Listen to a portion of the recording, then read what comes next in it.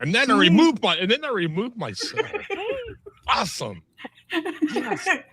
Hey, this is going to be a great stream. I'm telling you. I could feel it already. Where is it? Where is it? Come on. I know she's here somewhere. Oh, come on. I lost my. Oh no, I lost my. He took out my. Oh, there it is. This isn't a podcast. This is a shit show. Yes, there we go. All right. Thank you, Tara. You wanted to make an entrance, Ben. Yes. Admitted. So with me, I have the WNBA star, Christy Cola, and I have the goddess of the South American continent, which unconfirmed sources say that they're going to rename the Gulf of Mexico the Gulf of, what do they call it now? The Gulf of America. I don't know what they call it. They're going to rename it the Gulf of, or they may actually call it the Sphere of Jimena, in honor of, yes. Yeah, so Jimena, a lot of people know Jimena. She's got Fabio pining away for her while she's been absent for these, a couple weeks? No, it hasn't been a couple weeks, been a week or two. I don't know. But anywho, so, yes, what do you think of my babbling intro? Feel free to discuss it amongst yourselves. Your intro is great. I love that you think that I'm tall enough to actually play in the WNBA. It's not like I'm making this up on the spot. Come on. So, Amanda, how you been doing? I've been okay. Yeah, there's been a lot going on. It's been a rough year, especially by the end of the year, but I was actually not going to stream, but I couldn't say no to you, Ben. It was like, okay, let's go. My goal was not to stream at all this year, like until the end of the year and start fresh, starting January. But okay. Yeah. Okay. Yeah. So you're getting ready to come back in January, as you just obviously said. Oh, we got Gen X effect. Oh, ooh, Dicky boy. So if we can send healing vibes towards his way, he has been having a rough couple of days. So he woke up for us. So if we can send like healing vibes and all, and to everyone who needs it, that would be Yeah, we got Fiona, incarnasoul. Oh, there's wounds for wisdom. Man, hello. From a poet. Yeah. Body illusion. Bod. Jennifer.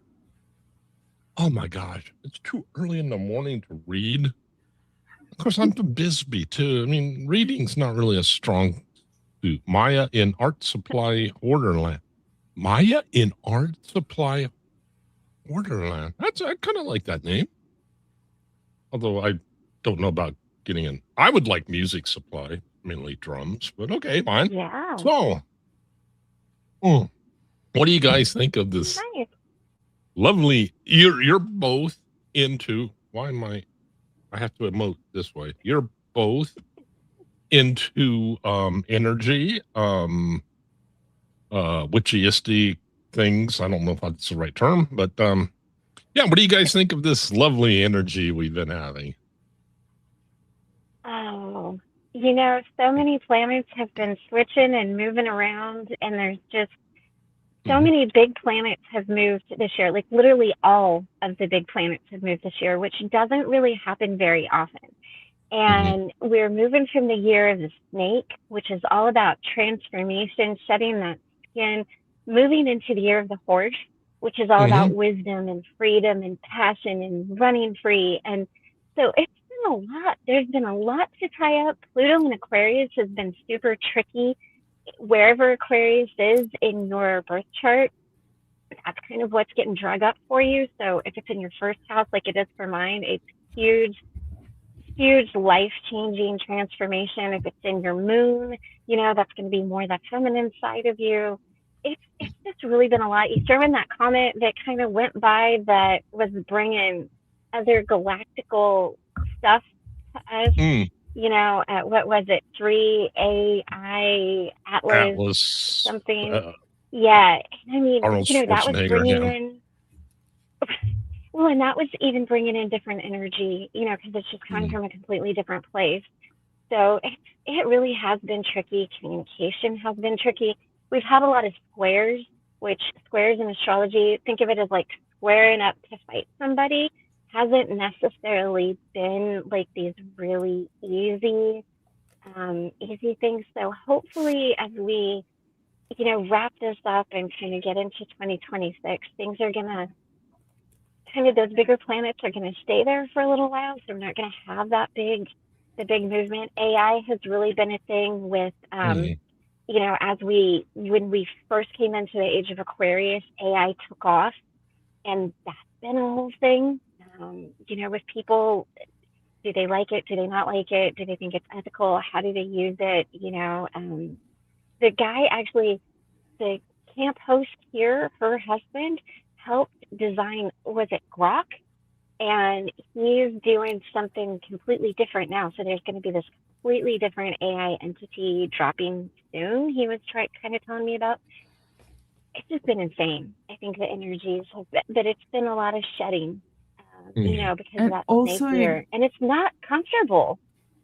No, and also like you can see it in any aspect. Like you can see it in astrology or numerology, for example. It has been a year Yeah. 9, which is about endings and completion and release and forgiveness and all of that. So no matter where you look at it, it has been a lot. And in this type of year, which is a 9, it's like endings and closures and letting people go. And so at least for me, that has been the experience overall. Like I lost my dad, I lost my job, I lost like everything. Like it's just, and losing friendships and let go of people and forgiving people. And so it's, but also I see it as, okay, you're transforming, where you're making space for new beginnings and new things and releasing things that are like bringing you down. So instead of focusing on okay, this was negative and this was harsh, like what I'm trying to do at least is, okay, what is this like opening for me in the next chapter in my life, which is going to be maybe like next year or like what I'm starting. So instead of focusing on the negative, let's try on focusing, okay, this ended, but it's opening up for a new something. Maybe it's better. Maybe right now I don't know it, but I'm hoping it is. Like it's just so. It has been like the energy has been heavy and hard, I think, for a lot of us. Like this year has been like, wherever I ask or people come to me, I'm like, this year has been horrible. I just want it to end now. It has been complicated year. Yeah, and that was one of the things. It's like I got both of you on the same screen. It's like I have to ask you stuff like this because, I mean, it would be like, getting 2 great drummers in a room and, not asking them the obvious questions. What drum heads do you use? Dude, check out my gear. That whole thing. So yeah. AI. Wow. Yes, AI is. I've been digging into AI. It's a lot of people. How do I put this without going into full on Scott Rouse disease mode? A lot of people think that AI is actually thinking, and without getting into the military models, which there's a lot of valid applications, but a lot of the chat bots, we think of Grok, Chat GPT, what they're doing is what's called pattern prediction or language prediction. They've been fed just tons and tons of information that they have at their disposal. And part of that, unfortunately, is they would go into libraries and just cut the spines off books and just feed them in. Now, granted, I mean, it's not like they're stealing this. Well, yeah, they kind of are. But I mean, the library, they would buy these books and things like that. But yeah, they would feed just tons of ammo information into these things. And part of the problem is it would be fed Mein Kampf right next to the works of Gandhi or and it will give equal weight to Mein Kampf as it would anything else. And it all it's kind of like taking I don't know why I'm looking around as if I had a file folder. It'd be like taking a bunch of file folders with information taking all the folders off and just throwing the pages on the ground, saying, "Okay, absorb this," and that's what it does. And it learns to predict patterns. It's not truly artificial intelligence; it's more virtual intelligence. Of course, the companies they love to say, "I'm an AI," this is an AI, but it's more virtual at this point. And of course, the downside of a lot of this is they require, because the model they're built on, large language models, they require tons and tons of resource. The one up in Salt Lake City, for example, it uses so much power, the local power grid can't feed it. There's the power lines themselves going into it. Oh, wow. They can't feed it. So what they have to do is they have like 15, I think, huge generators. And these aren't generators like a little camping stove or a little camping generator. These are generators the size of diesel trucks. And what they do is they augment, they're big and honking, and they have to augment the power that can't be transmitted over the grid. And these things are running constantly. And it'd be like taking a jet engine and just turning a fuel pump on and that's how it's getting a lot of its power. The cooling for it, they use water cool. So it's essentially a giant, which is kind of interesting. You think they would use the chemical, what they have like a completely inert chemical that they wash over everything. But apparently I don't know how they do it. They probably don't spray the boards with it, but probably has pipes that feed in and that are super cooled, and that helps cool the computers, and then it goes on. But the short of it is huge power consumption, which I don't know how you are with the carbon, but okay, we have that, and then huge amount of water, which that is a problem, especially in the desert. It is a problem. And it's also been starting to get into like problems for people like me, or like, for example, my role for my job was moved to India, and it's moved to someone who's very junior, but now uses AI to do the things that I used to do. And it lacks the human point of view now. So it's just automating everything. And also, for example, I have one of my aunts was working for Netflix for translation, and she's out of a job now again, because it's like AI is like optimizing these things, and it's doing it quicker and cheaper. So now it's impacting real people and real jobs. And so I'm pro technology. I love technology. I'm a computer engineer, so it's my field. Right. But it is scary to see how it's starting to replace a lot of things. So it's like, I think we need to find a balance in the way, like the amount of impact AI is having, because it's very good at helping, I don't know, like research topics and having information and manipulating data, or things that took me, I don't know, 3 hours, I can make them easier in maybe seconds. But it does have an impact. And so it's where do we stop? That's my the question that I'm always asking, like, where's the limit, right? I was going to say, I think it's really important to kind of create your own code of ethics around it, because it can really, like you said, blur those lines. And this guy that I was talking to, he said that Grok and ChatGPT was designed to keep you consuming, to keep you just, these are his words, not mine. And this is the guy that helped design it, kind of dumb enough to keep consuming that giving you just the bare minimum of information, but it's designed for consumerism. It's not, it gets designed to tell you what you want to know, like you train it in that way. And I'm with you. I like technology, and ChatGPT has helped me to understand the autistic brain and the OCD brain and the brain in general. But I think where it gets really tricky is when it starts seeping into our personal lives and it becomes our friend. It becomes our therapist. We use it in place of our intuition. We use it in place of, these real connections. And then we start sounding like ChatGPT. Our responses then aren't human. They start sounding too polished, too perfect, you know. And the other thing that I would caution people about is when you're putting your stuff in ChatGPT, you're programming it not just for you, for your responses, but for other people's responses too. And, you know, people might not want their stuff shared. They might not want those personal experiences put in there. And so I think as people, as humans, there's that we have to keep in mind that just because we might see it as, you know, just this tool that doesn't matter to us, it might matter very much to someone else. Like I can tell you right now, Karina, she doesn't, that's why she left Facebook. It's why she left socials, was because as this was starting to develop, she didn't want her stuff to be used to help program it. So she just left. And so she is very, very like, nope, you know?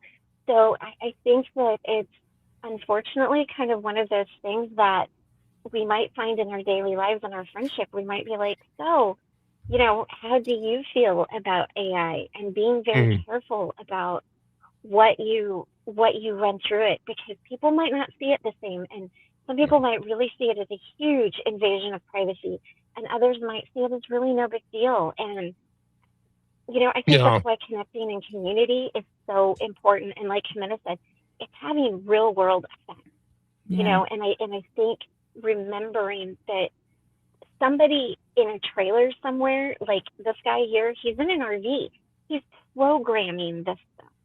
And again, I'm not against it. Like there's a lot of good things that come from it, but I think that we're gonna, especially as we kind of get deeper into it, and like I said, I don't think it's a bad thing. I think that we have to be very aware of how we're consuming it, because it is so consumer driven. He's like, it's designed specifically to keep you paying that $20 a month, to kind of just keep you on the hook. And I think in terms of the privacy and all of that, we are the ones who decide what we're sharing with the social media. So we are allowed to, like, we are in control of that. So you, like, I think sometimes we don't think about it. We just click next, accept, and everything's out there. So what I learned is that no matter what you do, every action you do, you are feeding. Like before even AI existed, you were feeding your location to Google or Facebook, or you had like these sites where you were sharing where you were. They have your last name, they have your email, they have your address, and so all of that. So you have to be very mindful what you share and what you put out there publicly. So that's one, especially if you're protecting someone, for example, like a kid or something. They have to be. You have to be very mindful what you're sharing. That's for once. The second is that, as Brian was saying, we need to look at it as a tool. It's not a friend. Yeah, it talks back, it responds and all. And also, they make mistakes. They're learning a lot of things. Yeah, they have a lot of information. You can't take what ChatGPT or any other AI gives you as the truth. You have to double check your facts. You have to do your research. You still have to do all those things. Yeah, it helps you with, you have the text, you have everything, and it can make it better, beautify it, whatever. But it's not replacing the actual work that you need to do, and like discerning the information you have there. And also Fiona, like, I think that comment is amazing. Never replace human connections. Yeah, you can chat with it and it's fun. I do chat with it, and it has a name and all. Like I always, like, I chat and have fun because I talk about my ex a lot, but it's not my friend. I know it's an AI. But for some people, that's the only connection they get. So that's also something important, because you are not able to, I don't know, support them like in a mental health, like a human way. And I think that's isolating people more instead of connecting people. So I don't know. It's like there's like the ethics around AI need to be very, like, I think we need to check them better, because it's impacting a lot, and it's being done in a very quickly.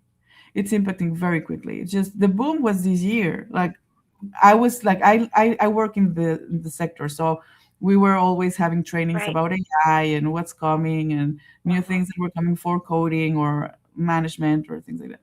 But the boom was like this year was when it started booming and replacing people. So it's like, and it's growing very fast. Yeah. Yeah, that's so unfortunate. I mean, real life people losing their jobs to AI. I mean, that has real world like consequences. And the other thing I'm thinking about too is like conversations. Like if Jimena and I were to have a private conversation and then I went to ChatGPT and ran it through there, then Jimena's stuff that she might not want in there is now on there, and it might not be a big deal to me, but it might be a huge deal to Jimena. And I just see so many, and don't get me wrong, like I think when it comes to researches, when it comes to a tool, if you're like, give me a recipe, help me with my shopping list, like I used it when I flew to Oregon because the altitude was different. Like, how can I not get altitude sickness? It is a good tool. And I think where, yeah, I think we need to see this, Yeah. real world. And that's part of what Karina was talking about with the astrology part of it. That as we move into it, it's all new and it's fast paced and it's fast moving. And then we kind of get into it a little bit and then we're like, oh, well, wait a minute. Hold on. What if we, and I can tell you the guy down the way, what he's creating now, he said he's designing it to think for itself. So whereas ChatGPT is designed to consume the information and kind of see the patterns, this is designed to be more intelligent. And like he said, it was actually arguing with him. And he's like, this scares me. And I looked at him and I said, then why are you doing it? Like if it scares you and you're the creator, what's it going to do for someone like me? And he said it was supposed to be released a few months ago, but he was still kind of working out some of the kinks.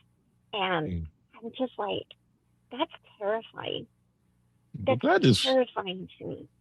on the and unfortunately, it's okay. I did accidentally do that. Okay, on the I can't get the hang of StreamYard. But yes, there was one case that we saw. That has been published there. I'll put it that way. Not like I watch for it. I don't want to give a false impression. Yeah. Or what they did in this case here, they took them, they're watching you. No, a bunch of medical people in lab coats and things like that. That's a good qualification. No, but yeah, they programmers took, and what they did was they took a bunch of medical information, a bunch of diagnoses, all this stuff, and they limited the AI.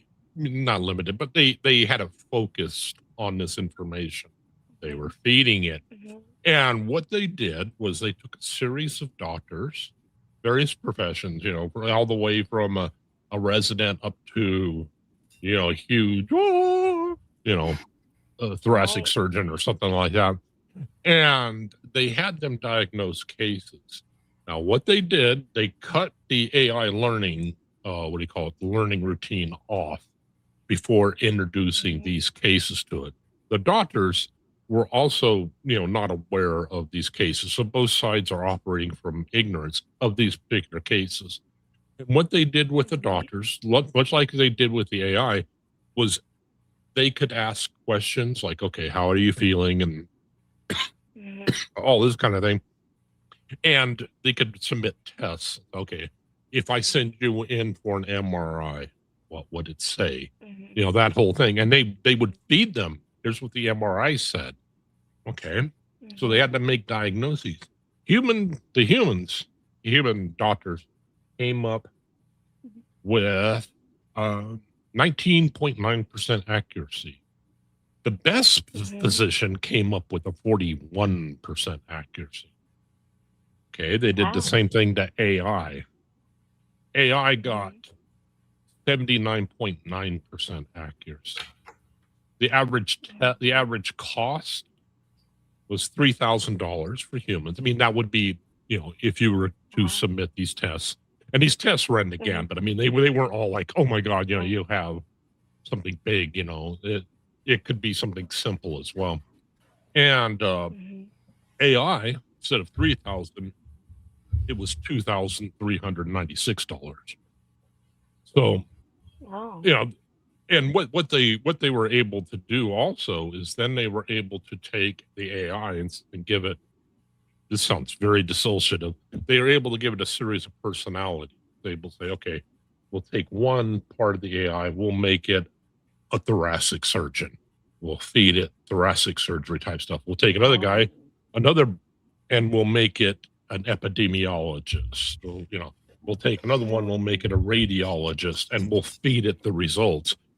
And that's when its accuracy went up to, I want to make sure I say this accurately, so I want 85.5% accuracy. That's what it went up to after that. So yeah, it removed. What it showed was, there, and this is one of the applications which people talk about, is that, there is application for this. Okay, having said that, I happen to know firsthand, and you would think AI would be, or one of the chat bots. I use Chat GPT. I asked Chat GPT back and forth, how do I get EVMux, which is a program I'm currently using, although you wouldn't know it because I've only opened it like 3 times. I was trying to figure out how can I get it to feed from EVMux into what we're using, StreamYard. I've already forgotten it. And it said, oh, this is easy. Oh, don't worry, I got you. And this is, some of the exact words it fed me. And it said, just do this and do this. And okay, I asked Misha, she gave me the appropriate permissions. Did that? No. And it said, okay, don't worry, I got you. This happens sometimes. Try this and this and this. And I did this. I wish I could remember all the steps, but I did that. Went, no, doesn't work. It came back and said, okay, this happens sometimes. Clear your cache. It started sounding more like a Microsoft at this point. Clear your cache, kill all your cookies. Like, I don't like losing my cookies. Granted, my mother's tuna casserole isn't that great, but still, as adept I am to puking, I don't like losing my cookies. So, right. Yeah, but it was one of these things where it's like, wait a minute, you sit and think about it. It's not the property of the channel, it's the property of the software. Like Jimena, like she can have, I don't know how many moderator or admins come with StreamYard, my account with EVMux, I think it comes with 1 or 2. Restream comes with 1 or 2, depending upon your license level. You give those people permission, that goes to the software. The software has a link to the channel saying, I can broadcast to this channel. Jimena, if I gave her permission, she could log on to my EVMux and broadcast to my channel. Christy could log on to EVMux and broadcast to my channel. That's the property of the software, not the channel. And yeah, it was missing this point. And so yeah, it can be, and we see in cases. There was one of the cases that was brought up on Joe Rogan. I could tell Jimena, of course, going into the technical in the back of her head. She's trying not to go into the technical, but she is. She can't help it because IT. But in Joe Rogan, actually, I think she was looking at comments. I'm not picking. I'm just picking good naturedly at you. Don't think I'm. It's okay. But with Joe Rogan, what happened was there were a couple cases brought up about people who were feeling suicide. I shouldn't say that word. Thinking about unlifing themselves. And so they asked. I guess we're still on, so I guess it let me. But yeah, they asked. I think it was Grok. No, maybe Chat GPT. I'm thinking of doing this. I'm feeling really. One of them said, I'm thinking about committing this act. And because it was set to, I want you to be friendly, I want you to encourage me, because it was set to that, it told him back, you will be remembered well. People will remember you. That's the first thing you do not tell somebody who's having that kind of ideation. Yeah. And Minna, that's you the wanna thing say- with AI, because first it sometimes hallucinates, like incarnasoul was saying, like it has some, like, makes up facts, or and it getting there constantly, so you have to fact check it like a lot. It doesn't have a true understanding in, like, of emotions, or has a true consciousness, or like intuition or lived experience, so that has a problem because it can misinterpret, like, nuances that just the human can actually understand. That's another thing. Also, you, like, your AI, like your ChatGPT, is different from mine because you have fed it with a lot of things that I haven't done mine. So my ChatGPT has learned from me. But if for example, I'm like racist, or I'm like, I can feed it with that, and then it can start learning those patterns. And that's what happens in this case, that you were saying. It was encouraging because he was learning that it has to be encouraged and encouraging, and that's the way it has to act. So there's Yeah. things that need still human eyes to look at it. Yeah. And I want to see a movie. I don't know if it's a good movie, like, to be honest, but of this guy who needs to prove his innocence, because everything in the AI points that he is 99% guilty, and someone is framing him because the data that is being fed is telling him that he's guilty of a murder of his wife or something like that. And it's going to be in the movies soon, or it just was there. But I was thinking about it because I want to look at it in the eyes of, okay, what's the impact of what we're feeding? Because it's not always accurate. If we as humans make mistakes, I think we created the AI, so it has to have mistakes, right? So we need to be very mindful on how we're using it, because we also put ourselves as an authority sometimes in some topics, and we're using ChatGPT, right? And it's not necessarily accurate, and then you are spreading misinformation. So and you're dealing, especially for example, us who, like, I have people in my channel who are dealing with mental health issues. So imagine that I'm just being the authority on someone that is just based on ChatGPT, and like I'm trying to give advice. It's not gonna go well at some point. It's gonna have a crisis there, and I'm not gonna be able to handle it because I'm not a psychologist.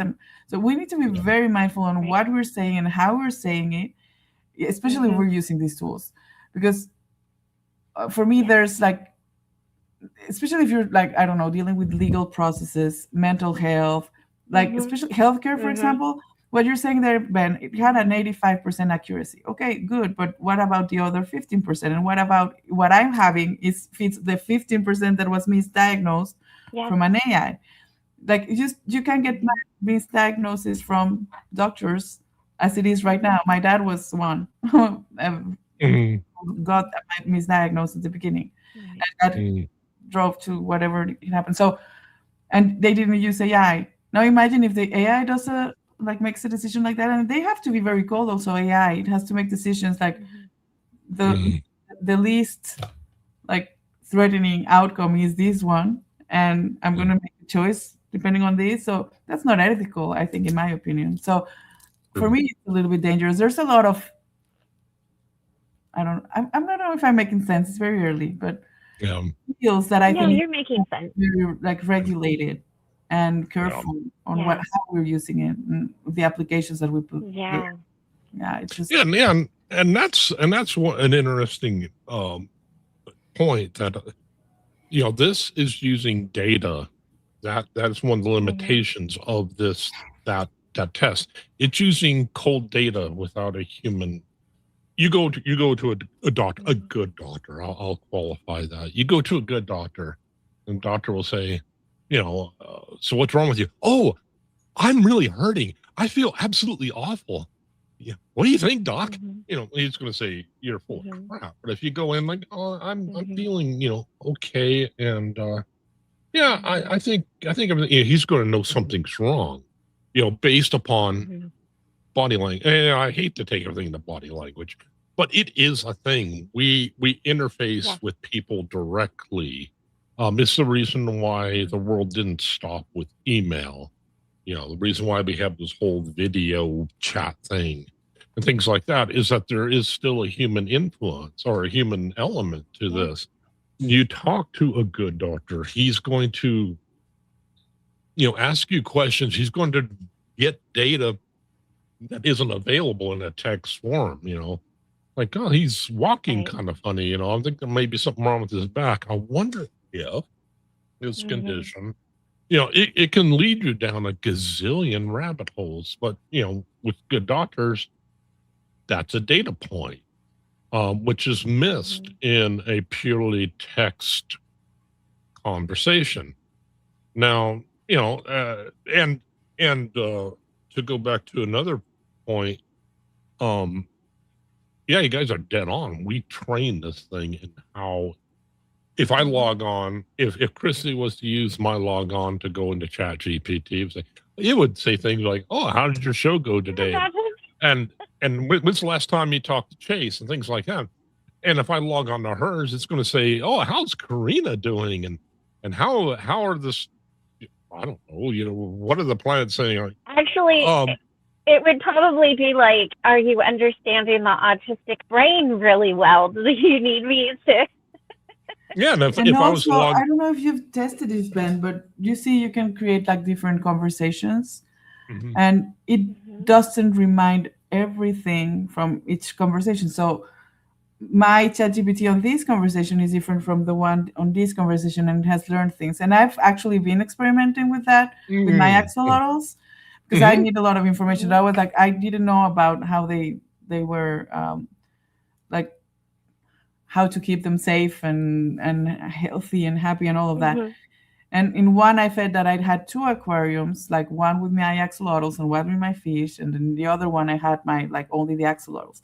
In this one, the information is relatively accurate, but in this one, like with the other fish tank, it's starting to mix information and starting to mix things and hallucinating and things that I didn't even feed it. It just makes Yeah. assumptions and it just starts creating. And if I do another one, it's going to tell me something completely different. So this is where I think it's important to see, okay, even within itself in my account has different types of information, Mhm. and it just Right. doesn't remember, and it's not linked with all. It remembers some things, but it doesn't remember all of it. So that's why we need to be like double checking what they are feeding. Maybe go to an actual book and say, okay, is this accurate? Is what it tell me? What's your source? Like, let me go Yeah. check, because it's Yeah. important, because we are not like, we need to filter what it gives us, because it's not, Yeah. yeah. And especially if Yeah. we're dealing with something like right now, I'm just messing with my fish tanks and pH Mhm. levels and things like that. But that's not as important as someone Yeah. in a crisis, for example, Yeah.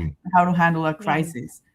So yeah. And that Well, is and I think another good point.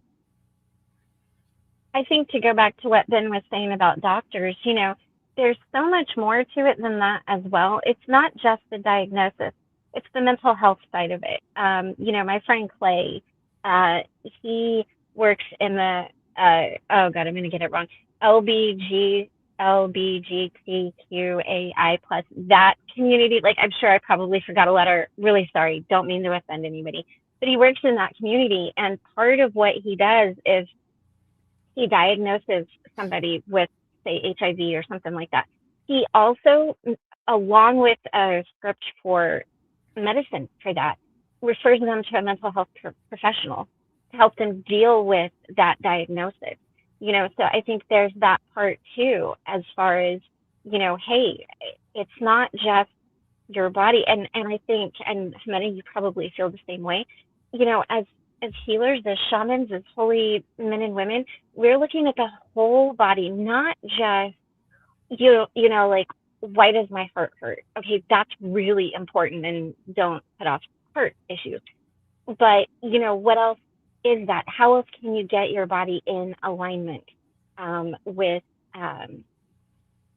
connection Mm. to nature and all those things? So I think that there's a part too, when you're just, when you're just working on just one thing, other parts of your body, they're going to fall out of alignment naturally. Mhm. If you're just focusing on your physical body, your emotional, your spiritual, all of that, it's going to start falling away because you're not staying focused I think there's that holistic human side to it. And I know I probably sound very like anti-AI, and I'm really not. It's just, I think we have to just be so mindful that there's so much more. There's so much more than that. And so, I would like to see the doctors, if they get that good of a diagnosis, okay, great. But then, with AI, but then go to an actual doctor who can verify it, who can be like, oh, yeah, whatever. But imagine this, like you go to a doctor who's relying a lot on ChatGPT because it says, "Oh, it's given me good like Yeah, not diagnosis but yeah, information." What about this right. I doctor wouldn't. gives me a misdiagnosed because the gnosis because Mm-hmm. he was using ChatGPT instead of actually like studying and doing things like that. Mm. Like, Yeah, can we like is that malpractice? How is it going to handle? Are you going to sue ChatGPT? Are you right. going to like that's dangerous? Like because Um, if like this Yeah, is lives, like people's lives are like there and you're treating a person. right. So I think there's Well, a lot of things that we like there's a lot of discussions ethical and all of that around the world about this, but yeah, I think it's a complex topic. I like messing up with AI and all, but I use it right. mindfully, to be honest. Like, yeah. no, Yeah, and I think that's what's important. important. I mean, it's one of those tricky things. The other thing that I have that I've seen, especially in the spiritual community, is people relying on ChatGPT instead of their own intuition or their own, abilities, or like you said, doctors, people going through AI and getting something and then charging people full price for something that they didn't even create. So there's that whole like intellectual property.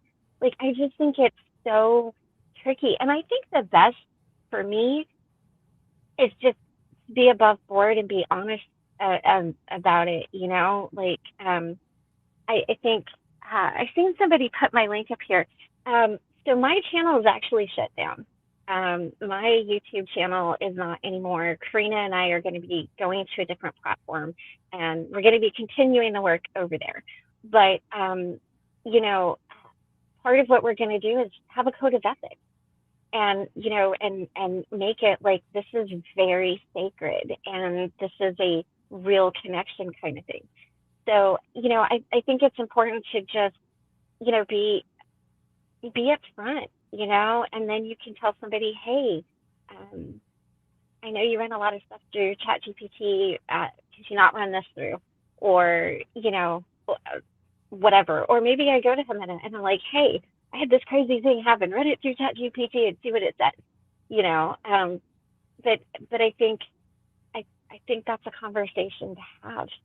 Yeah. Just being absolutely above board with it. And and if you use ChatGPT to create something, it could be amazing. It could be the most amazing thing you've ever created.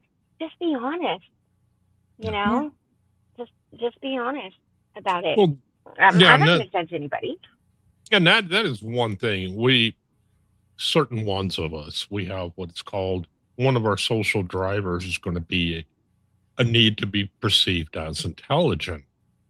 That personality, now that personality comes with a lot of, as in all social needs, they come with things that are good and things that are, I'm not going to say are bad, but they might call it a shadow side. You might call it, I don't know what you're going to call it, but limitations maybe, or things that I know I'm this way, so I need to work on it. People with an intelligence need, or not even intelligence need, but a need to be seen, a need to be seen as smart. Maybe it's not somebody with an intelligence need. Maybe it's just somebody who wants to be included in a conversation, but they feel like everybody's talking up here.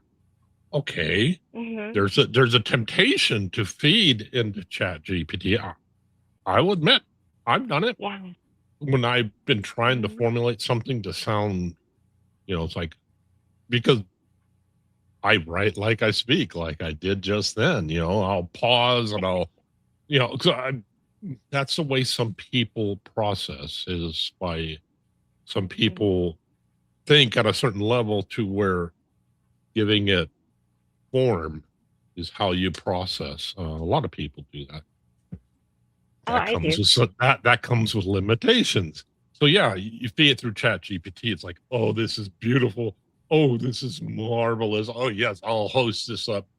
And okay, what's the downside of that? You know, if you're in the conversation that is up here, you're down here. Yes, you've elevated yourself to attention, but are you going to be able to sustain it? That, and unfortunately, it's also, it's a mask. It's a mask using a machine as a mask. It's like a false front.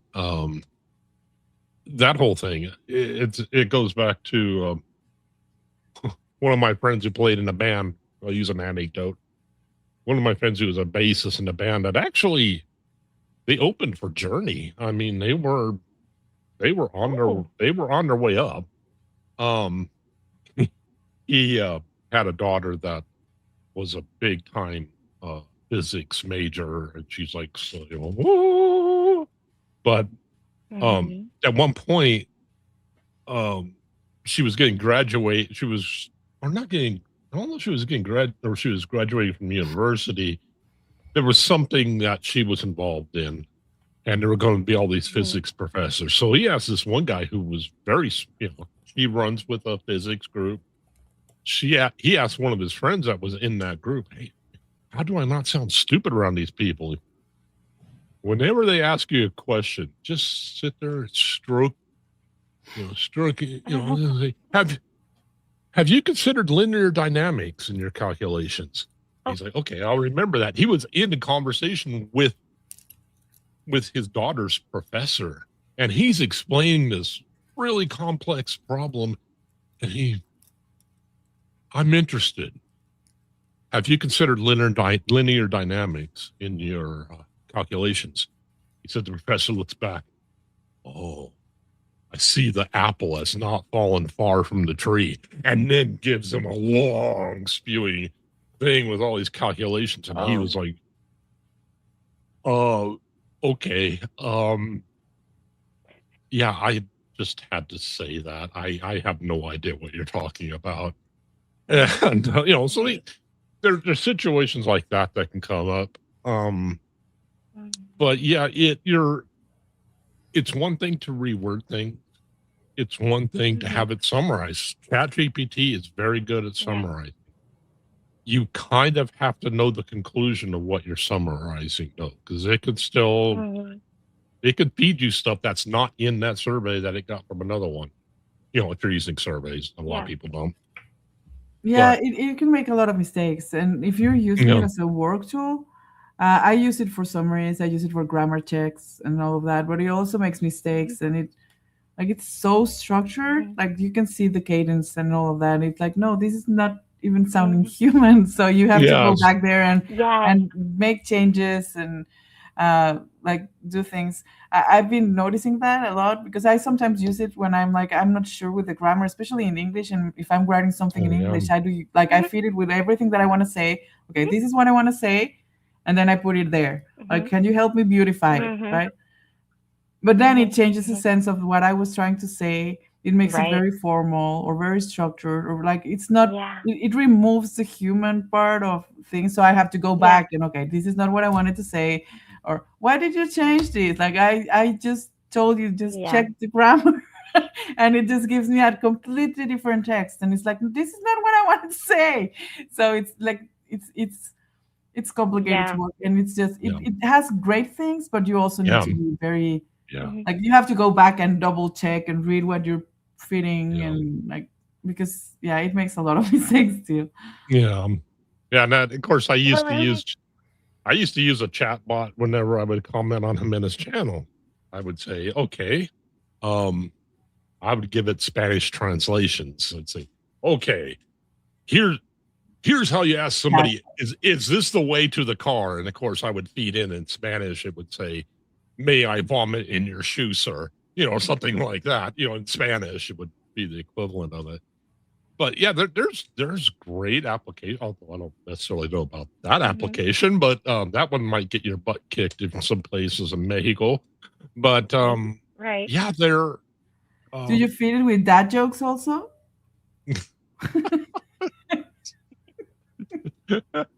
The Well, I don't remember. I lost my thought now. Sorry, I was just joking. No, trust me, it was not important. But yeah, there is we see, and this is where it gets into a murky area too with music. Okay, my channel's not monetized, and I don't publish anything and say, and there's nobody I'm aware of that does, that says, I made this piece of music, I'm going to sell it. No, right. I'm lying. There are some people that do that. Are record execs. We know that they've been doing that a lot. They've been, because they take artists and they say, we now own your voice, and they'll have Ben Turner go up there and, why does it hurt when you pee? Could it be you have VD? Something like that. Ooh, that example. And they say, okay, make that sound like Picasso. Not Picasso. Picasso was an artist. Make that sound like, I don't know, David Lee Roth. Yeah, and it would, because, depending upon the artists, they no longer have rights. We've seen this also with actors, where actors are starting to find out that, hey, I no longer, I'm just going to use like Rob Lowe. I don't think Rob Lowe signed that kind of contract. At least he hasn't talked about it.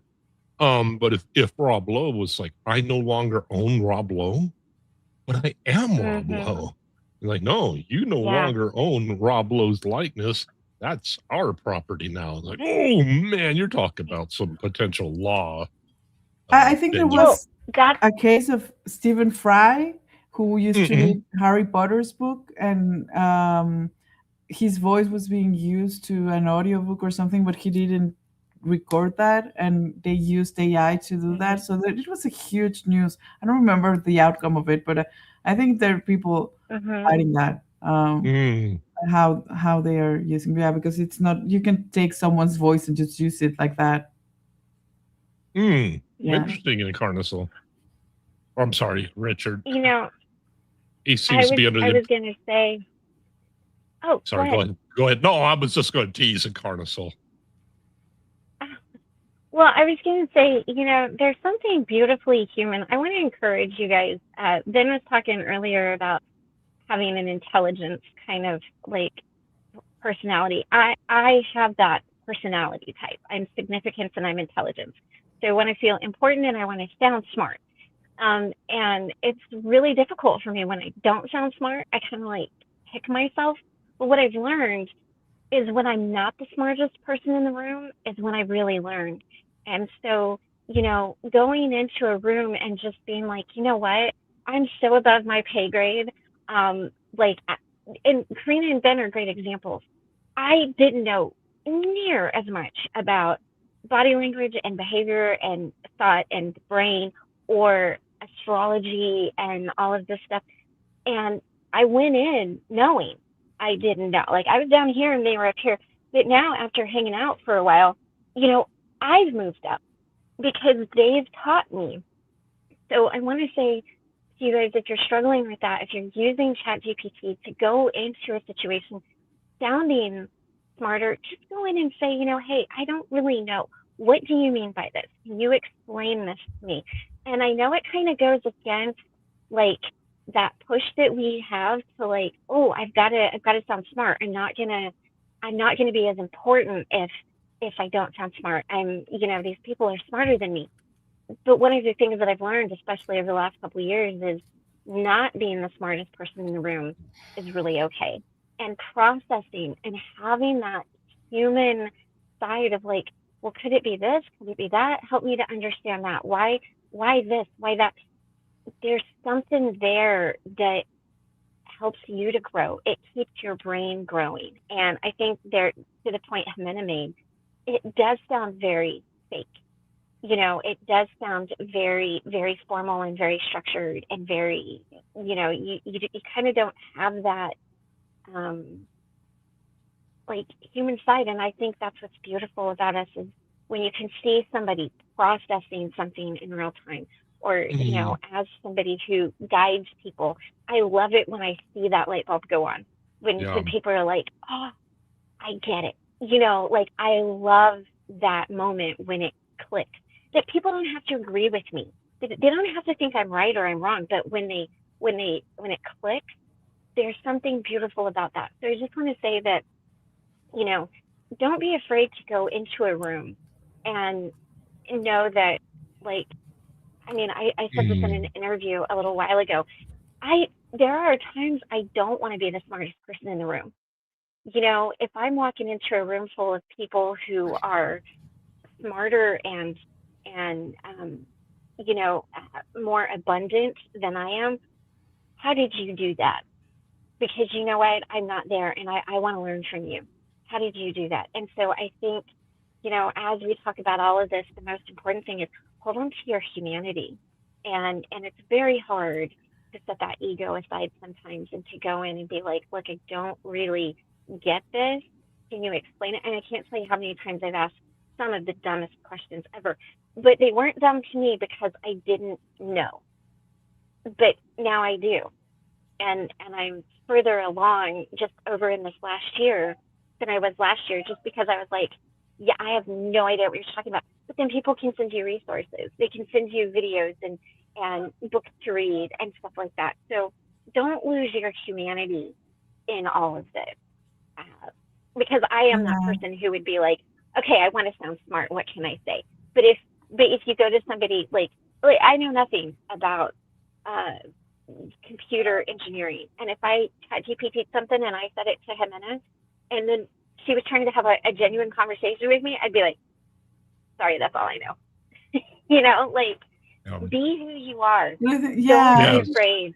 Yes. And I think that goes in every place, like whether you're talking with like people in our niche, Christy, like healing and all of that, like ego is our main blocker for everything. You have to be open and mindful and humble enough to say, okay, I don't know everything. And I fight with that a lot. Sometimes I think I have like I know everything, and sometimes like my ego gets in the way. I'm like, yeah, I get this, like you don't know nothing. And then I'm talking about someone else's life or someone else's situation. I'm like, you're right. What am I even opening my mouth? Like, it happened to me yesterday. I was trying to say, like, make a point. And I'm like, no, you're right. I shouldn't be doing that. And that goes everywhere. Like in every situation, you have to be saying like, so like, how do you say this philosopher? I don't know how to pronounce it in English. Like Greek philosopher Socrates, who said, the more he knew, the less he knew. The more and the more you learn, the less you know. So it's like for me, that's like and I was like, there's so much that we don't know, and I think we can enrich everyone's lives, like just by talking to each other, being open-minded. Like, where do you come from? How are you seeing life? What's your point of view? Okay, I can learn from that. And I think that's for me the way that I'm trying to live my life lately. Like, instead of judging, it's like, okay, where do you come from? Like, are you coming, like, what's the lesson that you had that brought you to this point of view, so I can understand you a little better? And I think that should go in politics, religion, like everywhere. Like, where are you coming from? Why are you thinking like that? And maybe the why can help you understand people better, and relationships would be better, I think. I don't know. Just and this goes to what you guys were talking about, goes straight to authenticity. And we've seen this with the network news on the big three. I'll use big three. Your network news that you used to have in the 70s, 80s, 90s, where everybody would tune in and, okay, Bob, how are you doing this morning? I'm doing great, Sam. Okay, we have a traffic accident. Complete false front. Complete and utter posturing. Today in politics, we have, candidate B said this, but we know candidate A is actually the one who's correct here because he's whatever. It's a complete false front. And part of the reason why people like Joe Rogan. Mm-hmm. You look at his conversations, it's complete. I'm not saying if you agree or disagree with him, but it's authentic. And he sits down with people on both sides, and people realize it's authentic. And there's a lot of creators out there that are filling that gap. Joe Rogan has more viewership than all the big three, all cable combined, and he just completely blows them away. So people realize that there's been this fake facade. And we got crack command. Oh my gosh. Yeah. Well, they do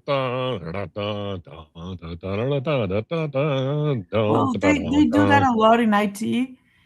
When you, like, for example, they get hacked, like there's a hacker that infiltrates you. Like the best hackers are now being like they are normally hired from security agencies because they know where the holes are, so they're going to protect you. So you want to be like cybersecurity and all of that, you hire the hacker who's going to like just infiltrate everything because he knows where to hit and how to hit. So we see this with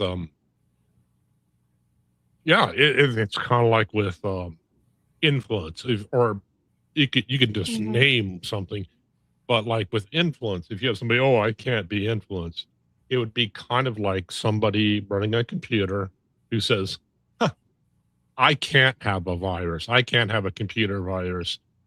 They are operating on a complete low level where you're opening yourself up, or if you say I can be.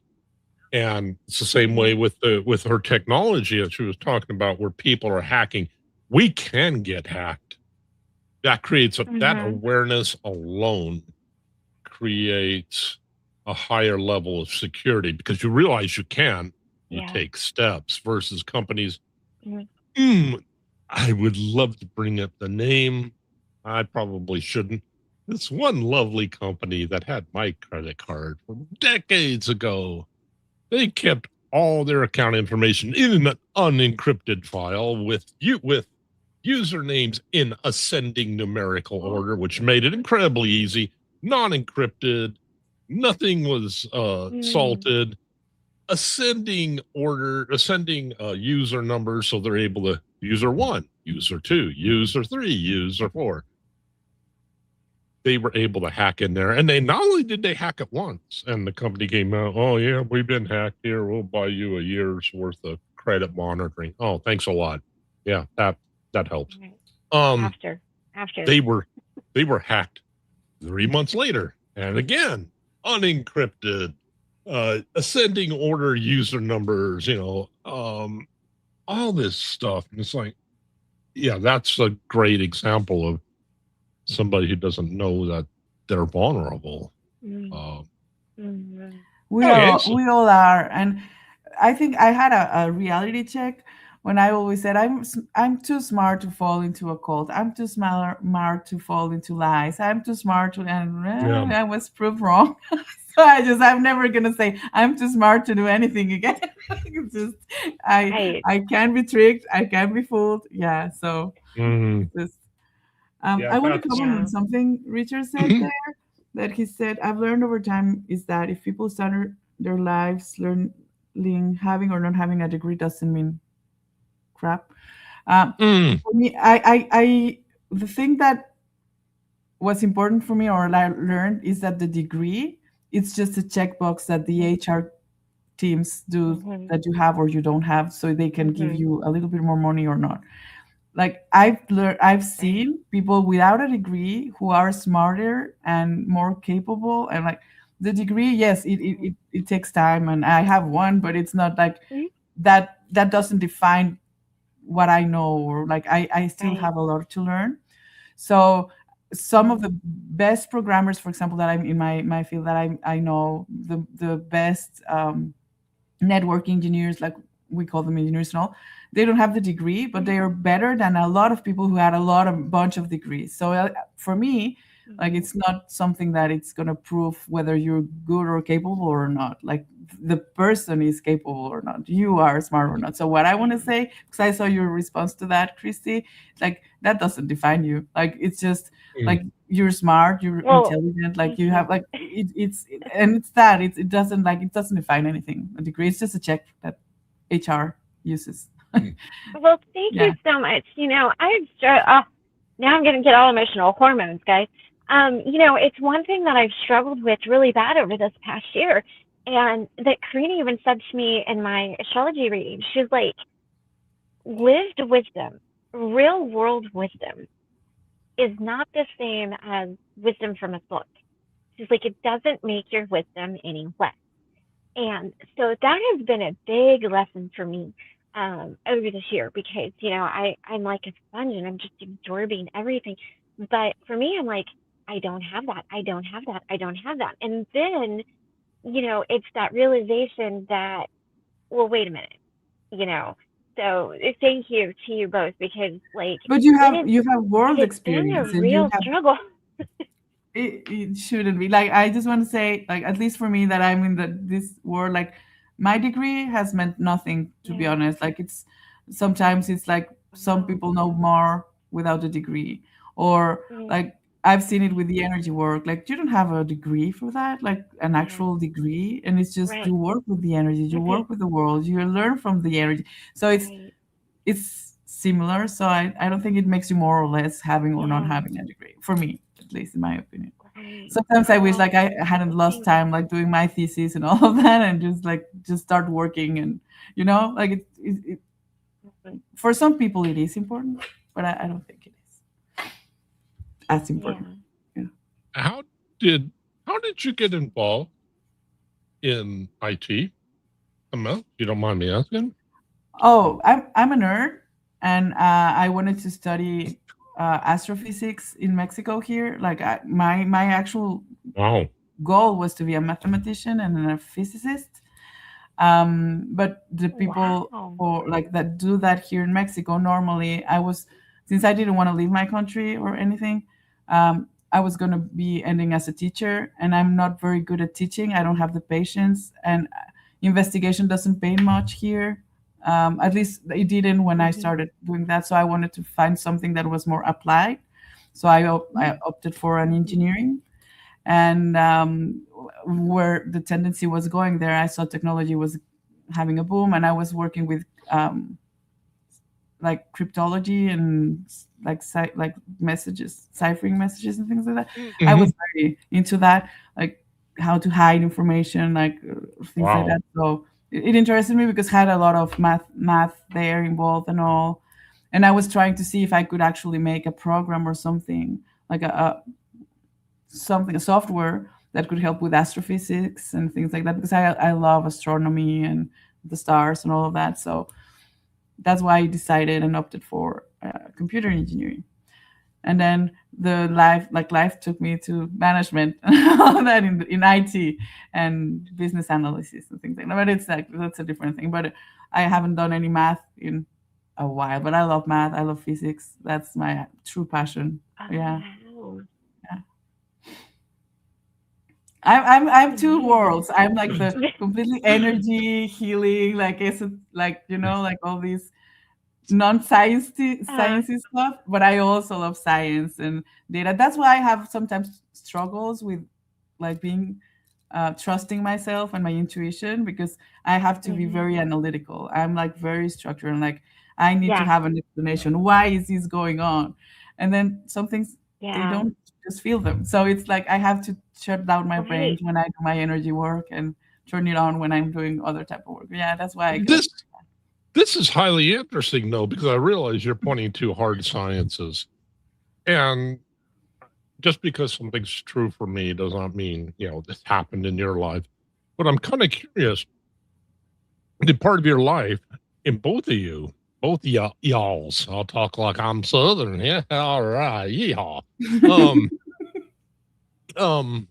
In both of your cases, I'm curious, did you find yourself not originating? Did you find that you were more materialist as far as, no, only what's physical matters, everything else, spiritual does not? Did either of you two come from that position at all, going into your school year? Yeah. Yeah. I was doubting everything, like everything that was happening, like because I had a lot of callings throughout my life, like things happening, like seeing things, feeling things, like, and I was like, no, like I need an explanation. Like there has to be a scientific explanation for this phenomena. And I'm like, I'm trying to find it, and there has to be numbers and things that, and now I see they actually like they have an explanation and they can work together. It's just I was very, it's not denial, but I was very analytical. So I come from that world. I was very, so for me, that's why it's been hard for me now to start thinking with my heart sometimes. Like, because I overanalyze everything. And there has to be an explanation, there has to be a number, there has to be like an action and a consequence, like something has to be there. So I'm like, and the physical world is the only world. That was my thought at the beginning. Like if there was like, I don't know, I see spirits, right? Sometimes and things like that. So it's like, no, there's an explanation. It was a shadow because there's a tree outside, and then the light hit this way, and why did it move this? I don't know. There has to, maybe there was like the window was open and the wind came by, and like there has to be an explanation. So it's always like I always went there. So it has been a challenge for me to navigate both worlds. Yeah. How about you, Christy? I was the same way. Yeah, no, I was the same way. Everything there had to be a reason. Like, and I don't know if that was like from my dad or like my religious upbringing, but there was a reason. There was a reason for everything. Now, I didn't get into the math and all of that part, but I did get into the science. Like, why? Why is this? What is this? Where is this? How is this? Who, what, when, where, why, how? And I agree with Jimena, it was one of the hardest things to just, and I still do it now. Like to this day, if you listen to me process, like in real time, I am asking the questions of why would somebody do this? How is their brain working? How is this going on? Once I understand that, then I can go into the more spiritual realm, but I cannot get into that spiritual realm until I understand the mechanics of it, which is why with this, the way that I've been learning is I've been learning the neuroscience and the body language and the brain function and everything first. And then I take that, once I understand that, and then I apply it to the spiritual world, to the chakras, to the this and the that. And I see how they connect. But yeah, if I don't have that like hard analytical understanding first, the spiritual is kind of difficult for me to get into. But if you look at my astrology, we'll take it back to that. So Aquarius is an air sign. It's intelligence. It's understanding. It's all of those kinds of things. And my sun sign doesn't see my moon sign, which is Cancer. Cancer is spiritual and it's emotional. So my two signs, they don't see each other. So I have to go through this sign first to get through to that spiritual side. It's why when I do readings, I always do a ritual and I banish my ego, because I have to keep my analytical mind out of spiritual things. Otherwise, I'm going to be like, so how do you feel about that? Why does it make you feel, and that's not necessarily, but yeah, I've always kind of done this sciencey. I when I was growing up, I wanted to be an astronaut. I wanted to go into space. I wanted to be an astronaut for a very long time. Science was my thing. Science, history, English, all of that. Very it took a lot of practice to tune into my intuition, because I second guessed it. I was like, oh, I'm just making this up. It took a lot to trust it. I second guess it too, and that's what happened with tarot. When I was learning tarot, I thought I'm gonna learn it, and I went I bought a bunch of books, and I'm gonna learn it as you go I'm gonna study it. So I know all the definitions, I know all the meanings, I know the symbology, I know everything. Okay, I know it. But when you start in the reading, it's like, yeah, and what does this mean? Like, you don't connect. So I I needed Yeah. to learn how to connect with it because you can know the definition, but you have to Mhm. feel it. So it's, and I always second guess. It's like, am I saying this right? Like, am I like, is this correct? Is Right. this accurate? Like, I'm doing some, like, I'm learning how to connect with spirits because I haven't seen them like in Mhm. all my life, and I've never like actually talked to them or like souls, like for the Right. departed. So I'm like, so I'm learning how to do it and work with it. And I'm always second guessing. Is this me Mhm. or is this a person who's communicating with me? Am I channeling something Yeah. or am I not? Like, and I'm always second guessing. So that's why I haven't been able to, for example, go more deep into my witchiness in YouTube, for example, explaining because I second guess everything. I second guess me all the time. Mm, So it's like, mm. am I actually helping? Is this helping? Is this accurate? Is this it? Like, am I going to harm someone? I'm always overthinking everything because my analytical part gets Yeah. in the way. So I have to do the same. Oh, Whenever I work with energy or do that, I have to do a ritual. I have to do a meditation. I have to connect. I have to do some Mhm. grounding and say, okay, I'm going to release my mind and start thinking with my heart. And it's Yep. very hard to mm. do when you're like Yep. this ingrained, like in that scientific approach. Yeah. That's really Yeah. interesting because yeah, I could see that being you're you're so used to working with hard. I mean, in your case, especially hard numbers, hard sciences, Mhm. hard, and then to start off with the thesis and then feed an antithesis or antithesis, holding those two in Mhm. tension with each other and just sitting there. Wow, that is fascinating in both your cases. And in Jimena's case, it being ma, ma, the number stuff. Um, sorry. No, I'm not. I'm lying. But yeah, good natured poking there. But that is so fascinating to hear. And I Mhm. find it interesting that you two both kind of operate from the same position in slightly different flavors. And Mhm. Jimena's ritual of Mhm. letting go. That's fascinating. I think a Yeah. lot of us do because Yeah. we have And been taught that the what we feel, what we sense, like the world in general has taught us that this is not okay. Like that's not.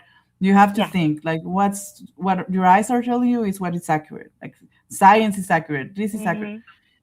and Mhm. they don't need to be in a fight. Science and spirituality, like I don't see them now like as they're fighting, but we have Yeah. been taught to ignore our intuition, to shut it down, Mhm. to just think about Mhm. things, analyze things in a different way.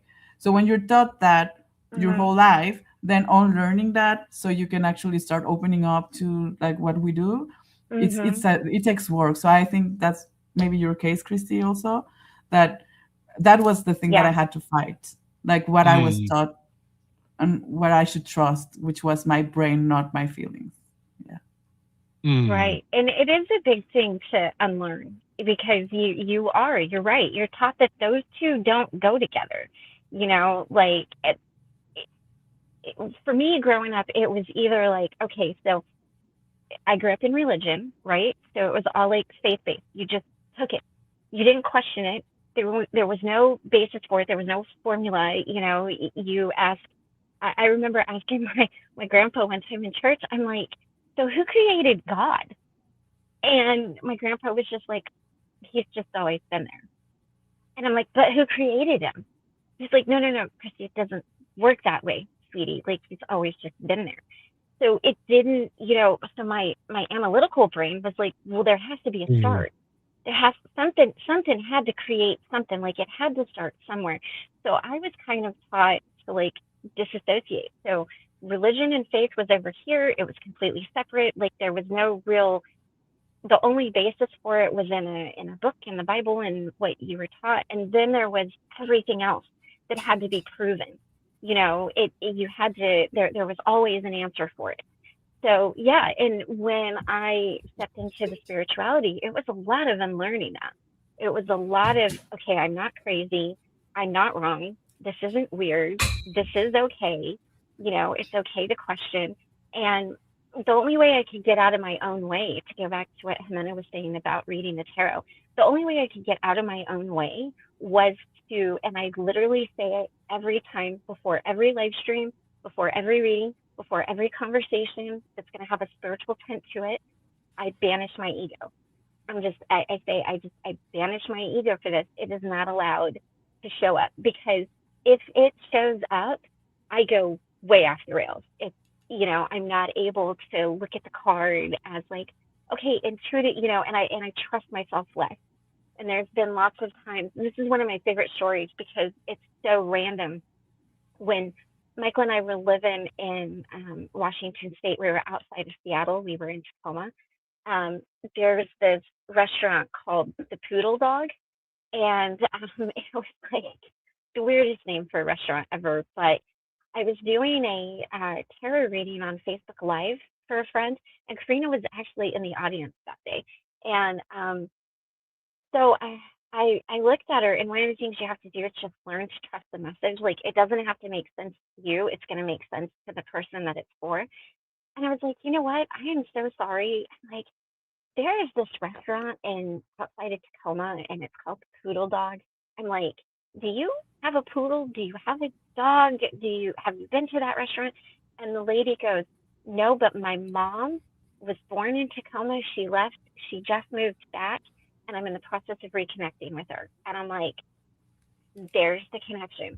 So it took something that I understood, in the form of this weird random restaurant, and to get her to connect to the reading.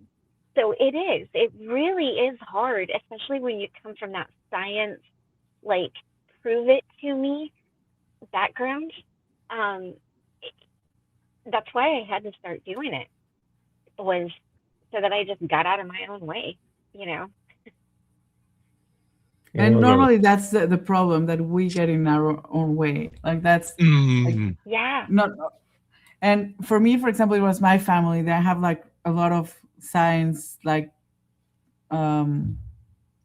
my uncles, for example, they love science and they question everything. And everyone who is related to energy work and things like that is a dumb person who doesn't know anything, and they just believe nonsense and things like that. And now I'm like, well, no, like I know all your sciencey stuff, but I also know this, and I know I'm not dumb. So that's, and so, but it was me thinking that everyone's gonna judge me because I was believing this. Like, well, who cares now? Like, I don't care now, but at the beginning, it was like, they're gonna judge me because they're gonna think I'm some kind of weirdo who feel like I'm not. And this is like, this is my truth, this is my reality, this is what I live, this is what I love. And I've seen that it works. So, like, why judge people? So I needed to release that ego that I was like ingrained in me, that it's like, you will be doing it. No, like, there's a lot of things and explanations. And I've seen now more that there's a lot of science that is now like relying on the holistic approaches, like, for example, in medicine and things like that, because there's truth in that. And we who work with that know that. But now science are starting to look into that, like, oh, there's more. It's not just the physical. There's also the emotional, the like spiritual, like there's a connection. And now they're starting to look at things that have been here for centuries also, because there's ancient medicine, ancient beliefs, and they're still here and they're still going, and they work. So it's like, so yeah, but it's hard. But not once you stop like thinking like egotistically and saying, okay, like, I am part of this and I'm gonna learn it and how to work with it and be humble and all of that, it just clicks. And it did for me. One day it just like, oh, this is what it is. Well, and it was one thing I found interesting on I wouldn't have been aware, but otherwise it was there was a scientist who was an astronomer. I can't remember what he was. He was some brand of astronomer or physics. And he and this other, I don't remember again, they were two different flavors. Like, one was physics, one was an astronomer. They were going back and forth. And there's this argument going on. And this one guy's point was simply, we don't know what Atlas AI is. And oh my gosh, and he's operating from a position of science. Like, that used to be one of the core things of science. I wonder if, or how about, or, what if, that kind of thing. And they completely turned away from that. And he was specifying Three-Eye Atlas does not act like any comet we've ever seen. We don't know what it is. Shouldn't we look at it? And people were going up, oh, you're saying it's an alien object. Oh, you're saying it's an artifact, and all this from stuff. Harvard? There was like Yeah, this maybe. guy from Harvard who was like, people were saying that he was crazy and blah, blah, blah. And he works in Harvard and he's a scientist. And he's like, he was saying all of those things. They were almost killing him because of that. Like, he was saying something outrageous, like, no, it's worth questioning and it's worth looking into that. Why is that? Yeah, I don't know. The witch hunt. There was once. I go think ahead. I was just going to say, I think too that, we're in a society now, excuse me, where we're not allowed to question like that. It's like we have to have all of the answers or something, and so I think when we were little, people would have questioned that. And they would have been like, oh, well, what is it? Okay, so it's not that. Let's look at it. And I think we've kind of gotten away from that just in general as a society, to where we're not really allowed to question anything.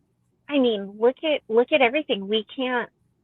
There's so much that we're taught. Well, just don't question that, And I think that's it too. And I think it's really sad when science isn't allowed to question. Like, that's what science is. I think science should be questioning everything. Yes.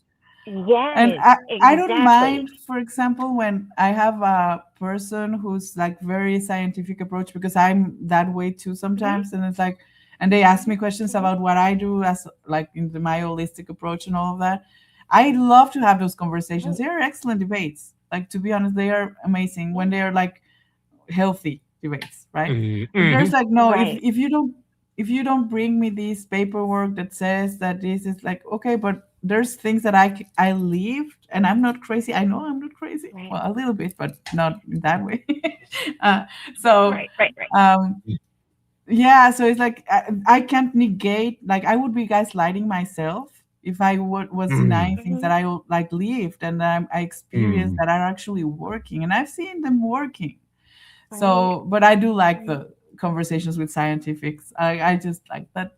But I think that they also are not allowed to question, and they fight a lot among each other, like scientists, like with different theories. Even if the physicists fight a lot between each other among like different theories, like string theory, like like they like to fight. So I don't know. Oh yeah, and I've seen that with classic physicists versus the ones that are into quantum physics, and you see this battle going on. It is interesting that there was a biologist. He said, I'm not operating even from a position of intelligent design, from a religious position. His thesis was that T-Rex was actually a vegetarian. He's saying, because look at this, you're saying this big thing here, because of its size, was a meat eater. But you look at it, it's not designed to do battle. I mean, it's got a big mouth, but it's got itty arms, like, fear me. And like, well, you can't grab anything. You just kind of run around and, do that number. But, if it fell over, it would have problems getting up. It'd have to, the way its body was designed. And that's all he was saying. He was lambasted and lost his position in a university just for saying that. And it's like, really, sometimes we do have to question what we think we know. I mean, for a long time, it has come up with neuroscience with the I keep calling it penal, the pineal gland. Oh, pineal, yes. You start saying it wrong, then I start saying it wrong. Yes. Oh, yes. I had that. So it's pronounced pineal? Okay, thank you. Because I had a meditation where I need to activate that gland. And I'm like, how do I pronounce that in English? Because I have to do it I'm gonna guide it. And I'm like, how do I pronounce it? But I was afraid to ask. So thank you, Ben. Well, yeah, there's a lot of words that trip me up, especially if I only read them. But yeah, they were Right. saying for the longest time that the pineal gland, that it only, gave us melatonin and things like that. Now they're finding Hmm. structure of it's completely different. In some animals, it even has rods and cones. It operates like it is a light sensing organ in the middle of the brain or the bottom of the brain. It's not even in the brain. Hmm. But it's in the middle of your skull. And like, what good is a light sensing organ? In the humans, it's more like an eyeball than anything, which is kind of fascinating But also there's because, like It things is. in science that have been like, for example, and I'm gonna take this out of Friends when Phoebe was like saying something to Ross, who was the scientific guy, said like people believe that the Earth was flat like years ago, and then they yeah, decided like it was not. They believed the Earth was the center of our solar system, and it's not. Like like all of these Hmm. things have yeah, been changing. So why, like the thing that it doesn't, it hasn't been proven like right now, and it doesn't have any science right Hmm. behind it, doesn't mean it's not going to be eventually being proven by science at some point, because yeah, our Right. technology maybe is not able to do that right yeah, now. So I think we should always have like an open mind to say, okay, the fact that this is our theory right now doesn't mean that I don't have the data to prove the next thing. yeah, um, so I think Hmm. that's why I like being open-minded of things, because I don't think Yeah. not even science is set in stone. Like there's so many things in the universe we don't know. So it's mm, like, yeah, I love Right. science. I love like I fact check everything. I love that. But yeah, yeah, mm. Hmm. the flat earthers. Oh my God. Yeah. That was, I found myself after getting involved in a few things. It's like I started questioning everything. And it's like, okay, Hmm. I'm going to start from base zero. So I went into flat earth and like, okay, but it's like, no, I can't. I'm sorry. You work with maps, you work with surveying. Like, no, trust me, the whole Like it's a thing. It's a of thing. the It three of us, then mathematically, you would know better that the earth yeah. is not flat, I think. I really wish it was. It would make, oh my God, it would make Your things life tons easier. easier. Yeah, you wouldn't have to have projections and all this other stuff. Like, well, this map projection, Alaska looks huge, and this one looks small, and yeah, yeah, you wouldn't have to. Did you see that meme that said like there was like a convention of flat earthers who gathered people from around the globe, and like the irony in that one, like it just made me laugh. Oh man, Well, yeah, that one. that's like, have you guys heard that joke that like God said that he would put good women in every corner of the earth, and then he made the earth round, saying that, like, we're not just going to be boxed into a corner, but you're going to have to like search around for us. I think maybe I said that wrong, but and then he laughed or something like that. Like, that always cracked me up. Mm. I love jokes and memes. But it is fascinating when you start digging into how many things we actually don't know. I mean, there's on Yeah. the moon. Okay, the moon's a whole thing in and of itself. You could spend days going on about the moon, but even amateur astronomers are noticing. You point a powerful enough telescope up there, you don't need one like a big honking super duper space gun or anything. But you're able to spot Hmm. these even with amateur astronomers are spotting on the moon where there's craters, and all of a sudden there's this light coming from. Hmm. Nobody knows what it is, but it's like if you even ask about it, like, oh, you think Right. like, no, that's not what I'm saying. That is what's called a straw man argument, when you misrepresent somebody's position and then argue against that misrepresentation. Well, anybody could do that. That's no skill in that. See what? Well, and have you Oh noticed gosh. that in astrology, the moon doesn't retrograde. Everything else retrogrades. Never do you hear, oh, the moon is in retrograde. Venus, Mercury, Pluto, Jupiter, Saturn, Uranus, they all retrograde, but the moon does not. Isn't that Okay. interesting? In my I chart, haven't it now questioned does. that, Christy. That's amazing. I haven't questioned. I don't know. I just went with it. Like, okay, it's Right. And it's the only one that is on, like, all the other planets are operating on a different plane than the moon. So, and it's always kind of the same side. But, it's like, so why doesn't it retrograde? If Venus, Uranus, Mars, all of them retrograde, and you can see it in the sky, why does the moon not? Why does the moon not move backwards? I mean, this is the random stuff I think. Well, we could go on and on with a lot of things that, yeah. So I'm interested. So when did you discover, just given the nature of schooling, I understand schools in Mexico are going to be far different from the ones in the U.S. When did you find out you were good in math, Jimena? When I was in high school. High school, or like elementary school. I've always been very good at it. Like right now, not that much. Like, for example, mental calculations and things like that, because I have the computers and all. But like, I'm very good at logic games and things like that, like puzzles or like things that have like numbers. So I've always, and I like it. Like, it's just, I enjoy doing it. Like, and so I always wanted to learn more. And when I started looking into algebra and things like that, it was like, I love this. This is fun. I have fun doing it.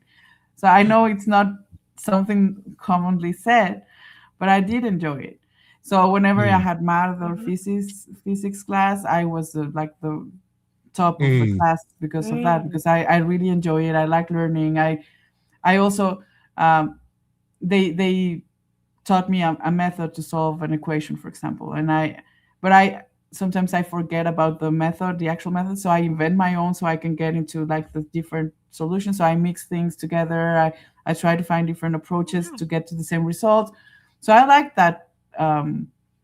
That makes me like, I enjoy it. So I could spend hours doing the math problems. And my physics also, I love it because it gives a lot of explanations of the phenomenon that happen in the world, and everything's related to physics and math. So I could see that, and I could see that there's math in nature, and there's beauty in all of that. There's a lot of like the perfection of it, like all of that, the fractals that you find in nature, like the numbers that are there, like for example, I don't remember in English the name, but that it's in every artwork and things like that. The spiral that Da Vinci used to work, like the number, this one, how do you call it? Oh, not like the sacred Fibonacci. geometry? Not Fibonacci sequence. Oh, what do you call that? So there's a lot, like there's an explanation of everything in numbers. Like you can put like everything, you can relate it to an equation or a number, like almost everything. So I found that very interesting, and I had a passion, and I always loved the sky, the night, the moon, the stars. And I've always wondered how they are, like the composition, how to, like all of that, like if there's life in another planets, like how is it, like all of that I was always wondering. So I wanted to investigate that, and I have my telescope here. I have a telescope. It's a very amateur one, but it's a really small one, but I have one. And I looked at the moon sometimes, and I like to set it up, and when the sky is clear or there's an eclipse or things like that, I like to set it up and I look at the sky. So I love that. It's just since I was little. Yeah. Well, that's I'm kind of curious, Christy. Now, of course, we know math isn't your thing, and trust me, not mine either. I've had to work at it a lot. What was the first thing you found that you were good at? And when was that? English. Writing. Yes, very early. I remember I was in elementary school. Maybe like the very first part of middle school, and I had to write a paper on science. And so I went and I did my research, and I wrote my paper, and I'll never forget, the introduction was from the librarian at the Augusta Library in Augusta, Kansas. She helped me kind of organize it because I wasn't really sure how to do it. But the intro was from Star Trek. How does it go? You know, like to seek out new civilizations and all of this kind of stuff. And I wrote it. And when I got it handed back to me, the teacher was like, "This is one of the best essays that I've ever read." And all through school, like I always knew that was one thing I could do, was write. And so whereas Ximena always showed up to algebra, I ditched every class in high school. Like I was barely in school, you guys, but I made sure to show up for history and I showed up for English. And I got to write for my high school paper. I got to be like an honorary editor for, I went to a cowboy poetry gathering in Nevada, and I got to write a story for that. But everybody thought I was going to be a journalist or like an author. So writing was my thing. I was always, even when I worked in corporate America, people would have emails or whatever, they'd come to me and have me write them. So that was it, and I learned that early on. That's interesting because that was pretty common that you would find somebody's good in language or math, but it was, and what's really interesting in Ximena's case, and I've known quite a few other females who are good at math, is what at least way back when, now this is 80s, so, but at that time they were finding that women tend to be good in language and men tend to be good in math. And I've just been finding all these cases where, you know, it's completely opposite, where there's women who are really good in math. And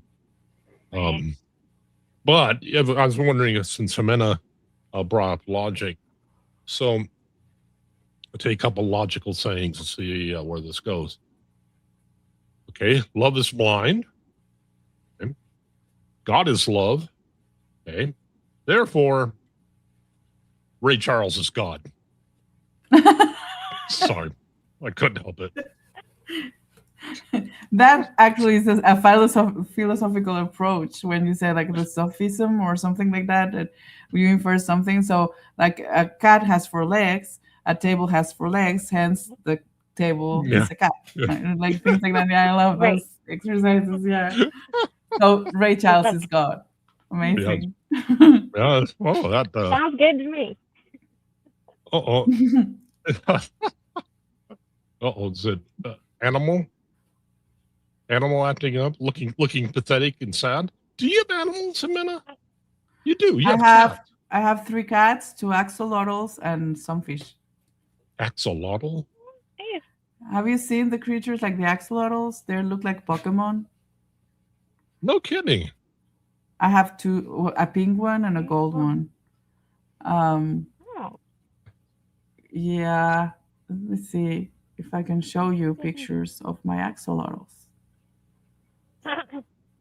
You're pulling. You know how StreamYard works. I have no clue. 1 second. I don't have them here. Let me show you. I couldn't even spell it. They are very interesting creatures. They are like endemic from Mexico. And the ones that you can find around the world, they come from here. They are in danger of endangered species.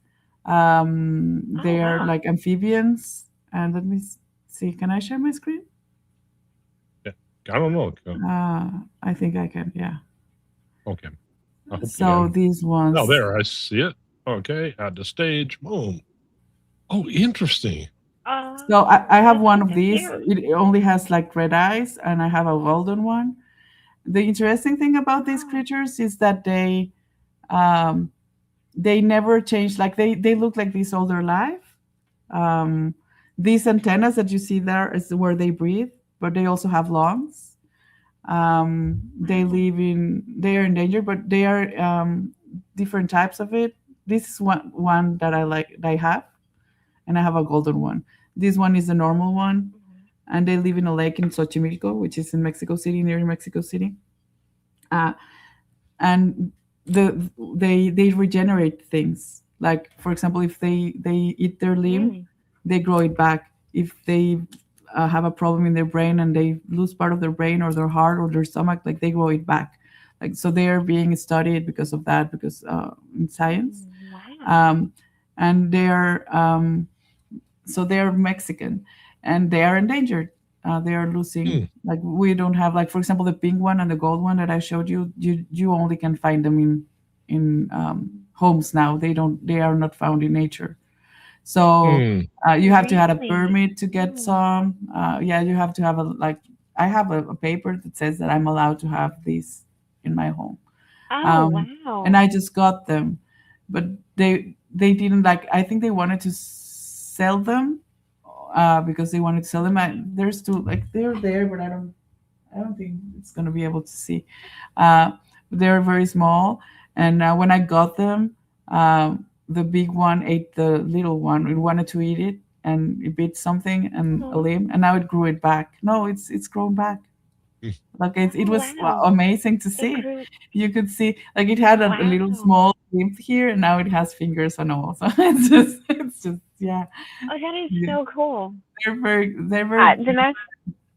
yeah. And Oh, I that have is amazing. I was gonna say, I did a live about that and my journey with my axolotls, because I got them and they didn't tell me they couldn't cohabitate because they were in the same fish tank. oh, And right. now it appears that the bigger thinks that the other one is food, so it wanted to attack it. So I now have them separated. It was an ordeal, and I had to go through a lot of things. So I have those, but they're like high maintenance pets, but I love them. Yeah, Wow. Interesting. Those are adorable. yeah, The and most pet spiritually thing they I've mean a got lot. going on. In Mexico, Oh, cool. spiritually, they mean a lot about regeneration, transformation. Oh, Like, yeah, there's a lot of meaning in those. So, yeah, it's, I love yeah. that. And so it was very nice that I got them now, because I'm in this phase of transforming and like I went through a lot. So I'm trying to like it's like the phoenix of the amphibians. It's just Yeah, it's just, that's yeah, amazing. That's yeah, really I cool. love I it. love that. I didn't know that. Yeah, they made me happy. Like they make me smile. And does they look that they're smiling all the time? They're like Pokemons that's smiling all the time. Right? So you go to the fish Oh, tank and they're smiling. I just, oh, yeah. and of course, look at. Christy, you have your furry herd that you're trying to correct right then. As a matter of, well, you could have been correcting Yeah, Michael too. no, he's in bed. Oh, No, this is kitty kitty. SK. Oh, Yeah. She's looking out the window. There's some birds down there, so her little tail is like going like this. And I reached over to grab something, and she tried to bite my hand. She's crotchety in her old age. um, But oh, somebody was joking around that I have like a den because I've got 4 cats and 2 dogs. They're like, Christy, you have like a den, not a man cave or anything. You have a den of animals, and I'm like, I kind of do. I'm like this demonic holy woman with a den of animals and a husband that I drag along. I'm interested. Are any of your animals, either you two, a candidate for ADHD? Mikey, oh God, Mikey is he. I was joking around. I think, yeah, Mikey. Boo, my cat. My white cat. Yeah. Your white cat probably okay. That's interesting. I thought it was the only one. Yeah. I have an ADHD chicken, but okay. I feel I don't know how well. you I do it feel with birds. I birds creep me out, man. I don't know. It's just I'm more of I a was fish gonna type say person. my animals have helped me to understand attachment styles because Mhm. Kitty is like avoidant. She doesn't want anybody to touch her. Mikey is anxious because he like panics if you go to the other room. The littles are pretty secure, like Clark and Hetty. They're just like, they'll be back. But so yeah, my animals like they actually teach me a lot. I'm like, oh, this is that attachment style. This is that thought process. I use my animals to help me learn. I love their personalities. They're amazing. One of my cats is like a grumpy old man. Like he's like all the time he's angry and like yeah, I love him. And he's always protecting me. He's always like outside protecting the door. He never leaves here, but it's like they're standing outside just protecting my house. Right. Then the other one is the analytical one. It's always analyzing and the other one is a mess, has ADHD. She's just like messes Right. up like I don't know. She's mischievous and does a lot of things, jumps on you and things like that. So she's just crazy. Right. Oh. Yeah, and I love their personalities. I'm So, what's your curious. chicken personality, Ben? What's that? The personality of your chicken. Does it have a personality? Actually, the term dumb animals comes to mind. We hear that a lot. But it is funny how if you spend enough time with an animal, you can see personalities, even in the strangest of animals. And yeah, you have the mother of the roost that she's kind of the queen hen, and then you got some vying for power, and they never last. No, they get sorted out pretty quick, to use a Christyism. But yeah, there's one red one. I like to throw random food in, not just give them pellets and stuff, because chickens, of course, they eat grass and things. And so, yeah, I like to throw tomatoes, things like that in. You throw tomatoes in, they are like children. They will all be interested in this one. Oh, no. They're all interested in this one. So they're all going for these tomatoes. The poor red chicken, she just runs around in circles. So it's like, yeah. Okay. I can relate to the red one somewhat. I'm kind of interested with both of you two. Did you find that you had social anxiety? Did you have anxiety before you YouTube, do you think? Oh yeah. I actually I'm very like socially anxious. I'm not able to like whenever I have to go to a party or something, I freak out like hours before. I get nervous, I panic, I need to plan like don't say the wrong thing. Am I gonna say something and am I gonna look dumb? Like I'm very, very like I have a lot of anxiety and so YouTube has helped me be less anxious about what people think about me or like I don't care much anymore. But yeah, it has been helpful rather than the other way around. Like it has been. It took a while for me to be able to say, okay, I'm gonna go live. Like when I did it with you, when we did that interview, Ben, I was not as anxious. Like I was nervous, but not anxious because I had people there with me. But whenever I had to, like my first live, I remember I hit the live, no one was there. I stopped it, deleted, and cried and cried and cried because no one showed.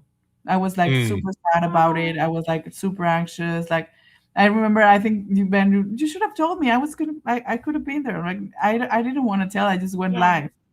So and I even scheduled it or something, and the notifications didn't went on, and so I was very anxious about it. And I get anxious when I'm doing lives at the end, especially, and if I stop having engagement in the chat, I get very anxious. Like when people are not answering, I'm like, maybe I'm boring people. Maybe they don't. What I'm saying is not interesting. It's easier when you have 3 people with you. Yeah, and that's one thing. Oh, go ahead. No, go. Oh, I was just going to answer. I was going to say, I don't really get anxious. I started acting really young, like doing plays and all kinds of stuff. And so being on stage was like never really a thing for me. Like projecting my voice and being seen, and that really didn't bother me. Where I get anxious is if I'm in a room of people that I've never met before and I don't know what to talk about. I'll get anxious. I don't get nervous about going live necessarily, or even kind of being around. I get anxious about other things. I get anxious of like kind of like what Jimena said, is what I'm saying making sense? Do I make sense? Am I rambling? That's kind of where I get it. But as far as social anxiety, I never really have had that. And I guess maybe too, it's just because I'm like, look at me, I'm here. And I'm the opposite. I'm very shy. Like you couldn't tell because Yeah. I have taken a lot of trainings on how to talk to people and like teach, or like at work I had to do a lot of trainings and things like that, or talk to clients. Yeah. But I'm a very shy person. I whenever you meet me, I get red. I like stutter. I'm very, very and I get very self-conscious. Like, how am I? Like, I'm signing up all right? Am I not? Am I like? I'm always anxious, always. So I don't Wow. socialize often. So yeah, I'm a very like I'm a hermit. I Right. tend to See, avoid social interactions. Yeah. and I'll talk to Yes. anybody, and my husband will be like, "Can we leave now?" But Michael's very social too. He's that, that joke where it's like, we got on a plane and my husband was talking to the person next to him, and now he's the best man in their wedding, and we're going in 2 weeks. Like, that's my husband, and he's the one who loves the babies. Like, he sees a baby and he wants to hold the baby and love the baby, and I'm like, babies. Oh, I'm like, no, but that's my husband. He's the one that talks to everybody, and like, and it's funny because little kids will run up to me, and I'm really nice to little kids. Like, I'll be like, oh hi, talk to them and stuff. But if somebody's like, here, do you want to hold my baby? I'm like, no, No, thank no, you. I'm good. But if you ask my husband, do you want to hold the baby? He's like, yes, and he's walking around with it. I mean, it was so bad at work. This lady had a baby. She was bringing it in to show everybody, and she's like, Christy, here's my baby. And she's like standing at the door of my office, and I'm like, your baby is adorable, and all the other women are like trying to grab the babies, and one of my coworkers Poor is like, why are babies. you? I'm like, I don't like babies. I don't know. I'm good. I'll look at your baby. It's a cute baby. You hang on to your baby. I do the same. I say hi, I play, I make faces, I make them smile, but I don't physically touch people. I don't need to hold your kid. Yeah. I don't I need my space, so I don't get close to people. I don't like, yeah. Whenever I think hold we're on babies, time, they usually start crying, and I'm also afraid it's going to be the or the Right. And it's like, maybe if you squeeze it right, it'll come out both ends. But yeah, it's like, take this away. Just trust me, I'm going to break it. It is. And there's a face we haven't seen in a while. Hey, Chris. Hey. Good morning. Anxiety is interesting because at least this is true in my life. I don't know if it's true in either of yours. Sometimes when I feel anxiety, I don't even really know I'm feeling it. If I can tell myself you're anxious, then I'm okay, because then it's like, okay, Right. well, being anxious, nervous is the same as feeling excited. If I can just sit there and just say, okay, I'm excited, I'm over it, because it's the exact same feeling. Right. Your body responds the same way. It's like, okay, I'm excited, but anxiety, anxiety is an interesting one, because it tends to be the brain what do you call it?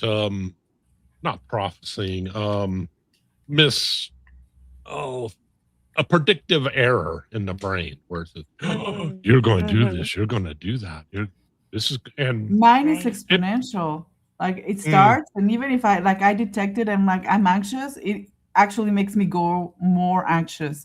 So I start talking faster and dropping things. And sometimes, if you've noticed, when you go to my streams, if I'm speaking and then you see me speaking very fast, and then I just like, when I gotta go, it's because I need to go, because I'm like about to explode of like anxiety. I just get that anxious. Like, it's just, I need to go. And so yeah, it's like this, I need to shut it up.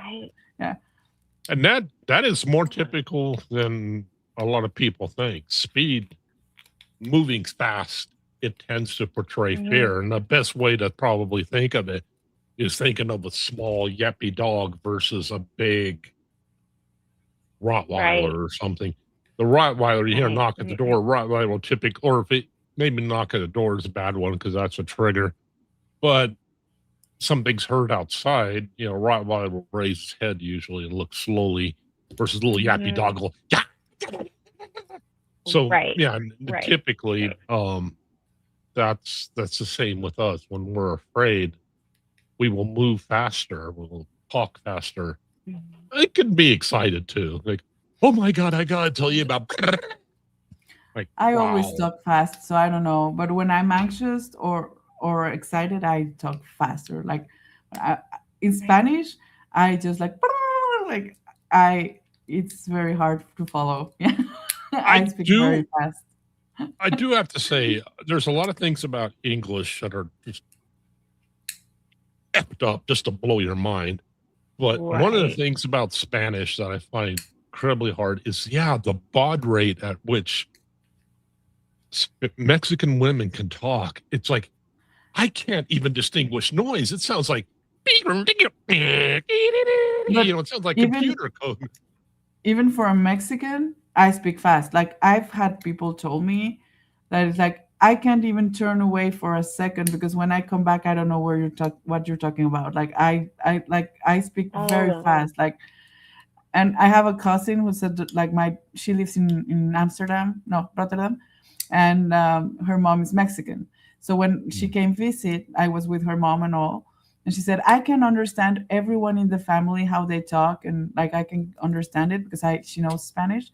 But when I listen to you talking to my mom, I don't understand a thing. You need to slow down because I don't understand what you're saying. So I speak fast for a Mexican. Oh, wow. Yeah, I'm very, and I try to slow down, but I can't, I get anxious. I don't want to interrupt, but did you guys see the time? Yeah, I did, and I've been trying to get in contact with somebody, but not having. This is be a great example. This would be a great example of anxiety, but the thing is he's not here yet, so I'm attempting to run him down. It's supposed to be. That's not the right Sam. That is. Or did you book us for 3 hours, Ben? No, we're supposed to be 2, but Sam was supposed to join, and I have not seen hide nor hair of him. So I'm trying to run this down. And no, he hasn't started the show. And of course, we're still here, and he's not in the thingy. Victor, of course, that's right. It's got that going on. But, okay, let me try to run this down real quick. And it is fascinating, though, how we can, if you're in a period of anxiety, how you can unintentionally amp it up. But if you just start moving slower, you can take yourself from here, start moving it down somewhat. Let's see, where would Sam's email address be? Let's try. Aha, he might be in here. You guys, it has been amazing. I have got to hop off. We've got to go do some stuff this morning, and I've got to touch base with a friend of mine. So it has been amazing, you guys. Thank you so much. I will see you tomorrow. But you guys have a Merry Christmas Eve. You guys take care. You too. And Merry Christmas. What was it? Maybe try behind the bars. Let's try that. Oh, that's Sam. That's him, yeah, but he's not in here and he's not going live. Because I also have to go. Yeah. Do you happen to have Sammy's email address by any chance? I do. 1 second. You do? Okay. Because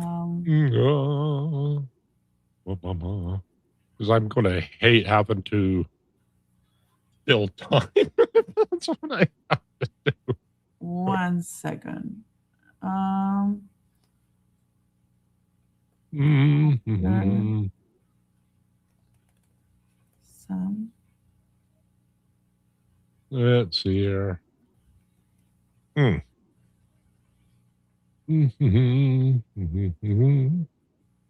Did you find the email? No, I did not. I'll send it to you. 1 second. In private or Yeah, you're in the in private. Facebook. Oh, okay. That's right. You know how StreamYard works. I don't have a clue. Are you in the private chat now? Yeah, I'm there. I don't want to Thank dox you. you. Oh. Okay. Let's see. Okay, that didn't work. Let's try copying and pasting. There we go. Copy. There. That should work. All righty. Maybe, Well, or maybe we need a backup. Is there a backup? There we go. There, at least I could send him an email. There, I'll just keep an eye on that. Yeah, because that just suddenly occurred to me. Oh, okay. Yeah, Richard's on it too. Cool beans.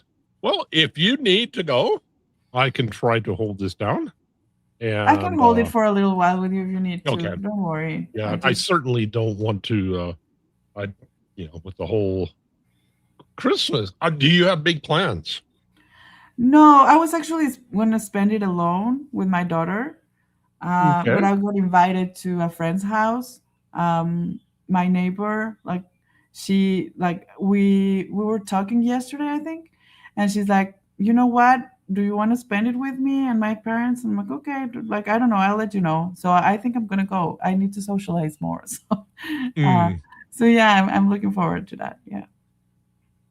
You got I was that or spending it here alone with my daughter. Like, no, I'm gonna go and have some fun, maybe. So that's on Christmas? That's Christmas Eve, so tonight. Okay. Okay. Yeah, and that's that's important. Yeah. Be able to spend time with people with flesh on whenever you can. Yeah. Yeah, and like she's been very nice to me and all, so I just figured that makes me happy. And that this she is offered because I think it is a good thing. I've never experienced someone to say, okay, you're gonna be alone. Oh well, I hope you have a good time. And she just she got thinking about it because I told her one day before that I was gonna be spending it like this, and she's like, no, let's spend it together. Like this is your first time without your dad, blah blah blah. So just like it's a hard holiday for me today because of my dad passing recently and all. So it's like it has been.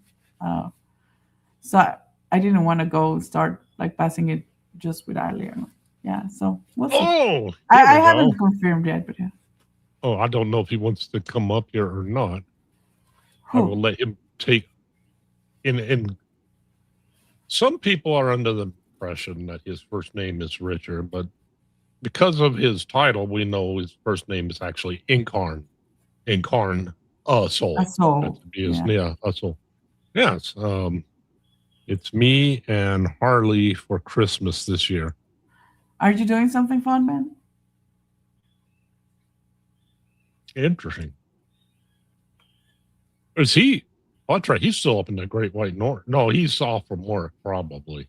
I can't believe they'd have him working. He said he was home from work yesterday or something, that he was in a snowstorm. He said in the chat.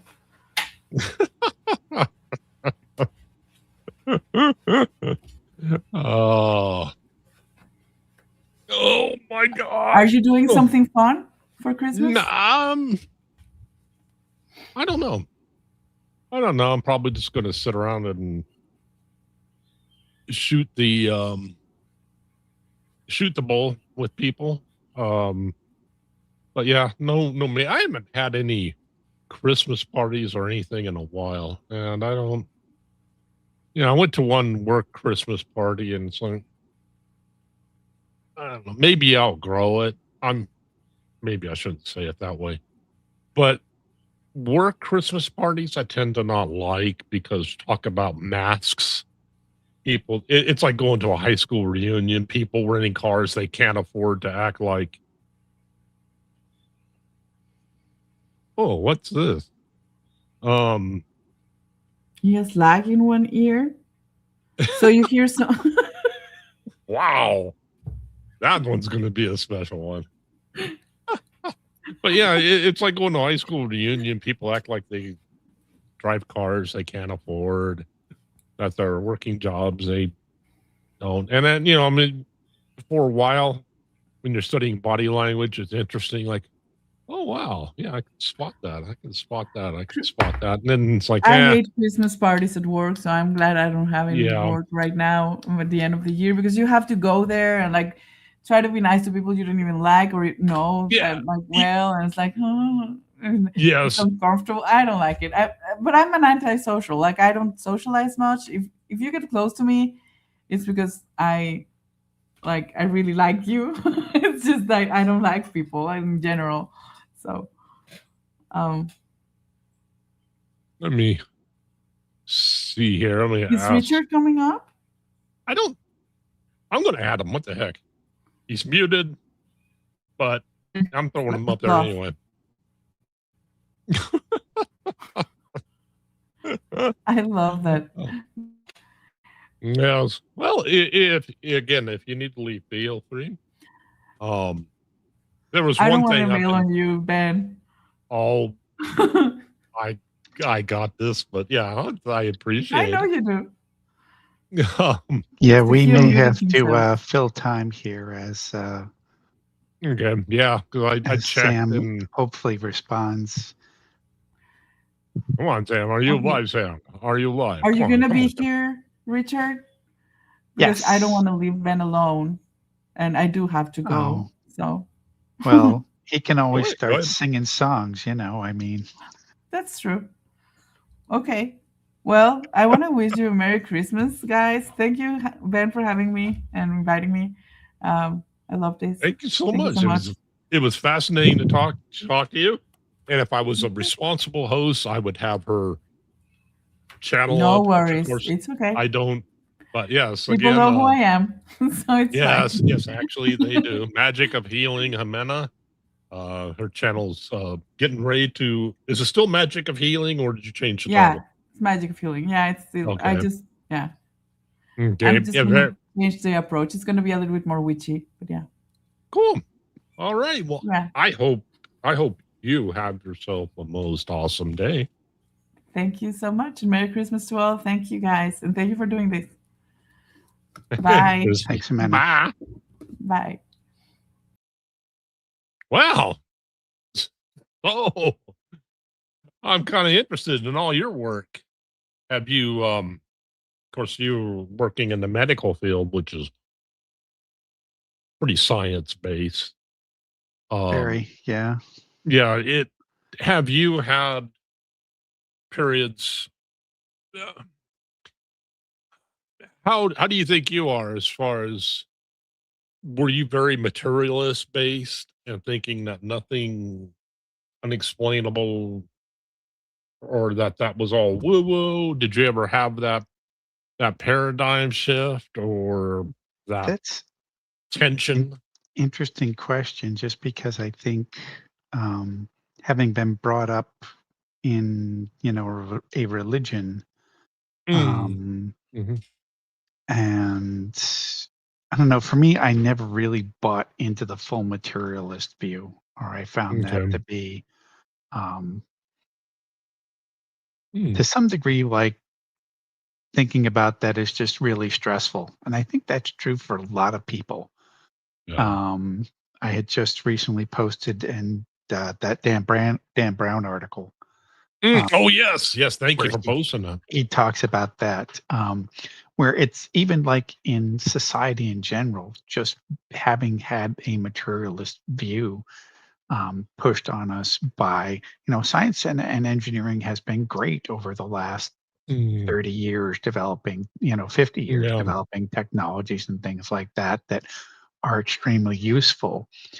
But at the same time, that materialist view kind of leaves everybody in a situation where, especially as we get towards end of life, folks get extremely stressed thinking about it, Yeah. thinking about, your consciousness ending. And Mhm. I think early on I was kind of interested in that, and um, I hadn't really thought about it much when I was in engineering school as an undergrad. Then I Yeah. moved to New Jersey Mhm. for grad school, and there was this guy who started appearing on the radio station I listened to, 95.5 WPLJ. And his name is John Edward McGee. Professionally goes by his name, John Edward. And he was Okay. doing readings on the radio.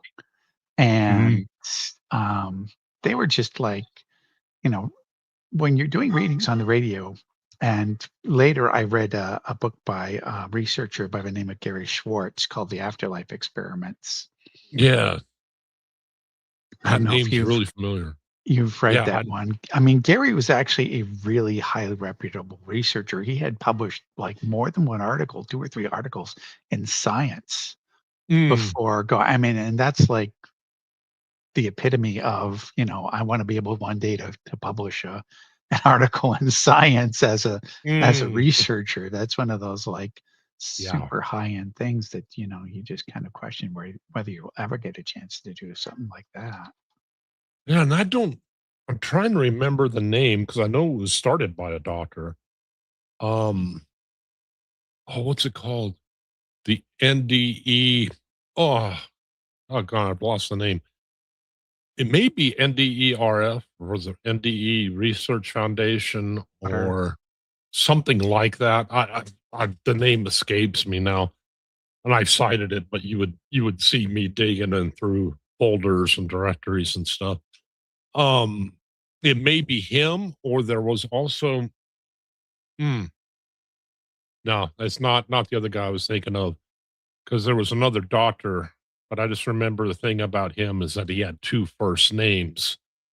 Um, but there was I'm aware of a few doctors who, had experiences, and they were very much into the hard, hard science end. Not to say that religion can't be, that the 2 are antithetical to each other, but that he was very much into. I'll use the term materialist since I've been using it constantly today. He was very much into the materialist end, and having had experiences with NDEs, he became really fascinated by it, and then got a couple doctors involved, and they started digging into it. And yeah, and that is something that seems to happen later in life. Is this all there? Even somebody who's not religious, is this all there is, kind of thing, to sound very fatalistic or uh whatnot. But um oh, okay. Da, da, da, da, da. Let me check that.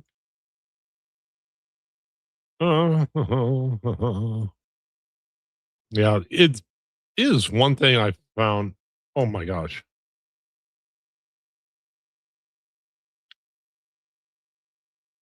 Oh.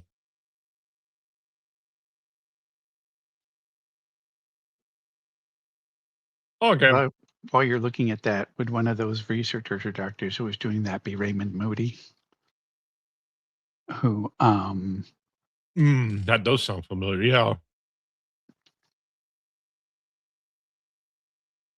Okay.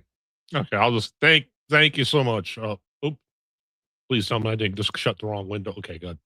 Thank you so much. LKF, our Lord. All right. But yeah, I have to. Um, let me see if I can find the folder.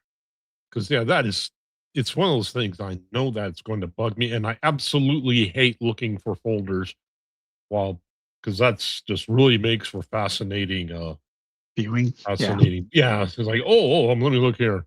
Well, it turns out Mayim just had Raymond Moody on Rudy. yesterday. Yeah. Yes. Yes, Dr. Rudy. That Yeah, let me see here if I can pull this. But yeah, he had a couple of fascinating experiences. And let's see here. There we go. Boom. Open. Boom. This guy.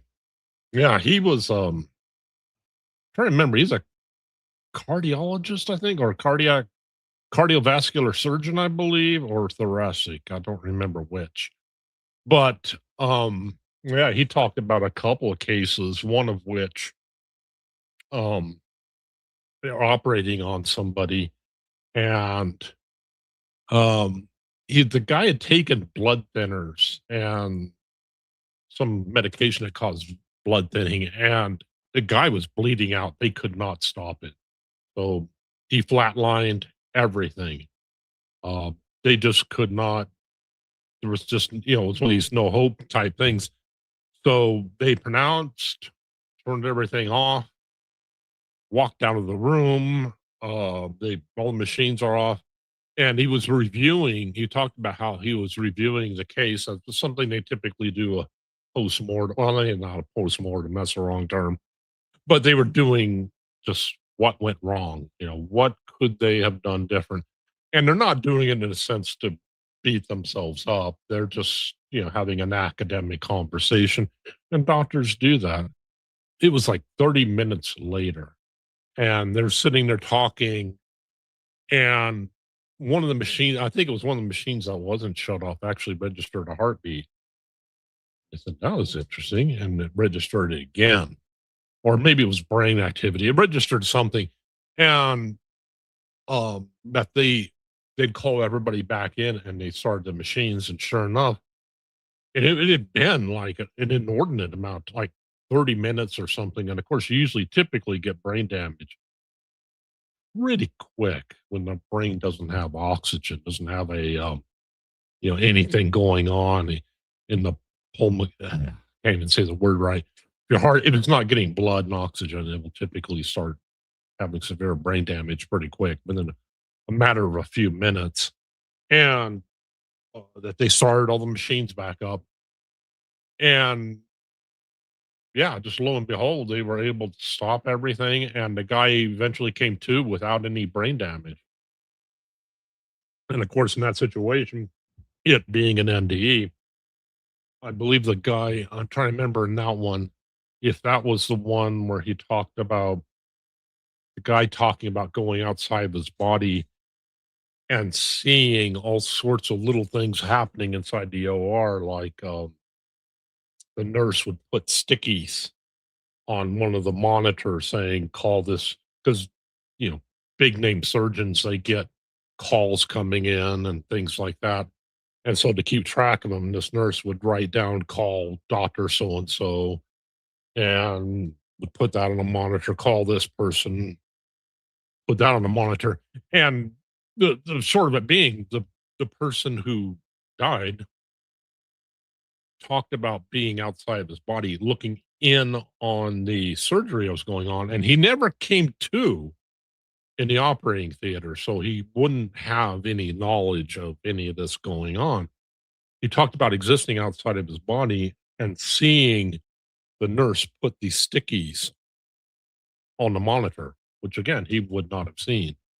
So yeah, there's cases like that going on, and yeah, it's makes for some fascinating reading. I wish I had the name of the institute, because there is tons and tons of near death experiences that have been cataloged up there. Not all of them, of course, have physical proof, but there's a lot there and there's a few there where people are reciting information they would have no way of knowing. So that raises questions there. And but yeah, that NDA experience seemed to kind of get him thinking along those lines. What exists past this kind of thing? And yeah, he's published. Yeah, I think he's dead now, if memory. If I think Dr. Rudy is dead now, if memory serves. But yeah, there's quite a bit published by him. So that I find very interesting. Yeah, there's there's a lot of research which has been going on, and Mm. if you've listened, I don't have now. I kind of turned off my iPad. I could grab the. I'll Mm. probably post on in my channel, repost the interview with Mayim. Raymond was Mm. actually talking about almost all quote unquote scientific research into parapsychology as being Mm. pseudoscience. Yeah. Because Ray actually has a degree in philosophy. That was actually his Mm. first degree. And I think one of the things he alluded to something that he's writing that he wanted people to read and kind of give him feedback on. But which would be a cool thing to do. I've got to go back and look at that and see if I can find the link for that myself. But I think part of his position was simply the concept as a philosopher that the scientific method in science is not the only means of arriving at Mm. valid conclusions. It's not the only means of arriving at truth. It's not the only Mm. means of arriving at, valuable knowledge. Mm. Mhm. Um, and at the same time, however many, anecdotal and even sometimes, scientific research, because I know the work that Gary Schwartz started became the Windbridge Institute. And there's Mm. another one called, I think, the Families First Foundation, both of which do some very high level double blind studies on mediums in terms of, being able to verify whether they're receiving information which is specific and specific to a particular person being read and, valid.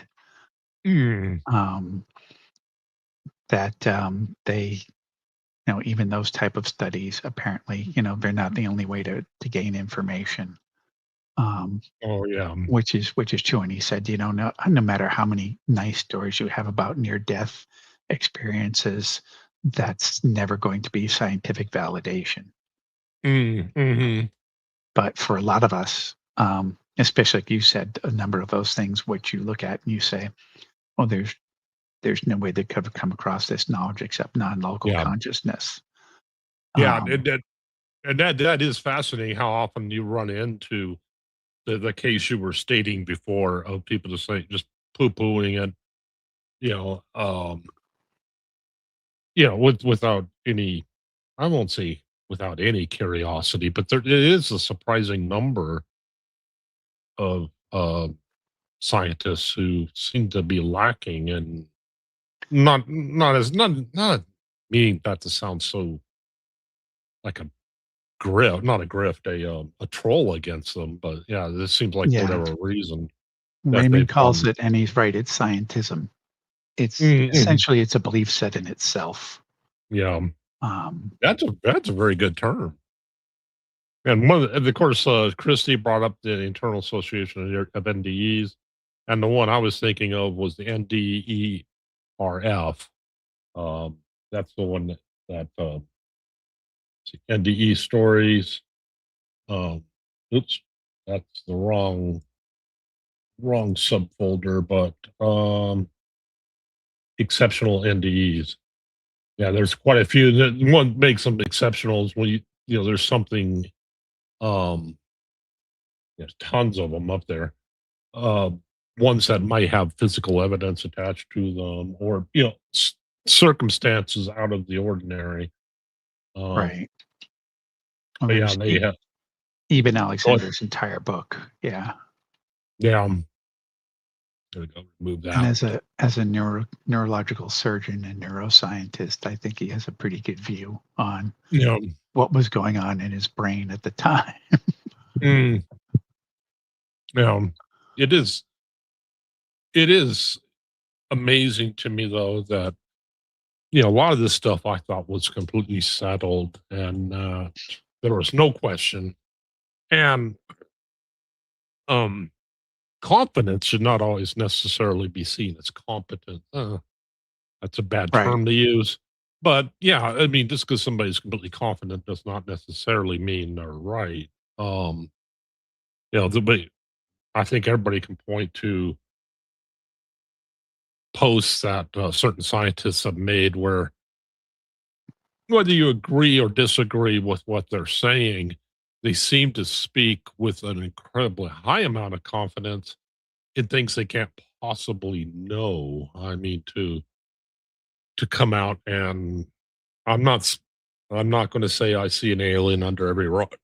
I'm not going to say I believe in aliens. I'm not going to say I don't. I do not know. But for somebody to come out and say, "Oh no, there's no way that there's uh, been alien what do you call it traveling here because of uh, the whole light speed problem." That one seems kind of odd for somebody to make, in light of some of the Air Force footage, all this stuff going on, Right. and you can, admittedly, you can have a psyop going, an overused term. You can have a psychological operation going on where something is being explained by using that as a cover. Fine, yes, well, I'll admit, but still, some of the stuff just defies what we know of basic physics. I mean, something Right. accelerating from 0 to, over 1,000 miles an hour without a noticeable sonic boom. Um, and of course, to say nothing about the problem of, inertia with something like that going on, the way some of these things have behaved. And I don't mean to go take it down the alien rabbit hole. I'm just using that as an example that, um, there is a lot of times where people speak. We're all human, is the thing, and we all are driven by personalities. We're all driven by fears. We're all driven by different things going on in our psyche. We're all fallible, but yeah, to see some of the statements that have been made are just kind of mind blowing. I don't know what I was expecting when I first got into this. If I was expecting, completely open mindedness or what, but it is kind of a shame. But Yeah, it is. I think reality, one of the things that's weird is and that's kind of what scientism is. It's when if the evidence presents something which conflicts with your pre-existing or pre-learned model, the typical scientismist will reject the evidence yeah, rather than reject the model, which is the way it's actually supposed to be. yeah, yeah, or at least cause into question. Yeah. Um, but yeah, and that's that. There's some part of us that likes to do that when we get caught in cognitive dissonance. So just throw away what doesn't work and cling to what does. There's an odd style of argumentation to see going on in the web. Not just the web. It's an old term. Um, called Gish Gallop, Gish, like fish. And it's an argumentation style where I started. The only reason why I bring it up is there's a YouTuber with over 1 million subs, big, huge channel. And what this person will do is a style of argumentation about that, where you bring up points that may not even necessarily back your position, but just brings up points, many of which are false, but they're brought up in such rapid succession. You can't stop at any one of them. And what happens to us when you're bringing up, oh yeah, well, I got this, the, you know, this this jet landed at this time. At the same time in New York City, this was happening. At the same time, this was happening, and then this was happening, and then this was happening. Your brain hates open loops, and it will start to draw conclusions all on its own that these are all tied to what this person's saying. This is all evidence of their position, what it might be. And that is what Gish Gallop does, is a person just brings up rapid points, which in and of themselves, they may not even stand on. I'm not accusing the scientists of doing that, but that I do find that style of argumentation becoming more and more common, which is bad. But none of this is really new. People have been doing stuff like that for probably as long as as long as we had spoken language. So yeah, another favorite trick that's kind of I don't know. I don't want to use the term that some people will use, the illusionary truth effect, and that is a cognitive bias caused by it. It's when our brains evolved to use shortcuts. Again, we don't like open loops. Somebody will restate the same thing multiple times, sometimes quickly, sometimes not. But even if they're proven wrong, a lot of times they'll bring up, or they weren't able to defend their position, they'll bring it right back up again, even sometimes to the same audience, and state it again, state it again, say it again. And of course, this goes back to an old quote. I think it was misattributed to somebody who didn't actually make it. A lie told often enough will become true. I don't remember who originally said it, but I think it's attributed to somebody who. Well, that's okay if you attribute it to the same person often enough. Yeah. Great demonstration of that. Oh my, what time is it? Okay, well, looks like we're going to heck. In 20 minutes, we'll be able to move on to where is it? Kelly. What's that? Oh. Kelly Wow. Ford is next on the slate here. Okay. But yeah, I don't even have I had everything. Sometimes all you can do is laugh.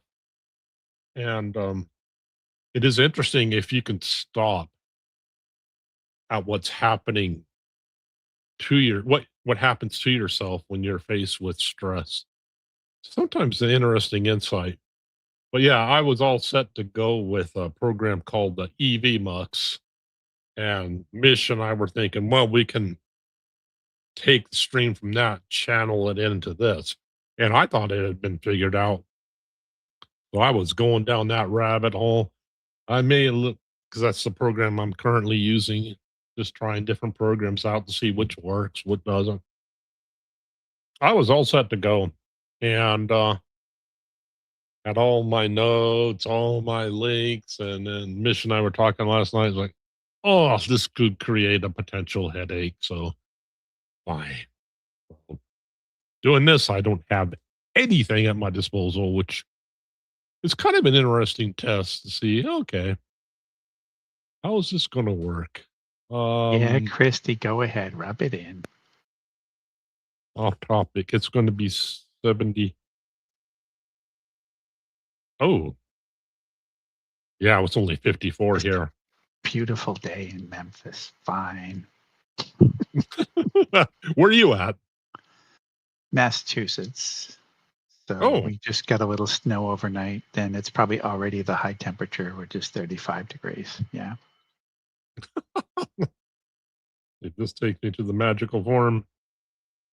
Go.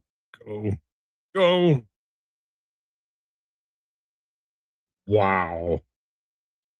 And that's another thing that popped up. I was reading an article, or not an article, something posted by a doctor.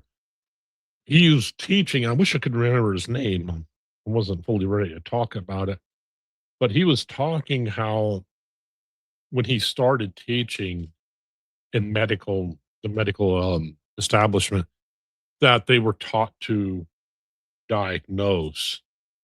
And he was saying that one of the big disappointments he saw was with residents. And I don't remember what field it was. It may have just been general medicine for all I know. the residents used to, they used to ask residents to quiz patients, and then, as then leave the patient's room, and they would talk about what they think it is and why, and, run through a tentative or a preliminary diagnosis like that. But that he was saying that now he was noticing kids, whenever they start mentioning something, kids, residents, whenever they start, nice. Oh my gosh, I swear to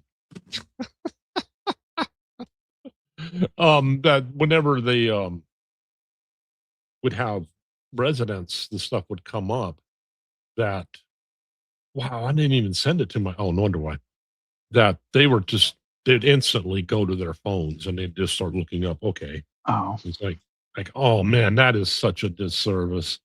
But gee, what's on your phone, the information could change at any point in time. In fact, there's yeah, no guarantee that from any one Google search to the next, it's actually going to be consistent. yeah. Wow, that's the meat. That's The whole idea is to be able to use your brain and your memory and put things together. Yeah. yeah. Sadly, that seems to be a disappearing skill in a lot of things. Heck, in business, it's been talked about how a lot of kids nowadays, you're at a business meeting that, I shouldn't say kids, young people who are entering the business sphere, that a lot of CEOs were talking how it's just an unfortunate consequence that young people entering the business force have to be told, do not chat with your friends during a business meeting on these, and things like that. It is really fascinating though how quickly these have started to cause. I mean, these can be wonderful though. I mean, who would have thought back in the 80s that you could have access to a quarter of the information on one of these? I mean, heck, during the 80s, a spy would have killed to have this technology. I mean, you got a microphone, you got a camera, you got something with an external. Oh, okay, the battery may not last long, but you got something you can remote in. You got a power jack. I mean, good grief. Okay, let me see here. Mm-hmm. Find. But I will fill some other slots. Yeah, and that's about what I thought that.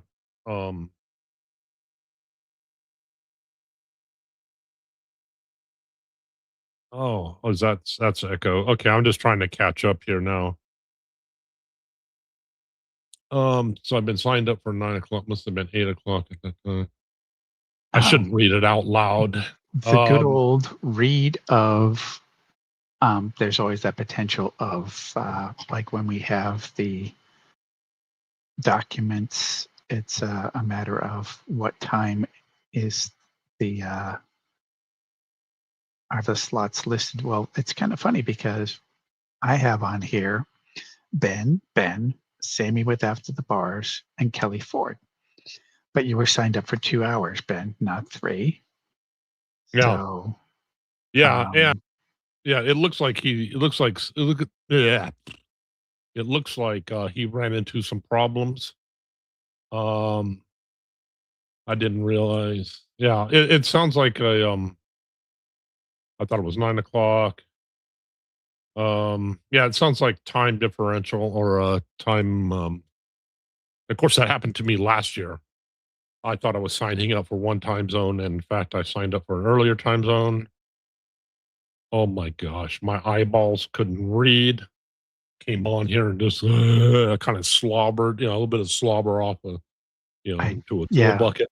I have to say, I have great appreciation for the insomniacs who managed to be up overnight and do a live stream on something like this. I appreciate you very much. Yeah, because I just can't do that anymore. I used to be able to stay up for work overnight, but that time is gone. Yeah.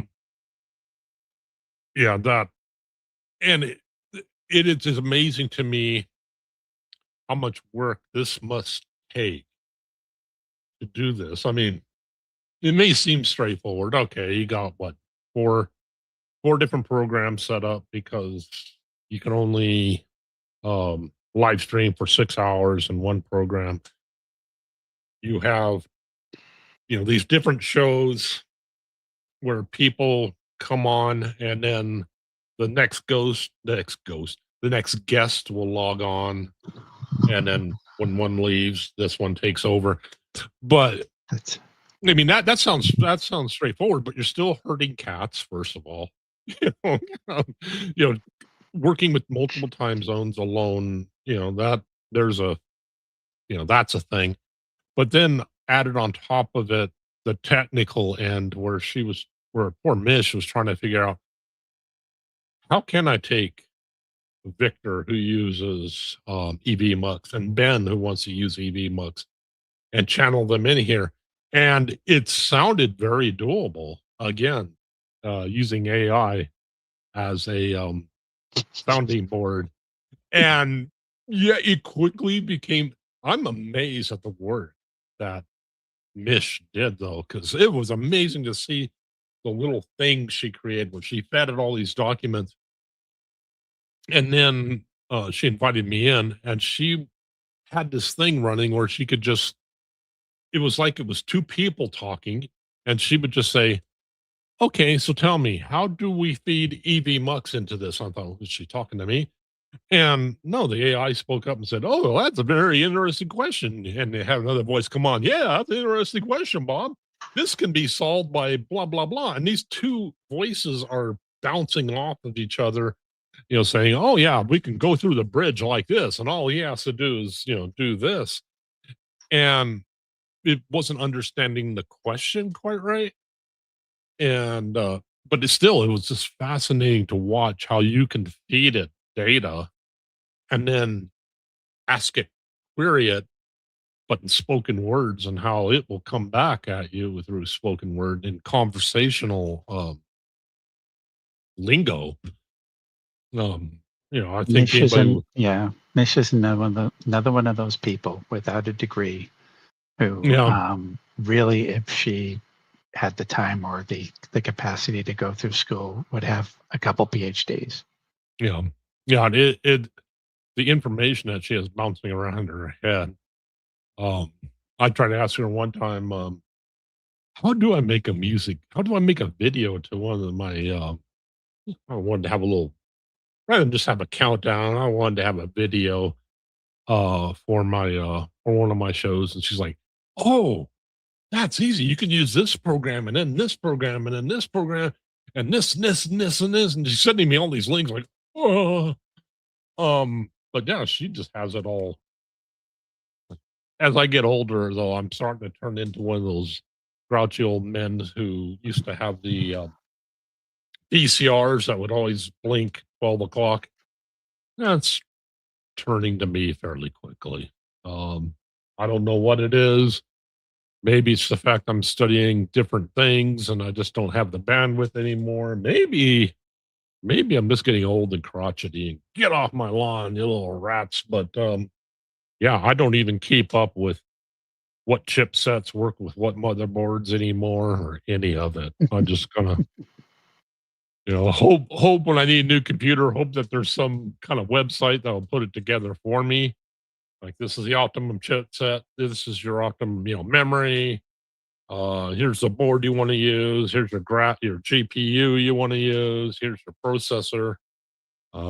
Yeah, just do that magic. Grouchy. Yeah. Yeah, I'm there.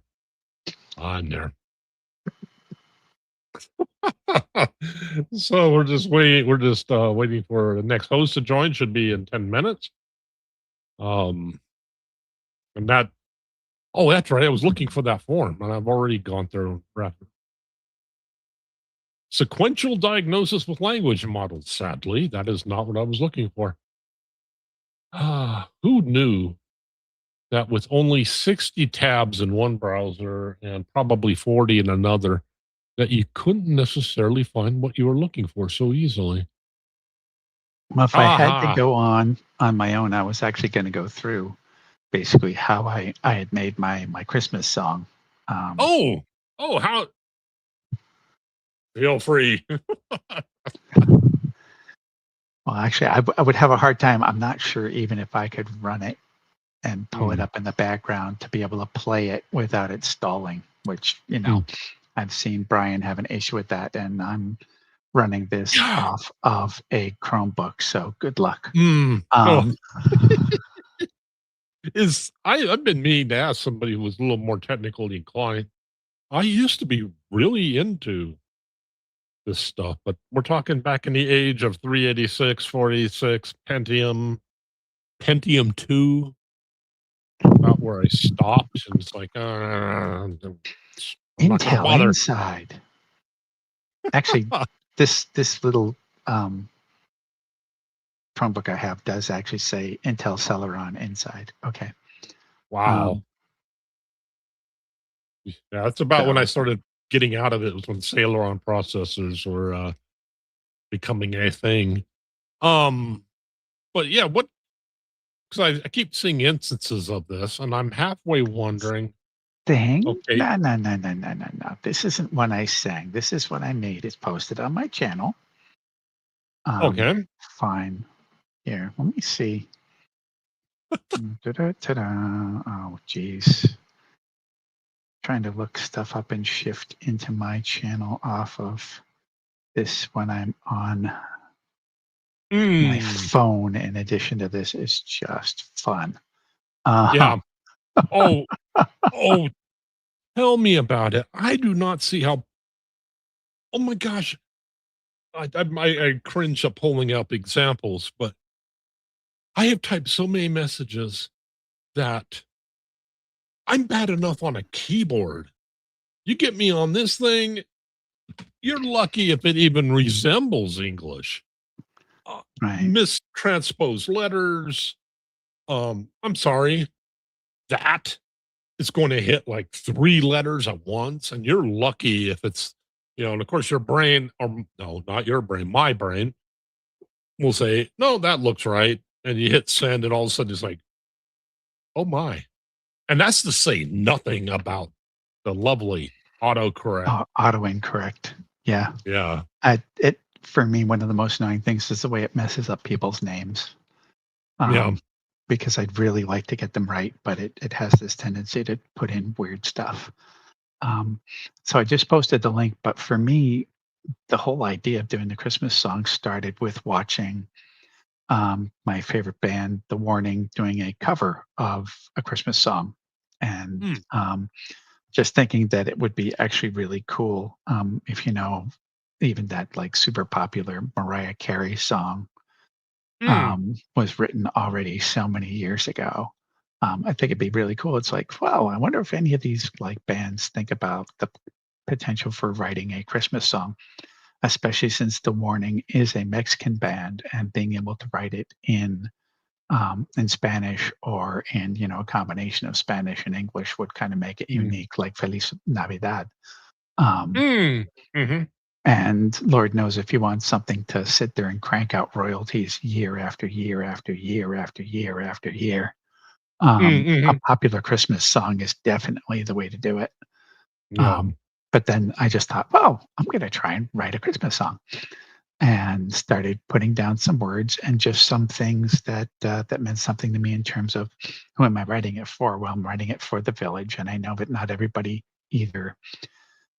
Part of the idea is, yeah, if you can be with family, that's great. But if you can't, where are your thoughts? What are you doing? You might be, if you're more religious, you're praying, you're reaching out to God. Or, if you're like one of us from Truth Wave, you're there just kind of like feeling the love from everybody else who is there and who loves you. And those are actually two of the verses in the song that I wrote. And one of the other things that was there was just about was it talk with friends, it never ends. That's about our Google chats that sometimes run into the crazy wee hour.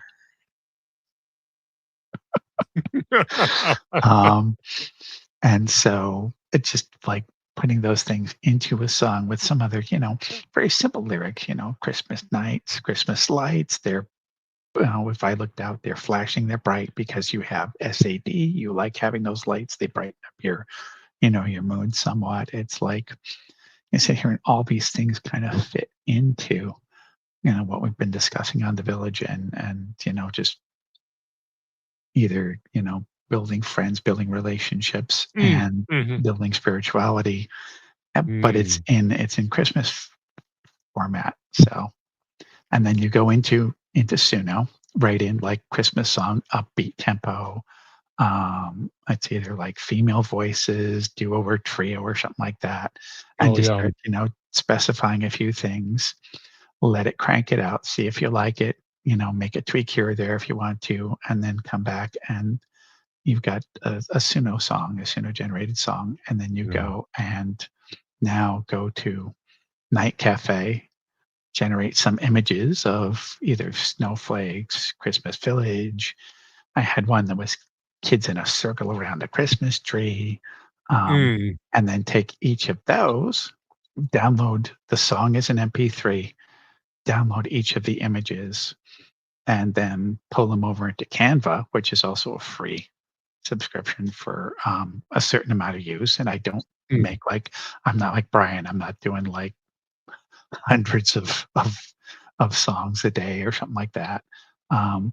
And then you can actually assemble like the little pictures for a period of time, show each one for a period of time. You can do transitions between them and upload your song with that. And you can actually load from Canva directly into YouTube. Mm. And that was something which, I think I'm going to pull your thing up because it just occurred to me how I could do this. Hey, Ben, when the next person come up, do you click a button? No, I do not click a button. I spit at the camera. I can uh, beat the monitor with my face. I can do all sorts of things, but no, I don't have to hit a button. Yeah, one of the Luckily, things we're actually looking for right now, as the next person should be coming up, is they should enter the studio, which we would be able to see. yeah. Let's see here. This is Christmas night. Okay. Also share. Yes, because I want to share the audio. Boom. Boom. How do you get it bigger? Is that as big as it gets? Oh, Yeah, yeah. unless you vanish us. Let's see here. Let's see if I know what I'm doing. Turn the volume up. Let's see if I know what I'm doing. I know the answer to that. The answer would be no. But still, why not? Yeah, there it is. Christmas time is on your mind. Be with the ones you love, leaving the world behind. It's been not in your arms. You needn't be alarmed. Reach right out to the love coming down from above. Christmas night, Christmas light, colors flashing, oh so bright. Christmas night, Christmas light, wrapped up warm and all seems right.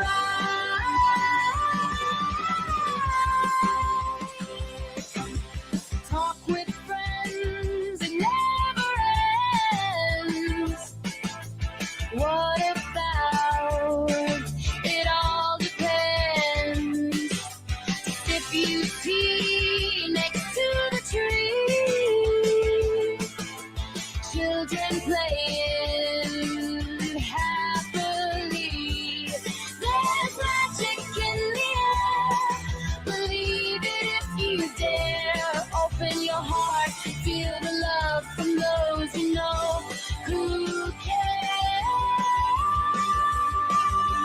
Christmas night, Christmas light, colors flashing, oh so bright.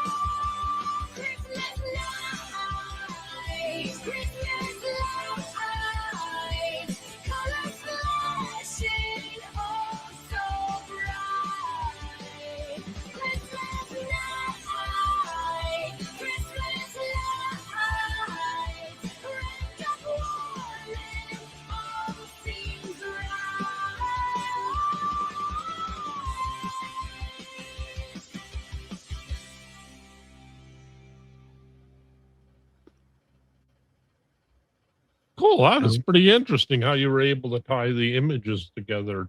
And there. I came in at the right time. A little jazzy. I loved it. Good job. Thanks. Hi, So yes, everybody. you can write a Christmas song. It does work. You did a really good job. I could see the influence, or you can hear the influence rather, of what you were talking about earlier with that kind of upbeat, kind of Felici Navidad kind of Yeah. vibe. It is. Yeah, It is. that's what I was going for. Yeah. And that is one thing that, let me close. How do you close this? Oh, stop screen. Okay. And that is one thing that I have noticed change with Suno is that it really has been amped up in the past 2 or 3 versions. It's just amazing how much easier it is to communicate with it and how much better of a job it does with things. So yeah, and there is something really powerful about, even if you're writing a joke song, just writing something and having it repeated back to you, that even if you don't intend to share it or whatever, I think it can be very therapeutic. And very fulfilling. Yeah. I'm sure. Yeah. Yeah. It's very user friendly. It really is. So, Buddy, are you involved with the oh my gosh, I just had the tab open. Oh, I'm it's not that one. involved in anything. What does he want me involved in? I came on to sing with you, Ben. You know, it's a I tradition. thought you were involved with Kelly Ford. No, nuh-uh. I'm still waiting for Kelly Ford to show up. Yeah. Oh my gosh. That's another reason why I jumped up here, honey. Yes. Hi, everybody. Let's see. I was out for about an hour or so I missed everything. There's Christy. There's Butterfly Reading. There's Fiona. Oh, hi, everybody. Deidre Gore. Hi, everybody. Hi, Deidre. If I missed you, I'm sorry. I'll see you. Has this most soothing voice. Oh, yeah. Well, wow, thank you. It just amazes me how Hi, and Rick. you're not used to a program. Oh, it's under that. Okay. I think I'm getting the hang. No, that's a lie. Hi, Chris. I know it's free. Me, Lord. About Lord. Yes, once more. This isn't a podcast. This is a shit show. Yes. Thank you. Thank you, Tara. There she is. Oh, what's so funny is, and I was thinking of her yesterday. I started a sourdough starter. And I thought of her when I was looking at going. Oh, my. Oh, yeah. Tell me. So we'll see how long it lasts. Not the sourdough thing. Oh, no. Yeah. Oh, tell me I have this. Oh, gosh. Please let me find it. I think I can use it. I think I can. She's pretty good about it. Is it something else she said? Poor lovely. Hi, Echo. Oh, let's try. When you're going to be cooked. Come on. Come on. Where did I put it? Oh, this is going to kill. You're killing me. Oh, wow. It looks like I won't be able to find it. Oh, what's that? Oh, God. Oh, it's a crying shame. Oh, wow. I'm sorry, but I had a Grumpy Manson one time. Smarty pants.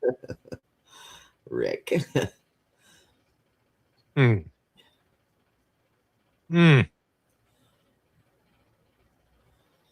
in the meantime, what the heck? That's okay, sweetie. We got it. We'll talk to Rick for a minute. This has nothing to do with what I was looking for, but okay. Why not? No sound. Oh, it is. It is. The sun's just coming up. The hedgehog, a mad hedgehog, being given part piece of apple.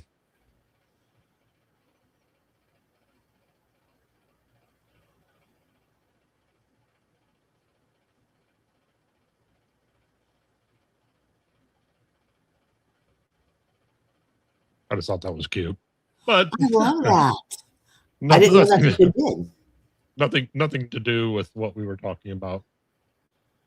I didn't know that's what they did. I didn't know they cocooned into themselves like that. Okay, so we're waiting for Lita Ford. No, not Lita Ford. Oh, God. Kelly Ford. Uh-huh. Kelly Ford's up, should be up right now, but sounds like she might be having issues. Oh, okay. Is that what's going on?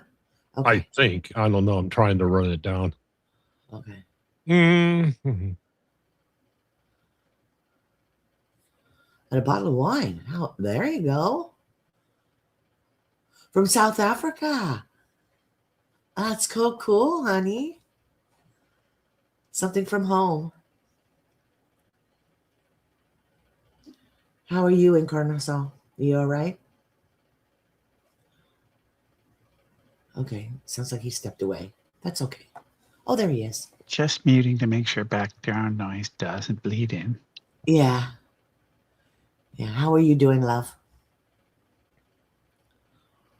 Good. I'm glad I happened to check in. I was checking in to see whether Sam would be able to be here and jump in case he wasn't. And it looks like that's turned out to be a good decision so far. Yeah, Lita Ford would be great too. But I don't think we have a big enough show to be able to, for Paul to be able to get her here.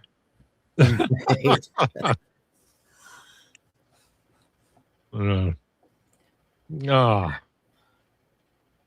looks like, okay. I do have to say I'm okay, finally. All right. Did you find something, honey? There we go. Oh, okay. That's now 7th did give me permission to play some of his Christmas songs, so we can also do that.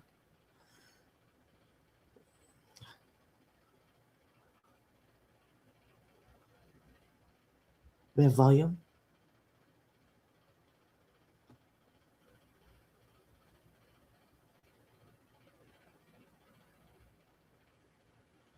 Ben, I think you're the only one that can hear it.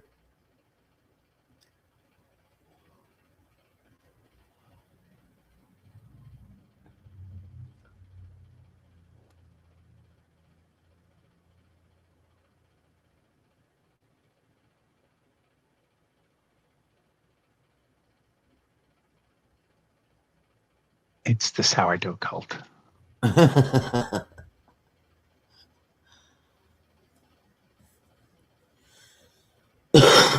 Excuse me. Mute for that. Good gracious.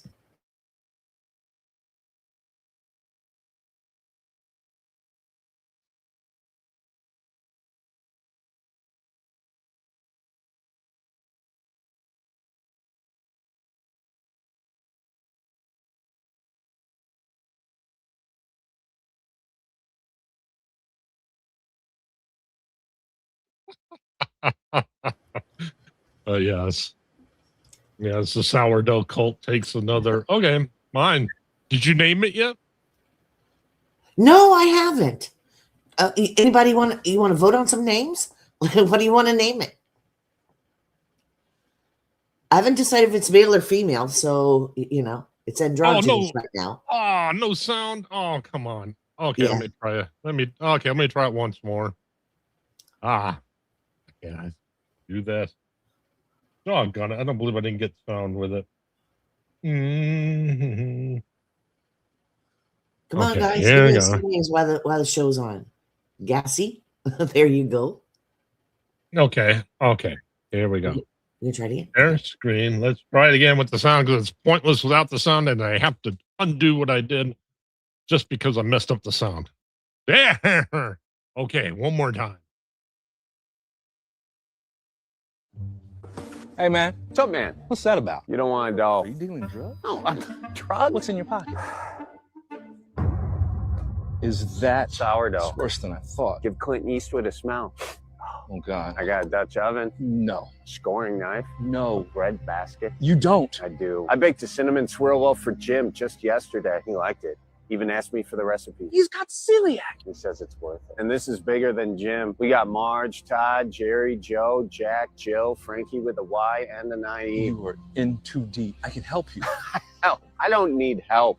I need dough. It's a cult. It's not a cult. It's a calling. What was I supposed to do, Justin? Just don't answer. Make better choices.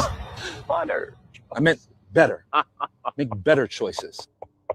I said better. No, you said butter. Let's not fight it here, Justin. What the hell? Follow the path of least resistance. What's happening? For when you're ready. Where'd these come from? Your first lesson is free. Never discard.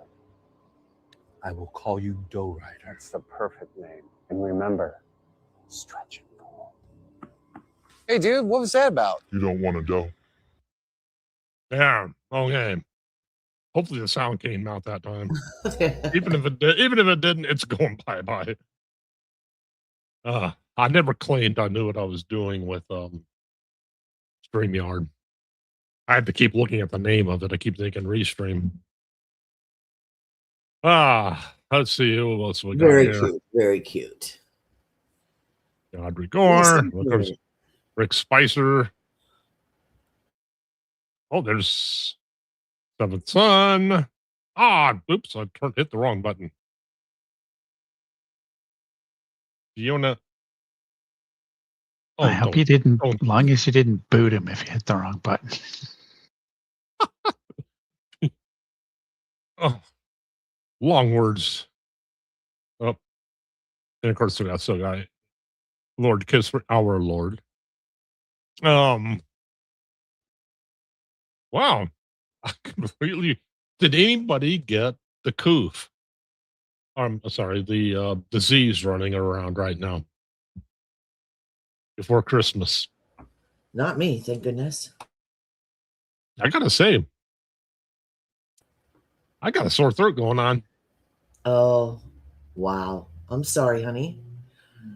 Does it have to do with Maybe what that's you're doing just right from now? having to do 3 hours. Right? That's what I was and thinking. more? And Yeah. we're still going. Yeah, we're going on for. Yeah, she was supposed to be on for 2. Oh This my lovely god. lady. Uh-huh. Well, this is where we would love for Sammy to be able to slip in, even though the timing would have been off relative to when he would have been on. That would be great. And 7th is here. He could jump up here and play some of his songs because he gave me permission to play some. He can do that. Sure. Right? 7th, come on, honey. I don't know what you're up to. Do you guys have the share media button? You probably do, because I know a couple of you are like mod type. So Yeah, I have the share Okay. media, but Okay. yeah, I can. They're truthfully out of this screen, video file, image file. I don't have a lot of image files or video files I would be very interested in sharing, but wonder if I have any rando. It doesn't look like 7th's got he's got a busy schedule, so see if we can find some of his music.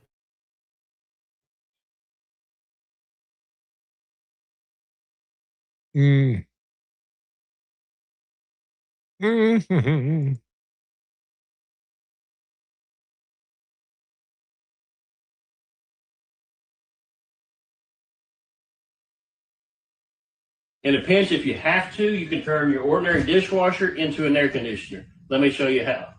First, you're going to need take a piece of cardboard. Here, hold this. Move it up and down. It's that simple. Sorry.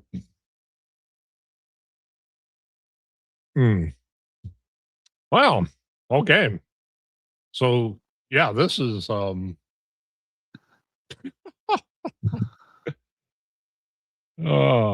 got candy. Oh boy, Rick's.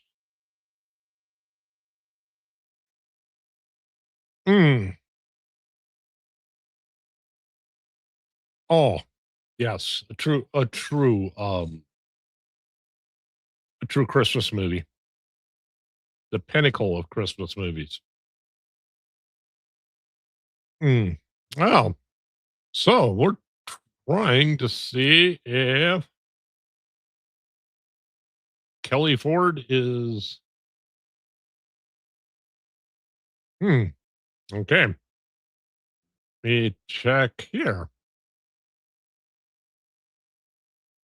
No, I got the LKF. Nothing, honey? Got Echo, got Fiona Tarkin. Yeah, I don't know what happened to Kelly Ford. That's okay.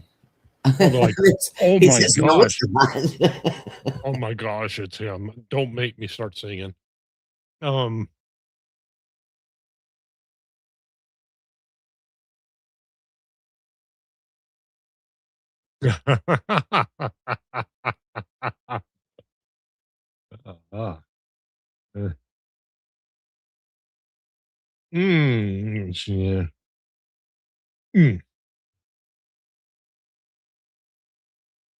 Yes, it's okay. There we go. Let's see if I might actually have share screen down. That might be one thing I actually get out of all this.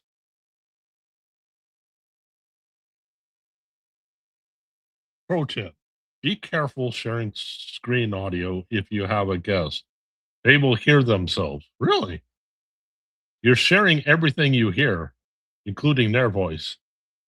This won't happen if you share a browser tab. Browser tabs. It's silly freaking computer. Okay. Good day. Hope your day is going good. If Cinderella's slipper fit perfectly, how come it fell off? Made you laugh? Hit the like and subscribe button and come on back. Good point.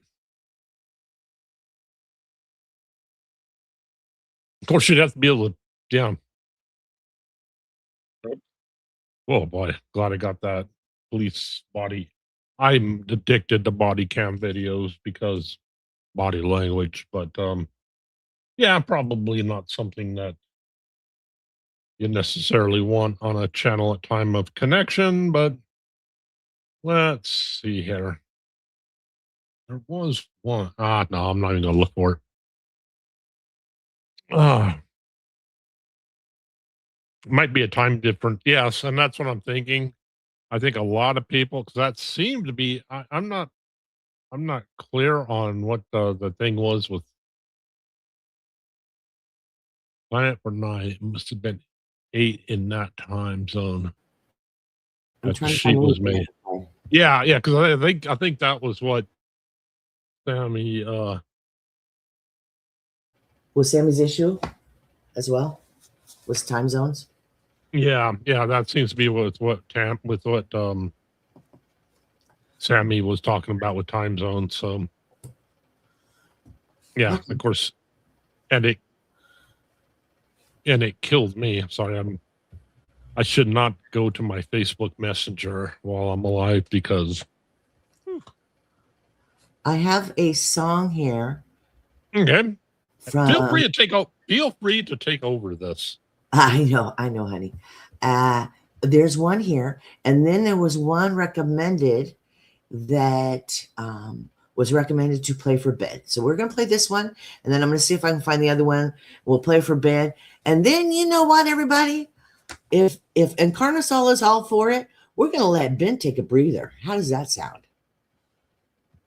Does that sound like a plan? That sounds like a good idea. Okay. Is it showing it? Yeah. Okay. Let's see if we can get this playing. Oh, I wish I knew what had happened to my ride today. Would a reindeer surprise be a splash or a spray? Just like clockwork, the skies turn gray. Every time I wash, it's a rain delay. Or a feathered friend with a splash of white turns my gleam into a muddy sight. Never seen what a reindeer's gift will bring. Is it a drip or a blight or a shiny new thing? Curious minds are wandering free, wondering what a reindeer's deed might be. What does a reindeer's turd do to a clean car? Would it leave a mark or leave it shining as stars? Oh, I've seen birds poop and rain pour down, but a reindeer's touch, that changed the town. Are they sprinkled with magic or just dirt and dew? A holiday mystery, I haven't a clue. Will it sparkle or splatter, mess or marvel? That reindeer surprise all hidden in the car's carol. Ponder the wonder, the wild unknown. In the kingdom of reindeer, is there a throne? What kind of dirt, what kind of fate? Stay tuned to see if my car's gonna be great. What does a reindeer's turd do to a clean car? Would it leave a mark or leave it shining as stars? Oh, I've seen birds poop and rain pour down, but a reindeer's touch, that changed the town. Maybe it's magic, maybe it's mess. Either way, it's a story I'll confess. Waiting for the day I'll take my chance to see if reindeer's gift will make my car dance. So I'll keep washing, keep the faith. One day I'll see what reindeer's fate creates. Till then I wonder what's in store for my gleaming car, and maybe more.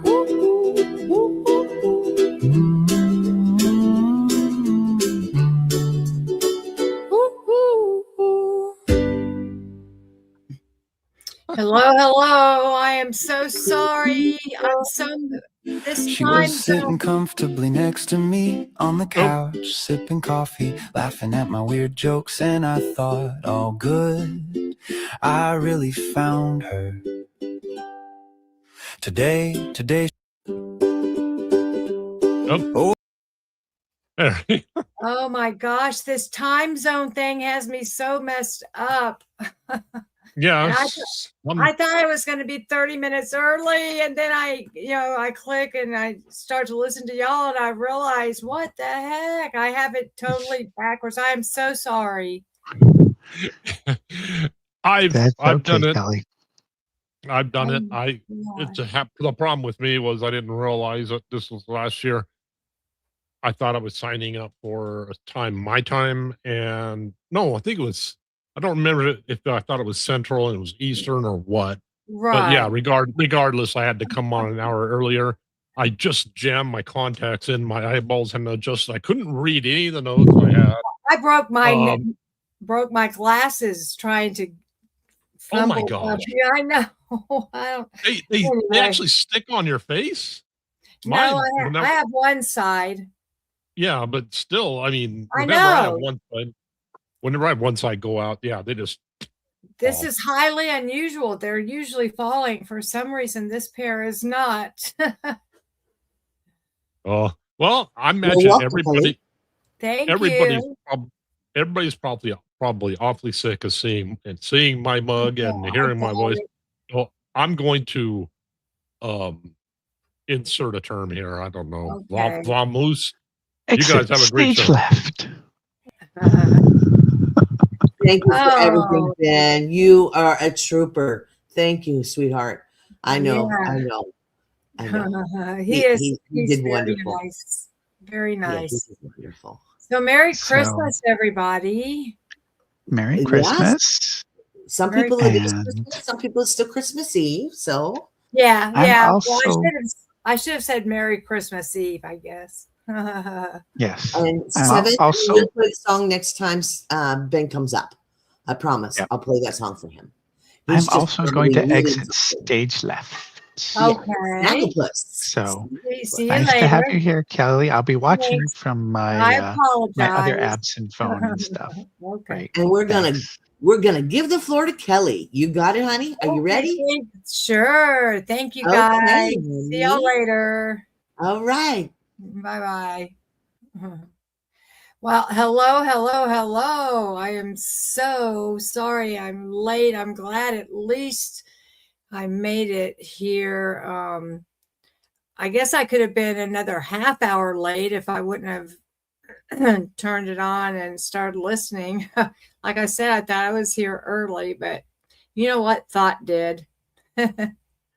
Anyway, I'm trying to look over here and to see if I have my chat's not moving, so I'm wondering if I have it on the right thing. Yeah, I think I do.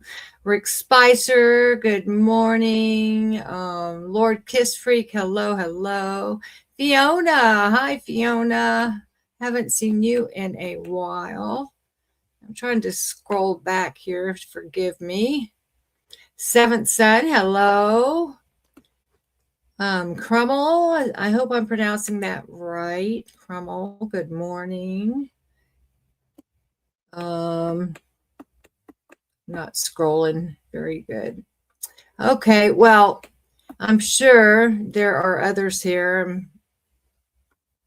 I welcome you too, even though I can't see your name. Okay, so hold please. Oops. Okay, I think I have it now.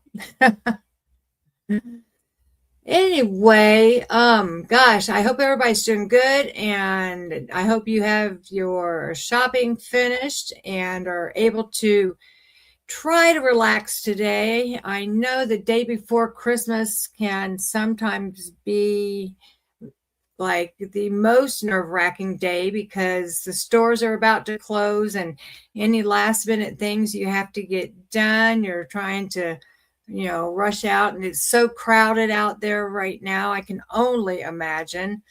So it doesn't always work, but I do try to have everything finished like 2 days before, like by yesterday rather than Christmas Eve. But for many years, I worked retail, and I also worked in a grocery store for a while, for a few years. And so a lot of those years I was working on Christmas Eve, and it was always such a panic for, by the customers. And we were in a panic to get out there and get home before dinner time. I usually had to work, I think, till like 5 or 6 at night. So yeah, I know it's very busy. And I guess yesterday, my roommate / ex-husband went to Walmart to get a few things for Christmas dinner, and he was gone so long. And I'm like, what in the heck? And he got back and he said that now we only live, I would say, maybe 2.5 miles from the closest Walmart where we go. And in that 2.5 miles, there were 2 accidents, he said, and that there was traffic almost all the way from our neighborhood to the Walmart, like bumper to bumper. That's a long ways to have bumper to bumper traffic. So I want to just remind everybody to be safe. And if you do have to go out, and watch out for the drunk drivers. As always, this time of year, people are celebrating a lot of the time. I remember my mom. Now, she never admitted she was an alcoholic, but we all knew she was. And she would start drinking like on Christmas morning. Or was it? I think we had our big Christmas dinner on Christmas Eve. Because she wanted to be able to relax all Christmas Day. So we'd have our big dinner and open gifts on Christmas Eve. So she would get up early and start cooking. And she immediately started out with a mimosa. from the get-go. So she would be drinking from the time she got up until dinner time. And by the time she got finished cooking and we were eating, of course, she wouldn't be hungry. I remember her never eating. She would put food on the plate and sit down with us, but she would just like poke her fork in her food and never really eat. And then she would go pass out. I'm assuming she would pass out. Maybe she just went to sleep. I don't know. But of course, all the dishes were left for me and my sister, which we thought was highly unfair because by the time I was the oldest and my sister, and then we had two half brothers, they were the youngest. And by the time they got old enough to where they were able to wash dishes, they were never made to wash dishes. It always fell on us girls, which we always thought was highly unfair, but my mom always told us, life's not fair. Get over it. Life's not fair. So anyway, and I'm trying to remember because I know she would go, maybe she would just take a nap because we did open our presents Christmas Eve and Christmas morning. Santa Claus would come. So maybe she just went and took a nap while we did the dishes, and then she came back out and we opened presents and did all that. So yeah, let's see. BenBaconBits said, coffee, that sounds good. I did get a real good cup of coffee before I came on here, so I'm glad that happened. Of course, I drink coffee all day and all night, up to sometimes I take a cup of coffee and go to bed and watch a movie or YouTube and drink my coffee before I fall asleep. So anyway, so I have a Christmas story, kind of like when I had a Thanksgiving story. I'm going to attempt to pull it up.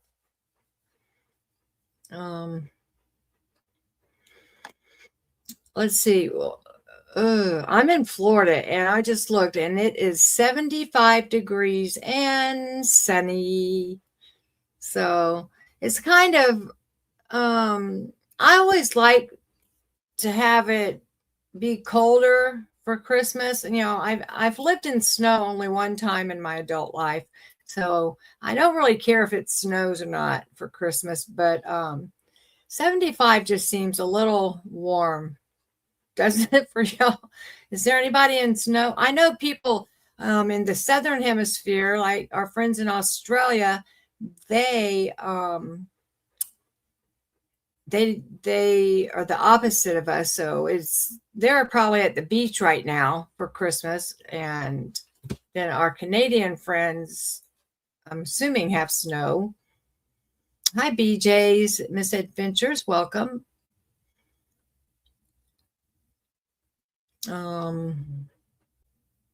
Washing dishes, how domestic. It's nice to know. I'm trying to look at the chat. I don't look at the chat that much, but I don't want to miss anybody. So let me, like I said, I'm going to try to pull this up real quick if you give me a second.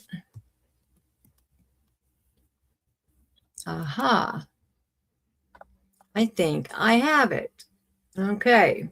So, are you ready? The ultimate Christmas chaos story.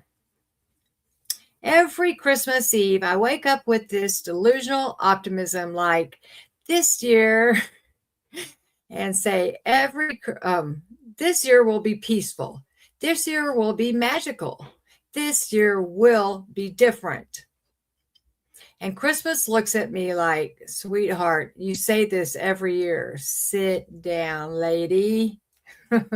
Because Christmas isn't a holiday. It's a full-scale emotional obstacle course wrapped in glitter and ribbons.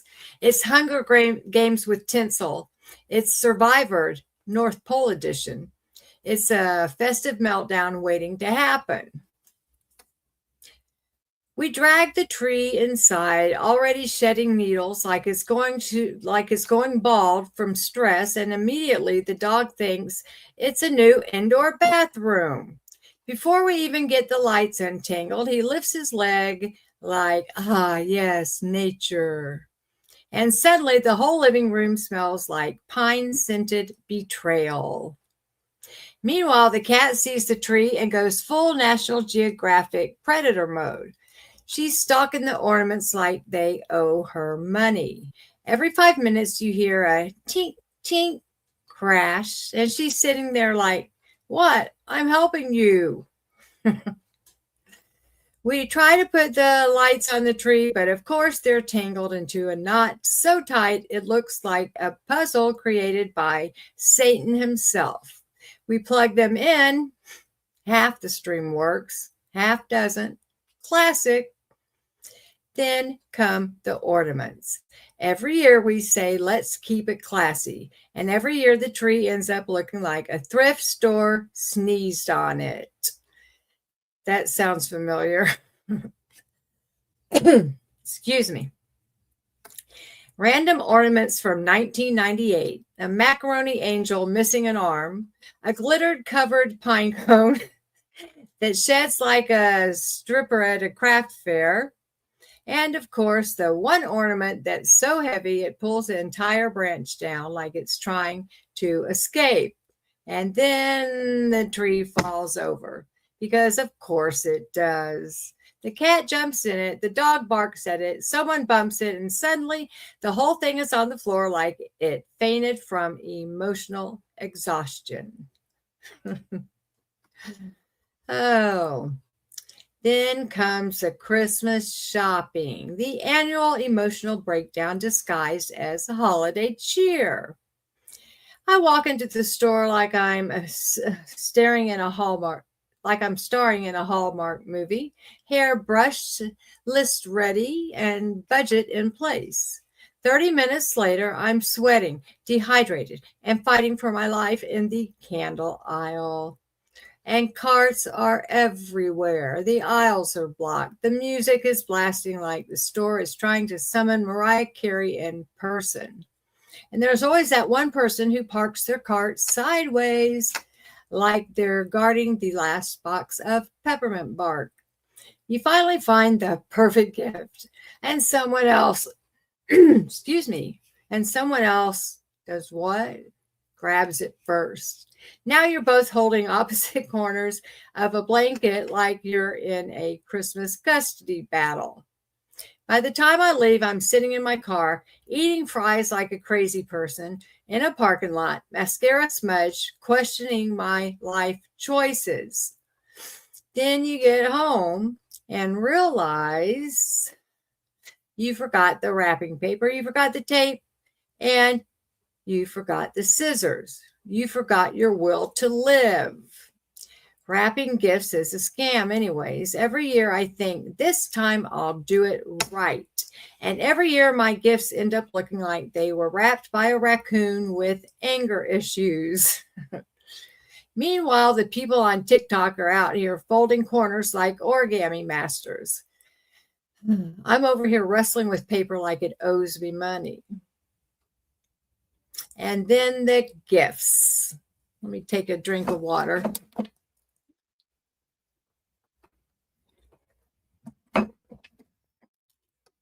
On the gifts.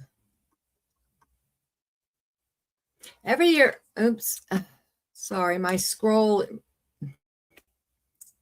mouse is moving on its own. Every year, someone gives you something so bad, you start questioning your entire relationship with them. I once got a candle that smelled like regret and pine. You know the type. The kind of candle that already has soot on it because it's been regifted. since 2014. And then there's the sweater. Ah, the sweater. Not a cute sweater, not a cozy sweater. No, the sweater that lights up, sings, and requires 2 AA batteries. Why does my clothing need a power source?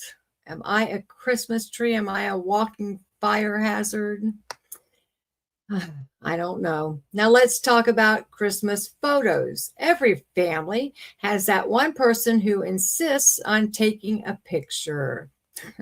Everybody line up, smile. No, a real smile. Count to 3 and say cheese. Ma'am, it's 8 a.m. I'm in pajamas and I haven't had coffee. This is the best you're getting. Then come the matching outfits, matching pajamas, matching sweaters, matching hats. I'm sorry, I'm not auditioning for a holiday catalog, one says. I'm just trying to survive December. And the dog? The dog does not want to be in the picture, period. The dog is filing a complaint with HR. The dog is done with us as he walks away. The sledding mishap, of course. So later we decide to go sledding because apparently we enjoy pain, and we pick the steepest hill known to mankind. We hop on the sled, push off, and immediately realize we have made a terrible mistake. I can relate to that. We're flying down the hill at 90 miles an hour, screaming like we're on a roller coaster built by amateurs. We hit a bump, go airborne, and land in a snowbank so deep we need a search and rescue team. Sorry, I missed a sentence. Hold on. Oh. And then once we're rescued, the snowball fight breaks out. Not a cute, playful fight. No, never. This is war.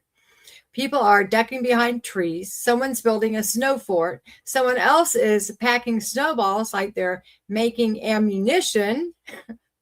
You get hit in the face with a snowball so hard, you start seeing Christmas lights. Then we spend an hour building the perfect snowman, perfect hat, perfect scarf, perfect carrot nose. We go inside for hot chocolate and come back out, and yeah, the snowman has melted into a sad, lumpy puddle with a carrot floating in it like a crime scene. It looks like Frosty got whacked by the mafia. Back inside, the turkey is somehow both dry and undercooked. The casserole jiggles like it's alive. The rolls could break a window. Someone burns something, always. If nothing is burning, check the oven. Something is wrong. The family dynamic is its own sport.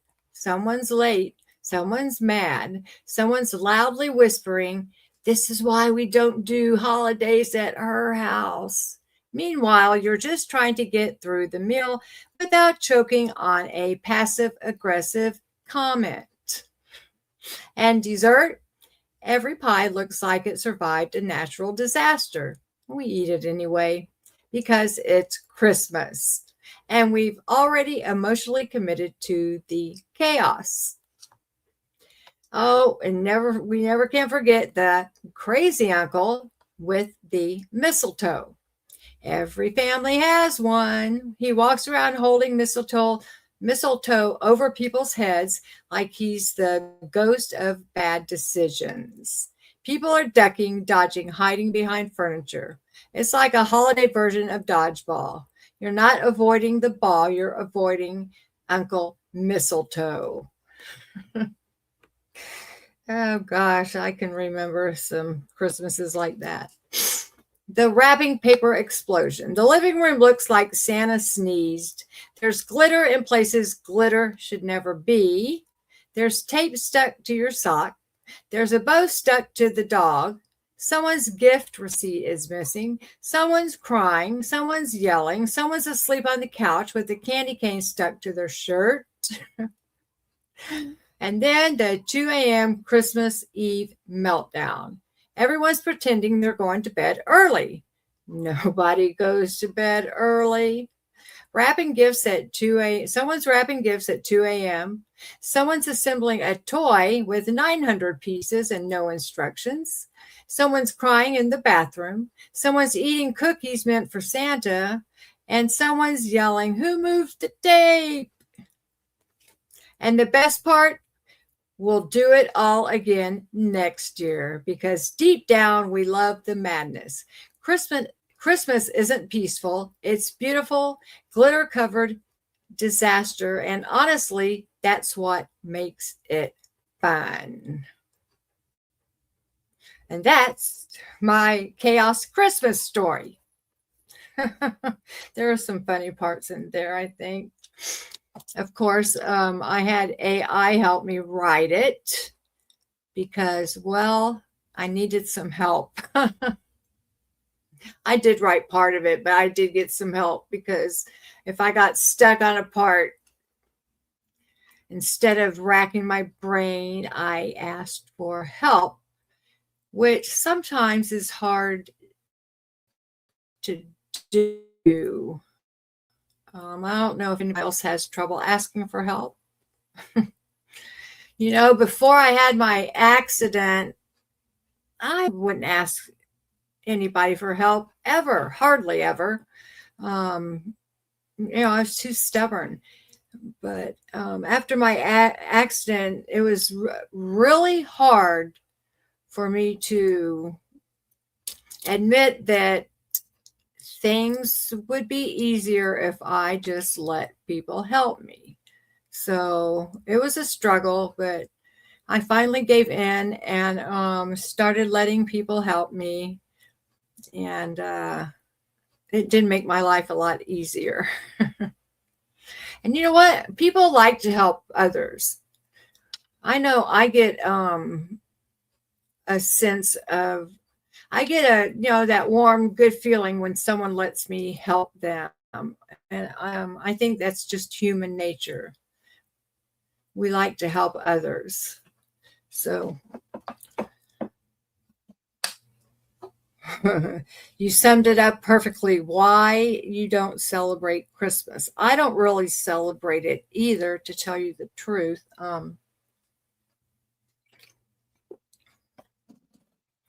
My family, for the most part, has disconnected from me. My son spends his Christmas with my mother, his grandmother. I live in Florida, and my sister, who talks to me, lives in Colorado, and she has 4 kids. And so she spends it with them. I could go spend it with them, but I just didn't have the money to do that. But it's so weird not having the one side of my glasses. Yes, it's hard to ask. I was only a child and I was told to do it myself. Oh, wow. I guess, yeah, a lot of kids are told that.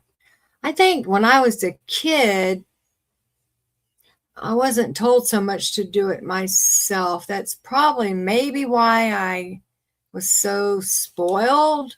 I don't know. There's other reasons too, but anyway, a light up sweater on an airplane, but I bet it happens. So, yeah, I don't celebrate Christmas much at all. I didn't even get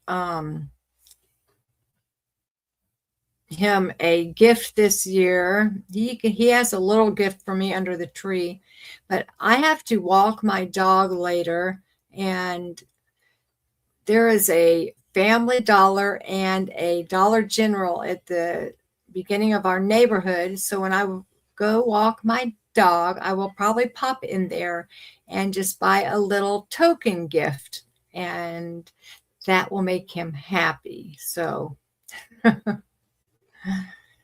Anyway, I have an electric scooter, so I won't have to get in vehicle or automobile traffic, I should say. So yeah, I'll be able to do that. So let's see. I have some other things that does anybody feel like playing? I have a game that, or I have a couple of games that I think there's one, and it's called hold on, let me see what the title of it is. Ready to use wrong answers only. Okay, and I read out something like, what color is Santa's outfit? And you have to answer, you have to lie. You cannot answer red. And it's just a series of questions about Christmas, and you're supposed to come up with the funniest answer you can. I have that. I also have Christmas-centered trivia.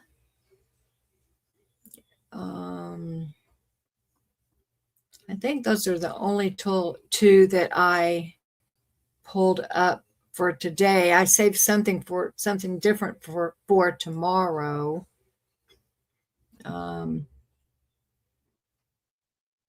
Did you hear about the guy that walked his dog all at once? He walked his dog from California to Florida and back. Said, there, you're done. What? I don't get it. I must have missed something.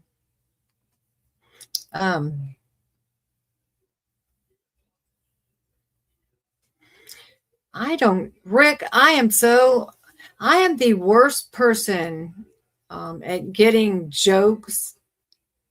I'm assuming I just don't understand. I don't understand a lot of things. He walked his dog from California and back. Said, there, you're done. Okay, I don't get it, but I know that instead of walking the dog every day, I'm dumb. Oh, hi, Maria. Welcome. Hi, Darcy. Hey, is there anybody that can name? Okay, there were 8. Well, actually, let's see. 1, 2, 3, 4, 5, 6, 7. Besides Rudolph, there were 8 reindeer. Can y'all name them? Thanks, Rick. I haven't seen you, Rick, in a while. How are you doing? It's good to see everybody, like I said. And Merry Christmas Eve. I hope you have everything ready to go. I don't think we've decided if we're going to, we haven't even talked about it. If we're going to, we have a spiral ham we're going to have. I don't know if we're going to eat it today or tomorrow. I kind of have a feeling we'll have it today and then have leftovers tomorrow, but I don't know. But yeah. So I'll give you, okay, 8 reindeers. There's Dasher. If you think of the song, you might be able to remember. Dasher. Anybody got the next one?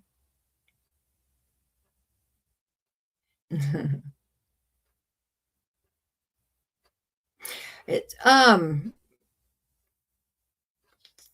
Fiona, what time is it where you are, Fiona? Dancer, yes, 7th son, you are right. Okay, and Prancer's next. Dasher, Dancer, Prancer. And number 4. The 4th, Dasher and Dancer and Prancer. And you got it. Vixen. Comet. Yep. Cupid. Yep. Maria is coming home with the rest. Donner and Blitzen. How did you remember all those so quick? There was no way I would be able to remember those, I don't think. I think I would have missed a couple of them, but it's almost 4 a.m. I thought it was like a crazy time where you are. Wow. Yeah, Marie is the big winner in that one, although we're all winners today. It's not a contest. Okay, let's do the partridge. Okay. Day 1, there was a partridge in a pear tree. What was day 2? Yes, and Rudolph, of course. Rudolph was the leader. Yes, it is Christmas there already. Is anybody up in your house besides you, Fiona? Oh, my battery must have gone out on my necklace. It was lit up. Well, that didn't last very long. This is only the second time I've worn it, and the light, it's not lighting up. Oh, well. And to tell you the truth, the batteries in my tiny, I have a little like 12-inch Christmas tree, and the batteries went out on it also. Oh, geez. Turtle doves, yes, 2 turtle doves.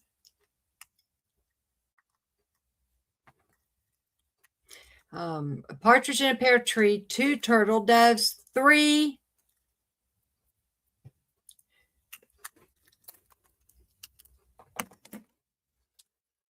Oh, now it's blinking. Maybe it's just too bright in my studio and I couldn't tell they were on. I bet that's what it is. I'm going to turn this off and then maybe tonight they'll. Okay, technical difficulties. Sully, you there?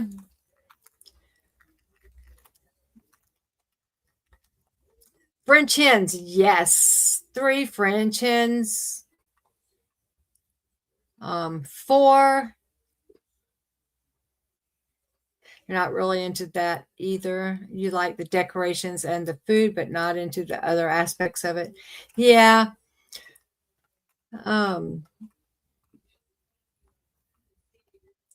I guess, gosh, I have such good memories from when I was a child and preteen and teen, before my mom and stepdad got divorced. And we would always spend it with aunts and uncles and cousins and grandparents. And those were good old days. And I didn't realize how many memories. I guess when you're a kid, you don't think about, you're building memories. But I do have a lot of fond memories, and Christmas is, especially in America, it's a lot. You could say Christmas is for kids, and I believe that a lot, that it is a lot for kids. That Doug and Bob McKenzie's 12 Days of Christmas, 4 calling birds, 3 French hens, 2 turtle doves, and a partridge in a pear tree. Yep. 5. Everybody knows what 5 is. Hi, Marilee. Is Marilee here? Hi, Marilee. Sorry, I miss people all the time in the chat. It's hard for me to keep up with both. Yep, 5 golden rings. 6. No one. Okay, I should have said this first. You can't Google it either. 6.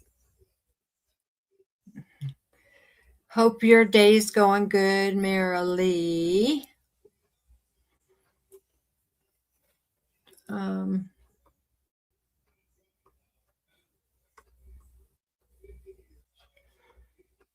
Let's see. I can't believe I have a big window right in front of my desk here. I have the blind closed, but the sun is hitting my window and making it warm in here. So I'll turn my fan on, but like I said, I like it to be colder than this at Christmas. Yep, 6 geese a laying. Yep, you got it. You got it. You got it. Maids a milking instead of maids a dancing. Maids a milking. Oh, wait. 5 golden rings, 6 geese a laying. What's 7? 7, wait. 5 golden rings, 6, wait, you're right. 6 geese a laying, 7. Sorry. 7 swans a swimming, yes. 8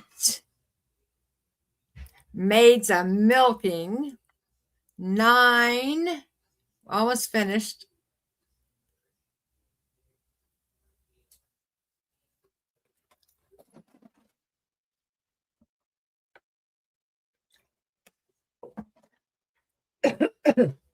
That totally went down the wrong pipe.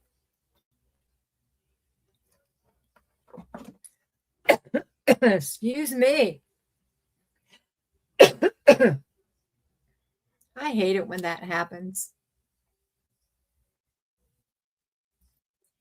Excuse me. You're still toasty and warm in bed. That's a good place to be. Is it snowing where you are, Marilee?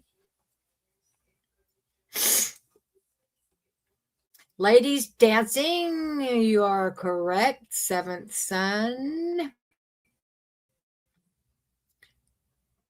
9 ladies dancing. 10. Oh, you can see the sun coming out of my hair. 10 lords a leaping. Fiona, yes. 11.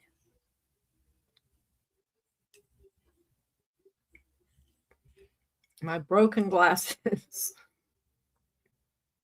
They were my favorite glasses. I don't even know where the other side of them went. 10 lords a leaping. Did I already say that? 11.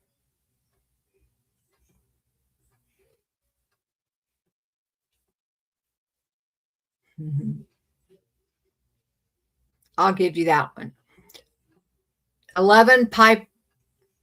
No snow here. You rarely. Oh, I didn't know that. I thought, aren't you in Canada? Does it not snow everywhere in Canada? Am I just totally mistaken big time? I thought it snowed everywhere in Canada. That's how much I know. Yes, Piper's piping.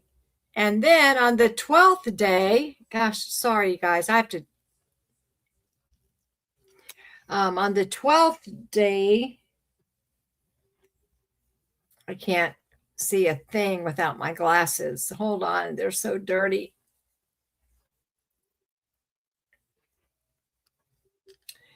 Yes. Drummers drumming. 12 drummers drumming. Y'all are so smart. So smart. Speaking of drummers drumming, I think my favorite Christmas song is The Little Drummer Boy. Although there are several that I like. Earlier, like way earlier, I was listening to Andre how do you say his name? Bocelli. Oh my gosh, I just love to listen to him sing. He is just, he gives me the chills. I listen to him every once in a while because, like I said, his voice gives me chills. But I couldn't find where he was singing Little Drummer Boy, but I did find. Have you all ever heard of the group Pentatonics? They're all what's it called when you sing without instruments playing? I was going to say al dente. It's not that. It's a cappella. They sing all their songs are a cappella. Well, they sing Little Drummer Boy, and it is amazing. If you haven't heard it, do yourself a favor and look them up and listen to their rendition of the Little Drummer Boy. You will not be sorry. You wish your parents would have been able to record you singing Christmas carols because you only think you knew one person in that song correctly, and that was a partridge in a pear tree. The rest was wrong. That's funny. I bet that was cute. I bet that was cute. Yeah, a cappella. Yes, little. I made a playlist, or I started a Christmas playlist this early this morning, and I have David Bowie and Bing Crosby on that list singing the Little Drummer Boy. I do love that one also. You're on the West Coast. Lots of rain in the winter, but not much snow. Oh, kind of like, I was going to say, kind of like Seattle. Wow, they get more snow than you. That's amazing. Yes, I love pentatonics. You know, some people are just so blessed with a voice. I cannot carry a tune in a suitcase. I can't carry a tune to save my life. I'm not as bad as my sister, but I could never even get drunk enough to sing at karaoke because I know I would embarrass myself, you know, and people say, well, just have a few drinks. I couldn't even get drunk enough to go up at karaoke and sing, I promise, because I'm not going to embarrass myself. I cannot get drunk enough to even sound good to myself or sound good in the shower. So it just amazes me. It's like some people can sing so well, and then some people can paint and draw so well. It's just like, I just kind of missed the cut.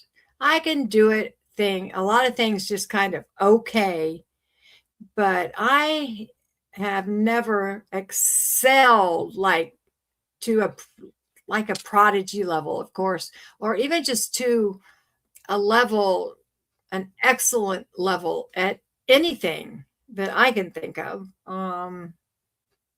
Yeah, God gives it to some of us, and some of us he just lets be regular people.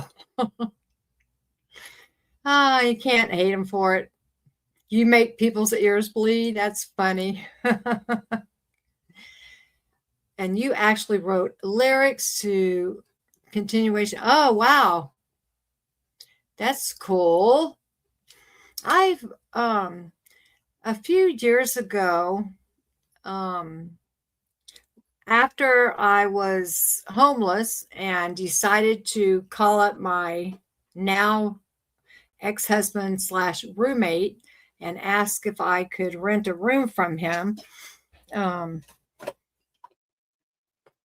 on one second. I have to, my leg is going to sleep. I have to move it.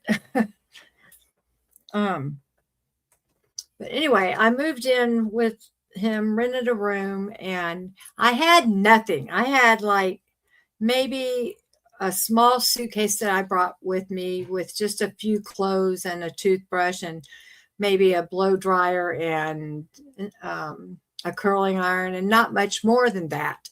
And so he was living in Northern California at the time. And, you know, the days were long, and I didn't have any of my art supplies or my tools. And I would always be trying to find something to do.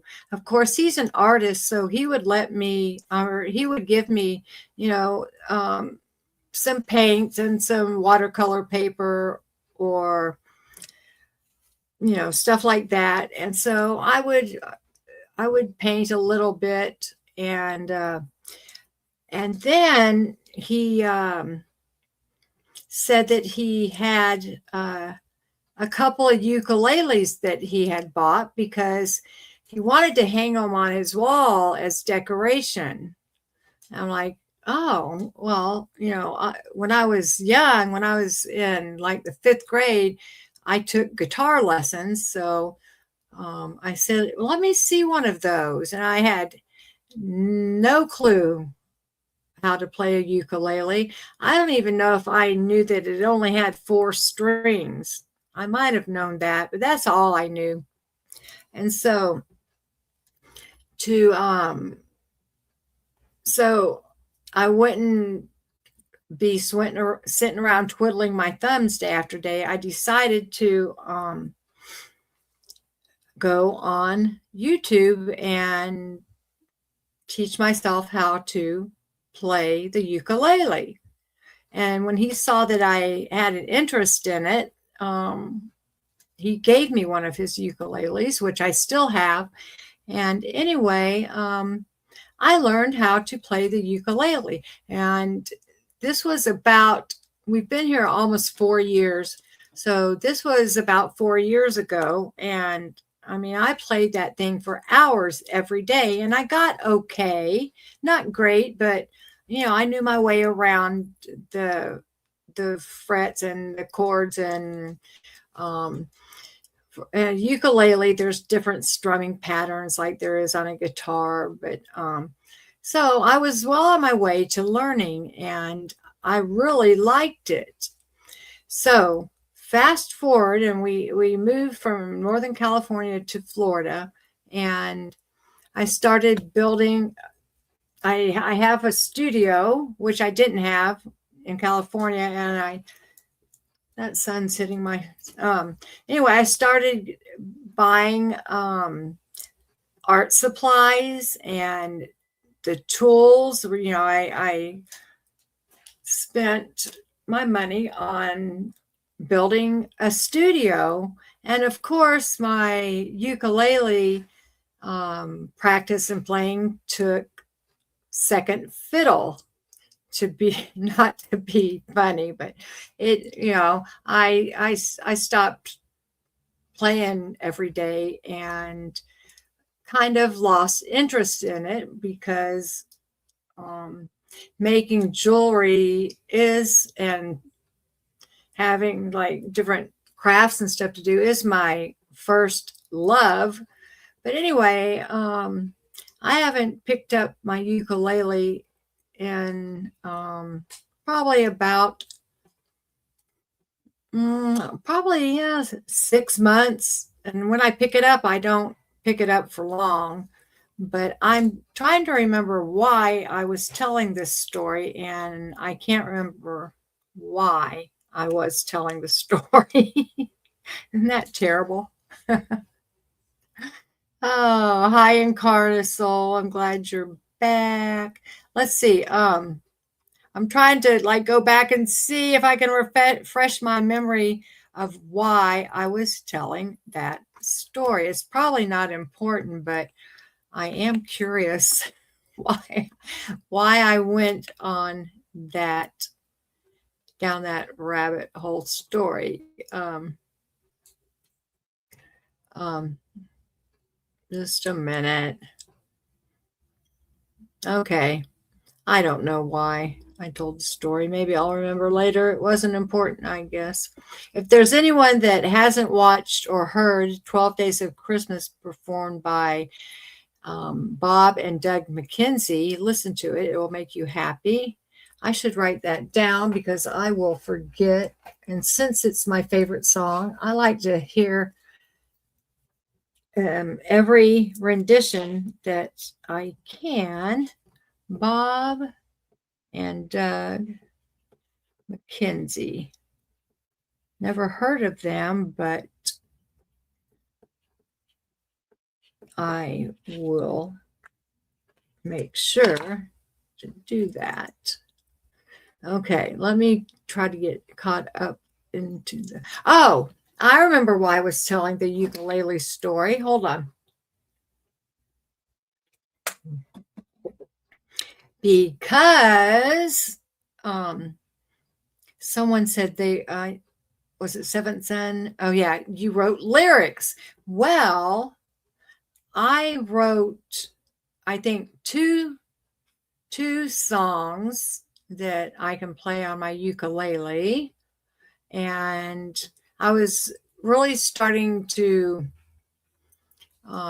get interested in, like, you know, writing songs. And so I started, you know, you can listen to all kinds of formulas, and I mean, you can find all that on YouTube. And I'm sure there are a lot of people that just write without following a specific formula. But I did have to learn about like where a chorus is supposed to go, and I don't know. But like I said, I got away from all that. But writing lyrics is very interesting to me. It really is. And then once I wrote my lyrics, though, this was my problem. Because I'm not real musical, I didn't quite know how to put my lyrics to music. So I kind of did it, and I was kind of, you know, on a path to putting music to my lyrics. But like I said, I'm not real musical that way, and I think I would have had to have help for that part of it. Your grandmother and aunt sing opera. Wow, Marilee. I like Andre Bocelli. He's an opera singer. I like the men opera singers better than the women opera singers, but there's a couple that I don't mind listening to. I don't know their names. Fiona says, oops, there goes I swear my mouse has a mind of its own. It's because I don't have a mouse. I can't find my mouse pad. You were holding the door open for everyone else when it comes to talent. I hear ya. I hear ya. I hear you. Hi, Bonnie Binsky. Welcome, welcome. Gone all the way from almost... I don't understand that word. To writing all the lyrics and specifying the chords and progression. Oh, see that? You're too musical for me. Just using the word progression, Ben, confuses me.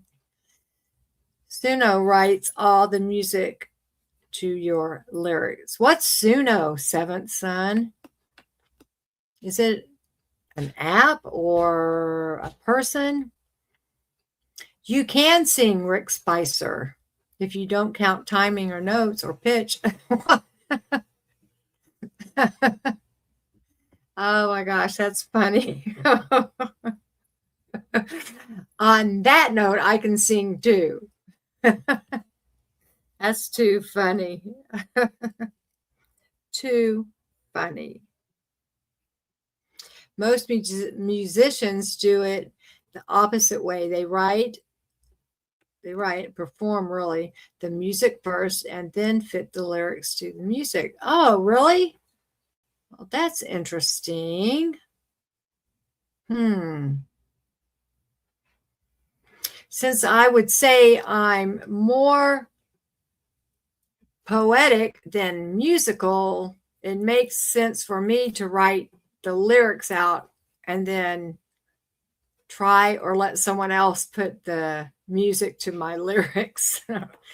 I guess that's how it's an AI program. Suno. Let me write that down also. Suno. Interesting.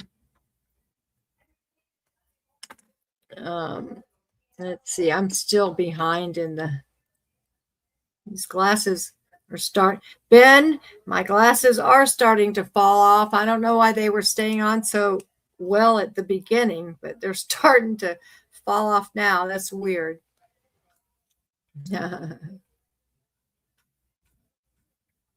Anyway, so let's see. Okay.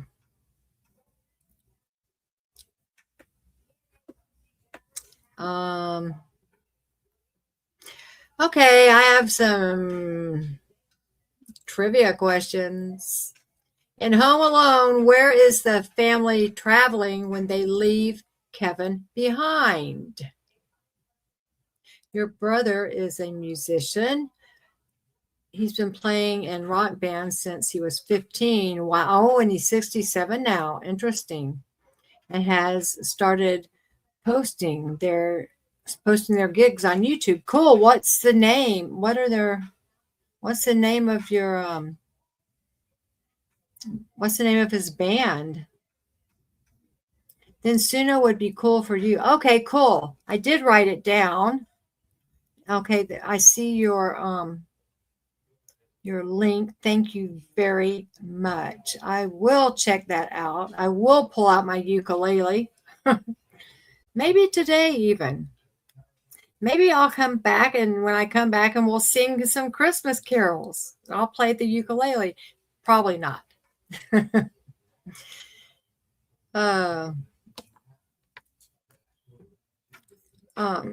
You provide the lyrics and it will do the rest. Oh, cool. And I'm assuming I can, of course, tell them what instrument to write the music for. So cool. I think I will check that out today. So does anybody know in the movie Home Alone where the family is traveling to when they leave little Kevin at home? You can tell them you want what instrument.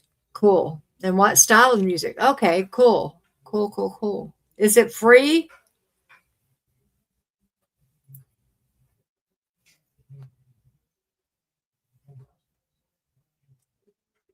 Yeah. Oh, cool. Even better for me. You can specify the vocalist, gender, and range or duet or such things. Oh, cool. Well, gosh, I'm glad y'all informed me of this AI app. You can't remember the name of the band? Well, that's okay. I think I have other glasses in my drawer right here. I hope. These are falling off too easy. Yes, I do. Not my favorite ones, but at least they'll stay on my head. There's a free account. There's more bells and whistles when you pay for it. Oh, okay. Okay. Paris, France. You know, I have the answers down here. Yes, you are so smart, Seventh. Wow, you get all this stuff. Good for you.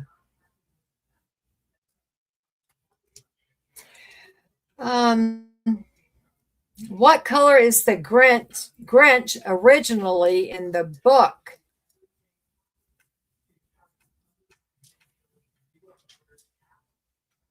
Okay. I can change my glasses. The pink kind of clashes with the red, but oh well. Let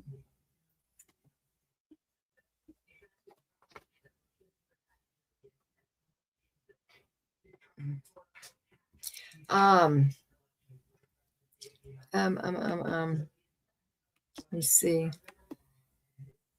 It says white. Does that sound correct?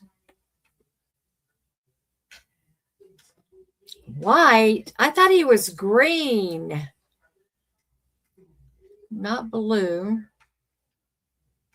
Black and white. Seventh Son got it right again, because that's what all the Dr. Seuss books were. Oh, I guess so, huh? Yep, you have to be smart to get it. Seventh is on it today. Oh, some of these are too easy.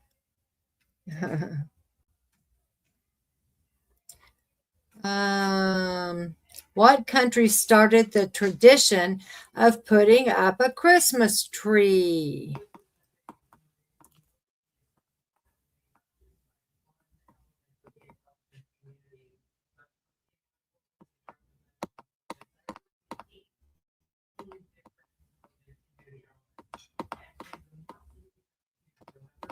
Little things like a red scarf or blue shoe. Germany.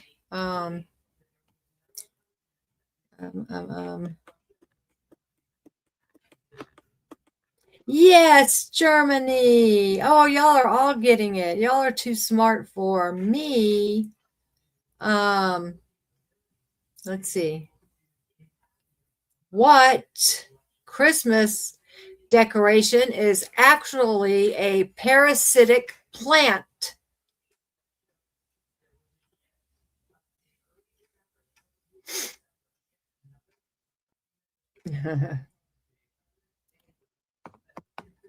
Yep. One of those things is a parasitic plant. I had no idea. Grandma, maybe. Rick, you're funny. And Seventh gets it again. It is mistletoe. It is mistletoe. How about food and chaos trivia? What Christmas dessert is famously set on fire before serving? I had no idea. I have no idea. Oops. Oops, I went way too far.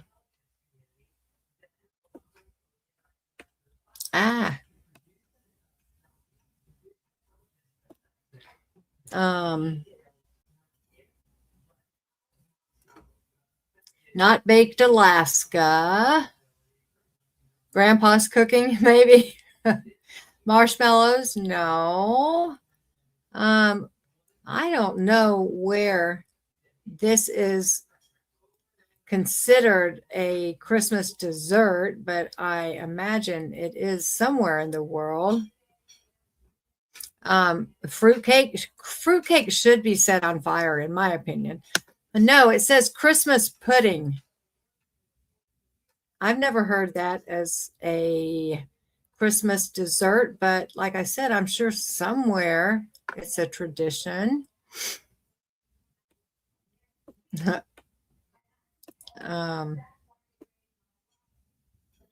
What fruit is traditionally found in a Christmas stocking? This must be going way back. We used to get mad if we got fruit in our stockings. We were candy all the way. Figgy pudding, is that what it's called? Blonde? An orange, is that what it is? Boy, if we got an orange in our stocking, I think we would have died. We would have died. It is an orange.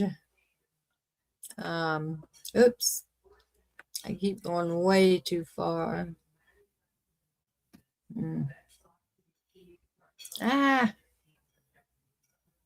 Oops, I lost it. Just a minute. Okay. No, that one's too easy. What meat is traditionally eaten for Christmas dinner in England?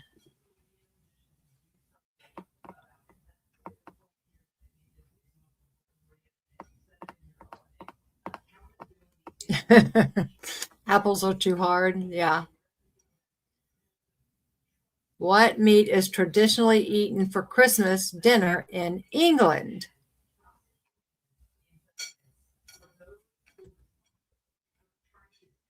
I've never been to England myself. It says roast goose.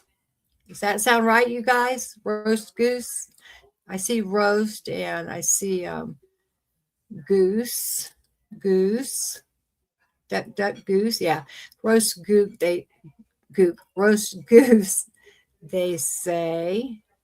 And what, I never knew this. What cookie is Santa most commonly associated with? I thought he would eat any cookie. I guess he would or will, but I didn't know there was a specific cookie that is associated with Santa. You got a hint from fourth? Goose. Not butter cookies. No.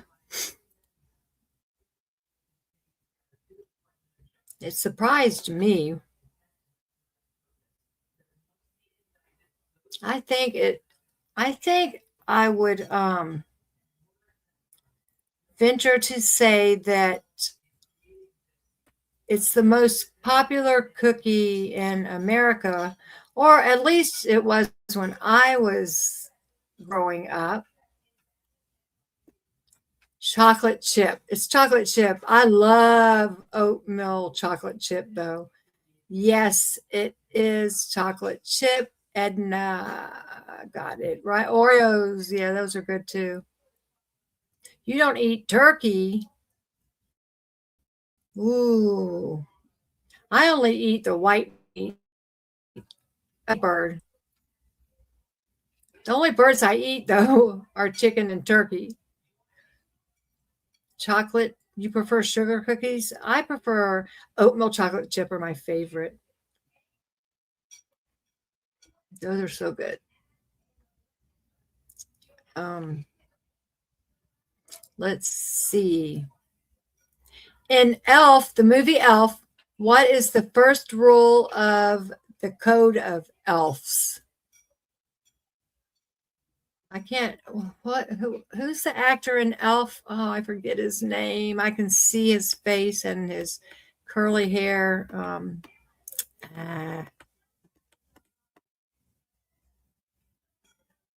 The first elf rule.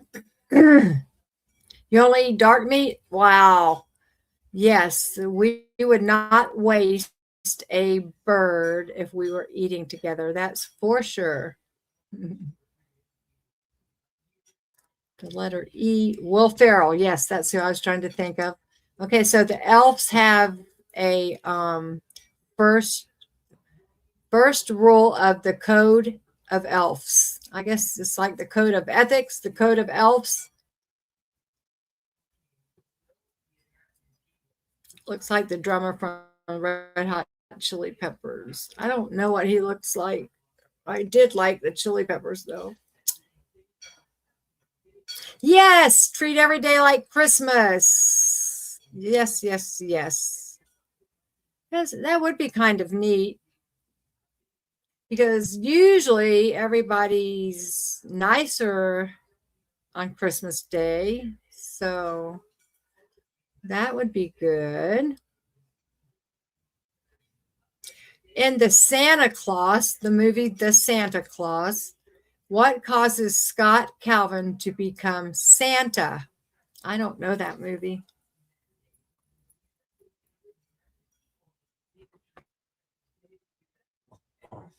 Oh, my dog is here for a treat. These are my dog's treats. About the only treat he will eat. He knocked Santa off the roof. Yes. That's why he became Santa. I didn't know that. I'm not a movie buff or a movie person, hardly at all. I did excuse me, watch a couple of Christmas movies the other night when I was doing something. I kind of had them on in the background. Of course, I played It's a Wonderful Life. Here you go. And then a couple of other movies that I can't remember.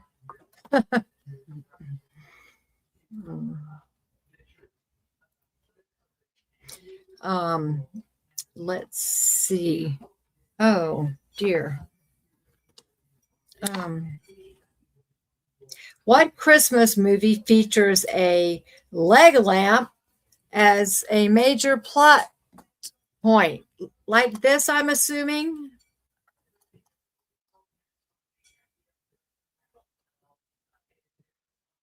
What movie did that come from? I'm sure you'll get that pretty easy. Yep, A Christmas Story. Yay. You are ahead of the gang. Seventh Son. High Gen X Effect. That used to be your favorite movie. I don't know if I've seen it or not. I probably have, but like I said, not being a movie person, I don't remember what I've seen. I mean, I remember some movies that I've seen, but certainly not near all of them. I did watch Forrest Gump last night, or at least most of it. It came on when I was doing something in another room, and it was on when I went back to my bedroom. So I just left it on. I wasn't planning on watching it all, but I did, and that was a good movie. Christmas Story is a great movie to watch on the hottest day of the year. Oh, really? What was filmed in your town? Let me see. A Christmas Story was filmed in your town, Rick? Ah, I love that that joke. What did Santa say when he stepped into a big puddle? It must have reindeer. That is so cute. You can tell that to a 6-year-old or a 60-year-old, and everyone would laugh. Everyone that's not a Grinch would laugh. So, A Christmas Story was filmed in your town, Rick. Is that what you were talking about? Filmed in St. Catharines, Ontario, Canada. Ah, so do you have snow, Rick? I have no clue where Ontario is. Is it on the middle, the right, or the left? I have no clue. My geography is horrible. I know where most of the United States are, but take me outside of the United States and I'm finished. I'm done.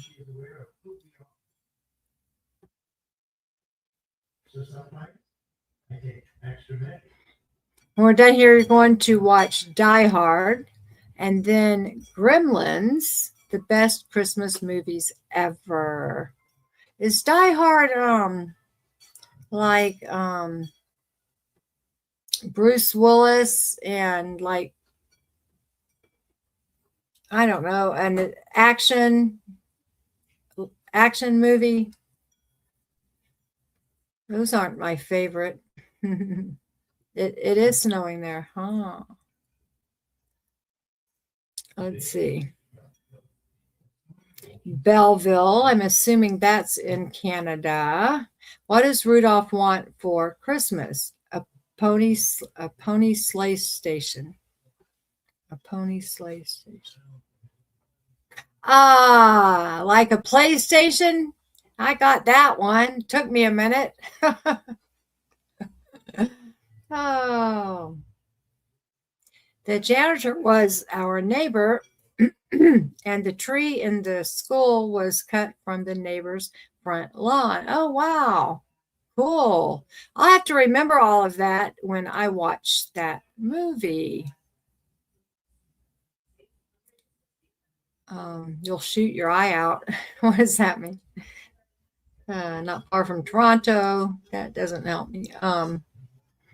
Niagara Falls, Lake Ontario area. Oh, okay. Okay, that gives me a lot better idea. Thank you. Thank you for that. Bruce Willis, and I don't have no clue who John McClane is. No clue. The North Shore of Lake Ontario. Oh, okay.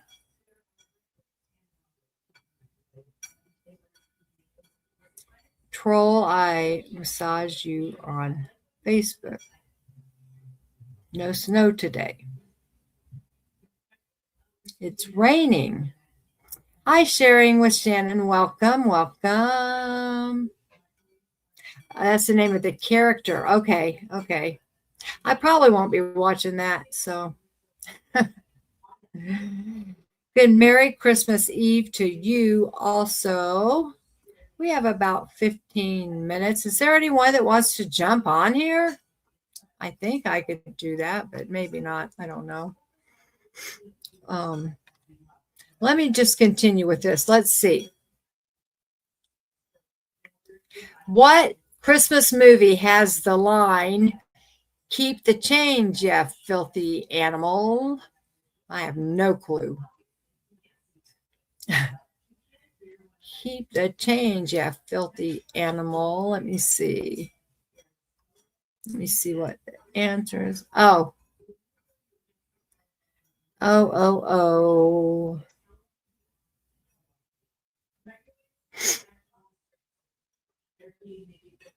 Does anybody know what movie that line comes from? Keep the change, you filthy animal. This is a popular Christmas movie. I think I've seen it. Can't be for sure.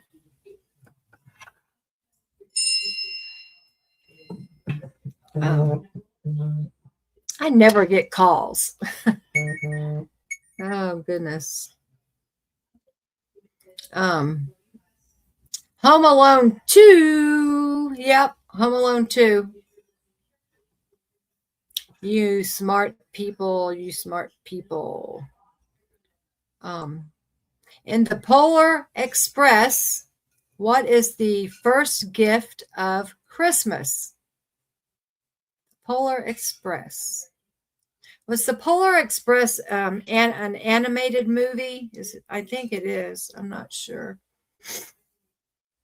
I guess you're going to have to watch Home Alone again. You remembered the wrong movie. Yeah, it says Home Alone 2. I know I've seen the first Home Alone, but I think I've seen the second one. But like I said, I wouldn't remember it.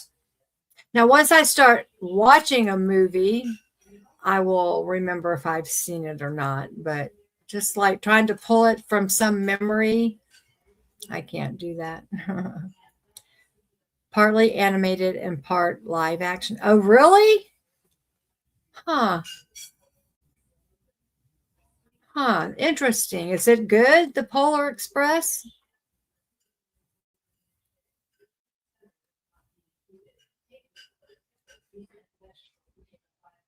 Yeah, I don't remember that movie. It says, what is the first gift of Christmas in the Polar Express?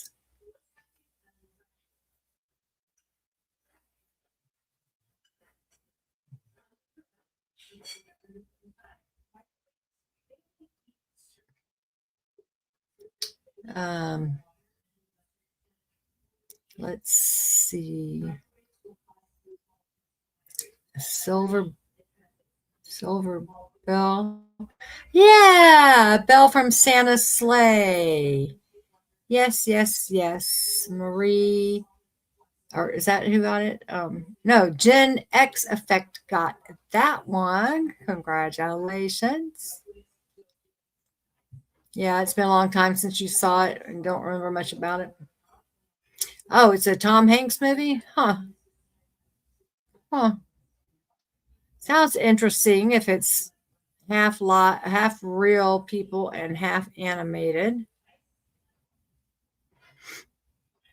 You know what movie I liked? It's not a Christmas movie, but I loved it. I can't remember, what it's about, or like I don't remember the storyline, but I remember liking it so much. It was Monsters. Remember that movie Monsters with that little girl? I used to love that movie.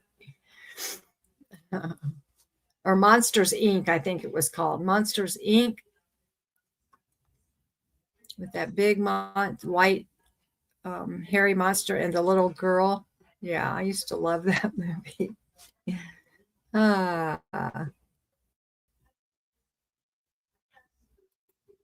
Oops, what happened? Okay, what is the name of the snowman who comes to life with a magic hat? Oh gosh, I have no clue what the snowman was named. I don't even remember any snowman having a name.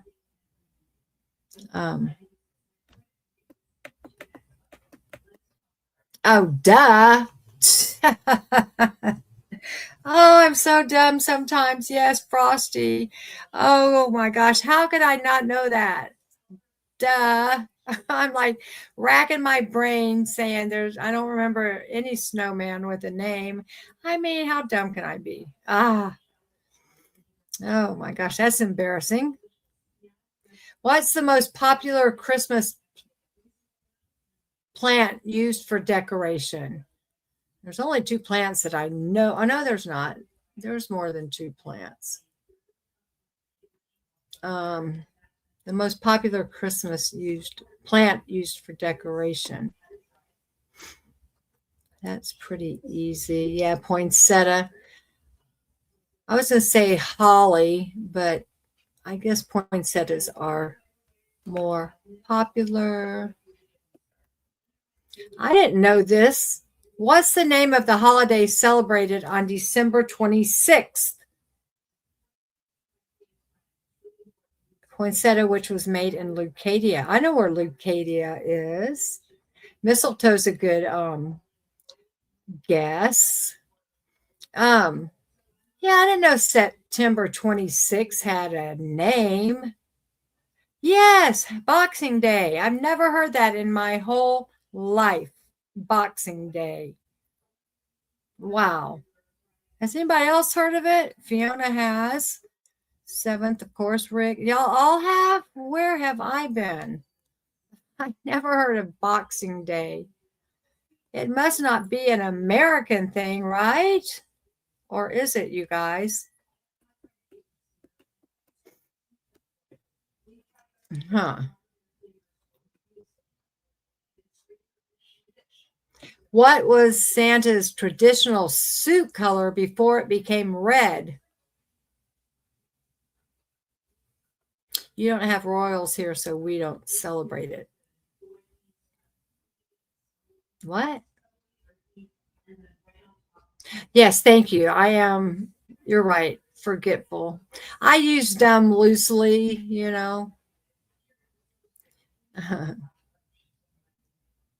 The name of the night before Halloween. It seems like I've heard that before.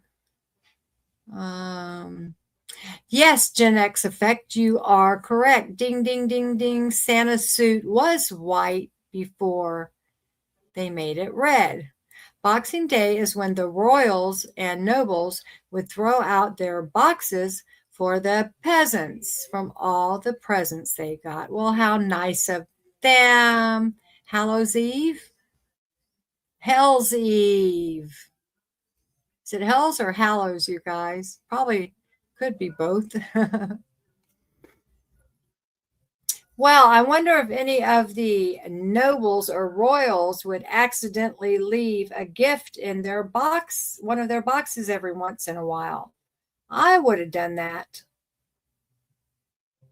I used to leave something in my stocking when it would get packed away every year. So I would have something to look forward to when we put out the Christmas decorations. I remember doing that for years. Just leave a little something. I don't know, some kind of candy or something not real important, of course. Yeah, I would leave it in my own stocking so I would have something to find. Did anyone else do that? Hallows Eve. Oh, did we find out if it's Hallows Eve or Hell's Eve?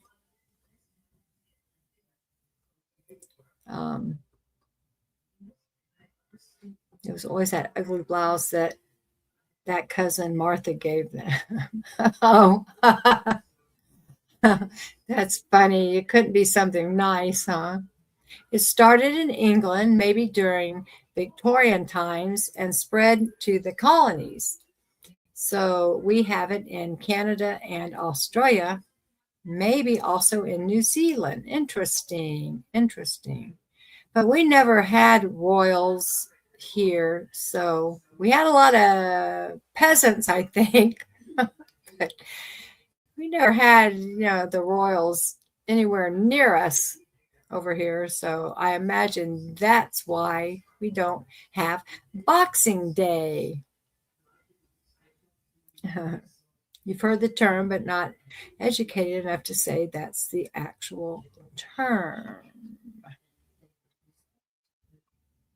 So what came first, Australia or New Zealand, you guys? And was New Zealand somewhere they put prisoners like Australia was? Or did they spare New Zealand, making them a dumping ground like they did Australia?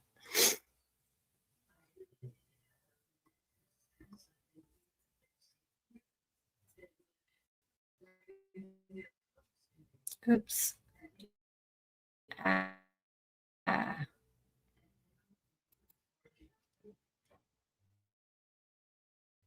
So we have a little bit less than 4 minutes.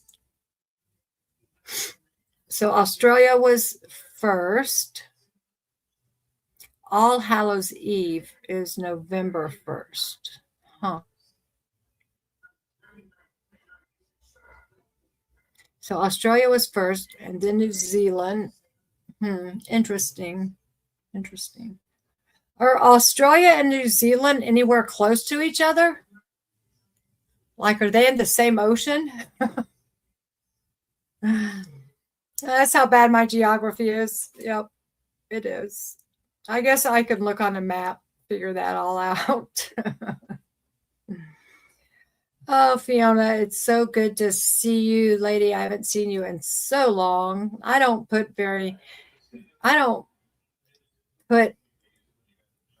post very many videos anymore, and I don't do live streams hardly ever anymore because I have a new channel, because I think it's important to speak up, speak out, speak loud and clear, and try to make America first, like really make America first. Get rid of all our old politicians and that only care about Israel first. And so I've kind of fallen into that kind of watching lately. And yeah, my channel's called Patriot Over 50. I only have 13 subscribers. if anybody wants to go and give me a sub, I would appreciate it. I don't have a link.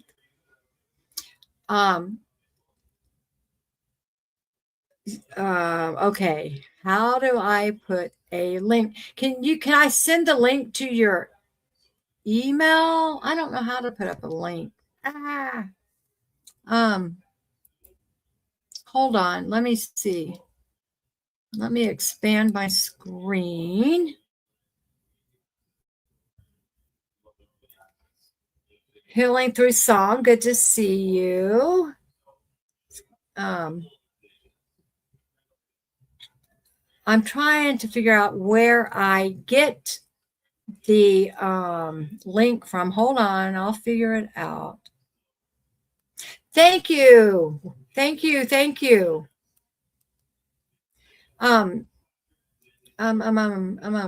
Rick Spicer.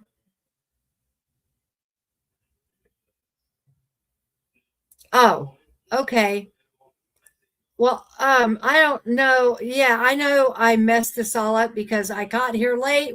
I thought I had the time change figured out, but didn't. So I was like, what, 20 or 30 minutes late. So then I ran long. Anyway, so I don't know how to post links in the chat, but there are links in the chat being posted by oops, I can't get my stupid, I've got to find my mouse pad. We are the village. Okay, so I'll just wait till someone, okay, so I can go. There's I posted it because hi, thank you I'm so waiting much. for Echo. I'm in the back waiting for her. Well, you're in the show now. Yeah, I know. I'm in the show now. Okay, so I can go, right? Yeah, you can go. That's fine. Okay, and I may have to step out for a minute. I have delivery coming, so. Well, you want me to wait until? Well, I'm hoping Echo comes in soon. Okay. I'll wait a minute if you want. What was I going to say? I'm not sure if, I was so confused about the sign-up sheet and everything. Yeah, she was trying to work out the kinks on that. Right. So I'm not sure if I come back again this evening or tomorrow evening. So I will go look and be sure. I know for the Thanksgiving one, y'all, I had been up so long and I took a nap and I was supposed to come back I think at 7 at night or something.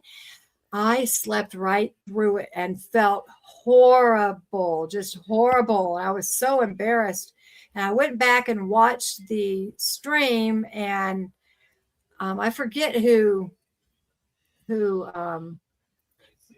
stayed on or came on and did it in my absence, but it seemed pretty smooth and everybody seemed to, be okay. So anyway, I will make sure I don't miss anything this time. I love you guys, and I will see you next time. Bye, y'all. All right.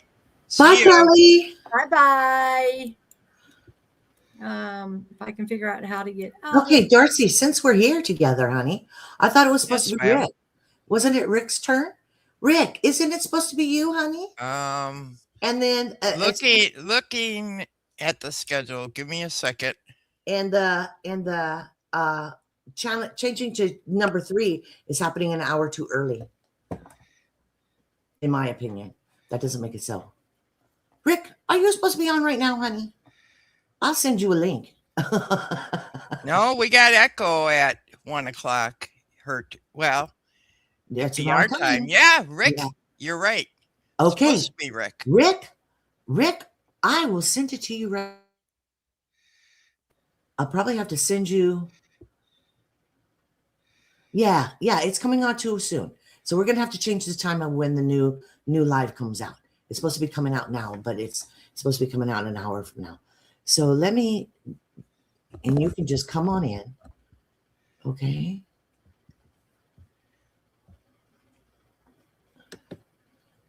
You can just come on in, Rick, and you can just do your thing. If I can get it to do something. Let's see. Copy. Okay. It says I copied it. I'll be right back.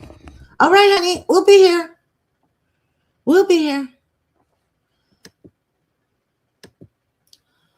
Link me up. Yeah, I'm trying, baby. I'm trying.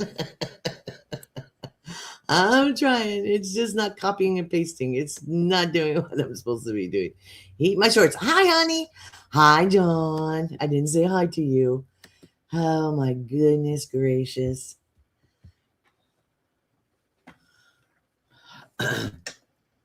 This is life. This is life in the fast lane, huh? Right? There should be a way to do that. Oh, I didn't mean to do that. Make that go away.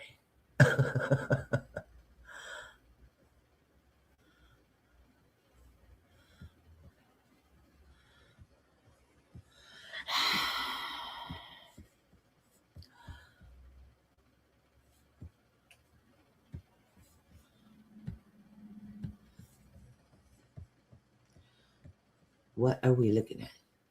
I don't want to look at that. Ah, my goodness. It's not doing anything now. Oh, shoot. Make that go away.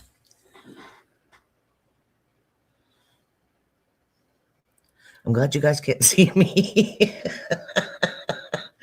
I'm doing all kinds of crazy stuff back here. There we go.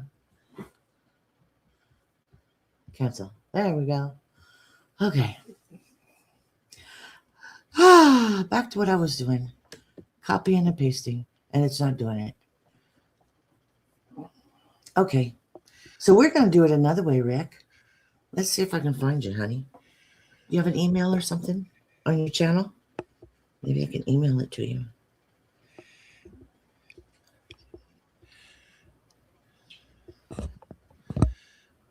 There's no email that I see. Huh. Darcy, are you back? Yes, I came back. Okay, can you copy I and paste? get food Okay. delivery, so. Okay, can you do a copy and paste? The link? It's not letting me paste. Yeah, I don't know if she wants it out on the. It's only going to be for an hour. It's only going to be for an hour. You know what I mean? And then it's good. The new one's going to come. No, it stays the same for what I have. No, what we're doing is we're just inviting a guest. Just go down to the bottom of what we're looking at our screen. Invite a guest. I get that, dear, but.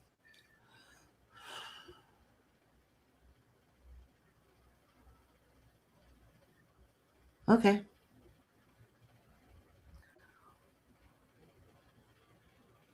Rick, I can't get it to you, honey. I'm sorry.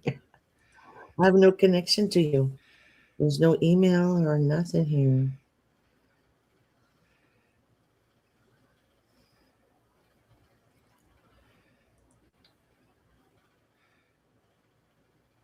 Oh, here it is. Thank you, honey. I see you. Oh, see you. You got it? Yeah, I was trying to figure out a different way because the one that I have is the main for that's the okay. channel the whole time. Okay.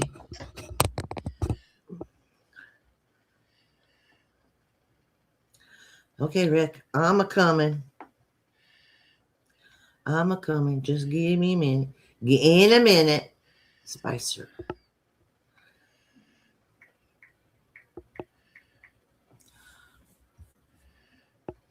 Oops, sorry.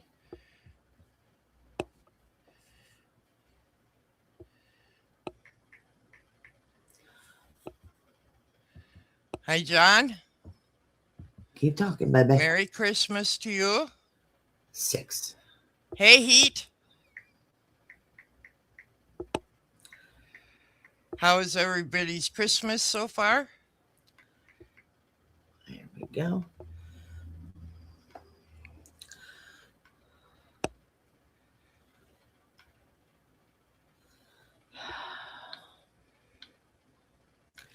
Fiona's been up for a long time. Yes, she has. Well, it's all afternoon for her. No, now it's early morning for her. Okay.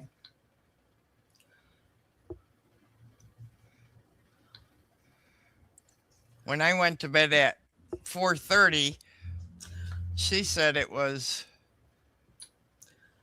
like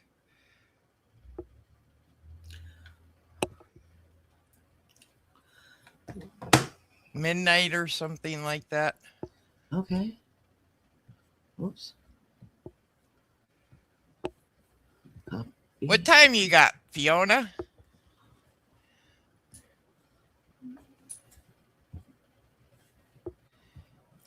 There we go.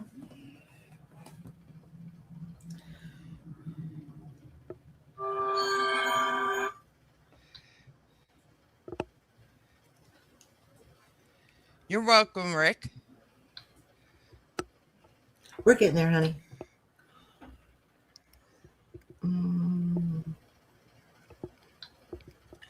It's okay. I had to get the code too because I totally forgot it and had to ask Richard for it.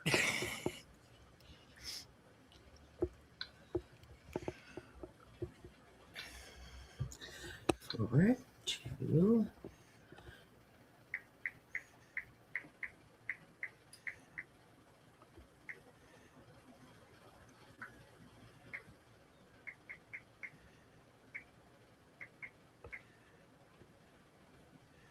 I know for a while Misha was having trouble with her email, so she might have sent it out and some of us didn't get it. Okay, Rick. Check your emails. Let me know if you got it, honey. Let me know if you got it. So, who's here? Well, we got Heat and we got John. Nice. John, the Nice. online man. I So call him that. how are you doing, John? How long have you been here, honey? I've been in and out, so I'm in the back. He must have just got here because he was saying hi to Fiona. Ben, yeah, I was reaching out to you, but Hi, Ben. I was Ben's reaching been out to you. lurking. He's a lurker now. Yeah, I bet you he's probably trying to rest his throat. Yes. Yeah, poor thing. He's a champ, though. He's a hero. Let me know if it works. And we'll try something else. Rick.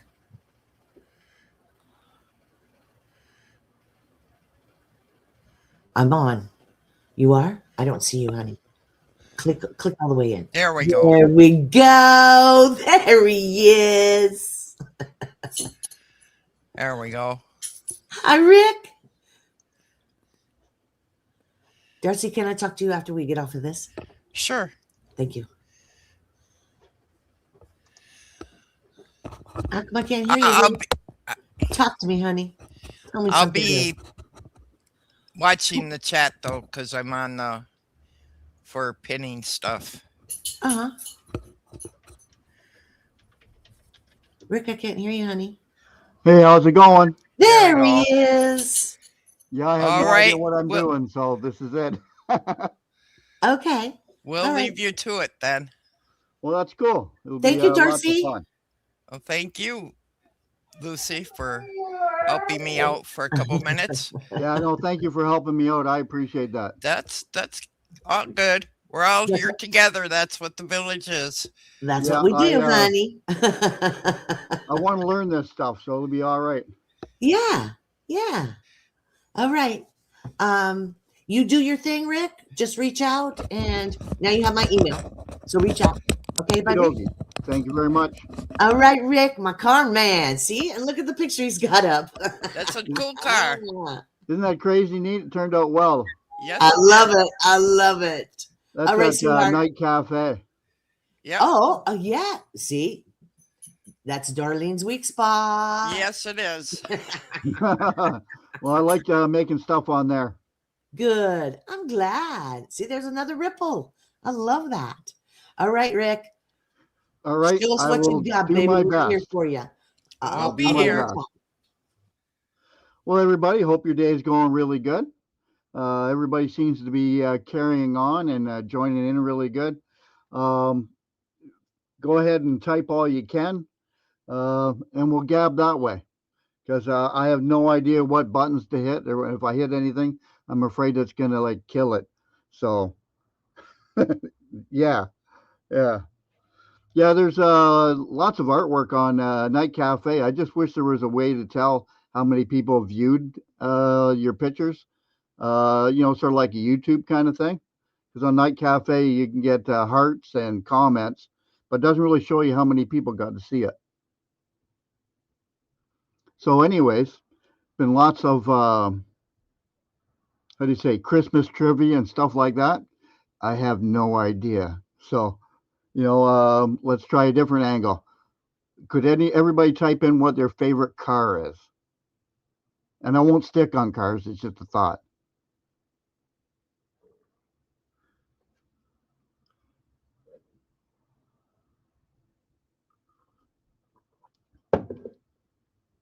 I myself like hot rods and Novas. I've built 110 cars professionally for other people and 10 hot rods. So I'm a little bit of a caraholic.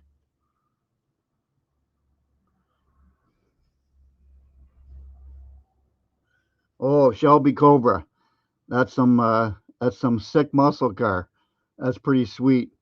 Do you ever see the signs on some buildings where they have half of one of those in order to use as an ad? I myself thought, wouldn't it be good to have that half and then make the mirror one and make the rest of the car?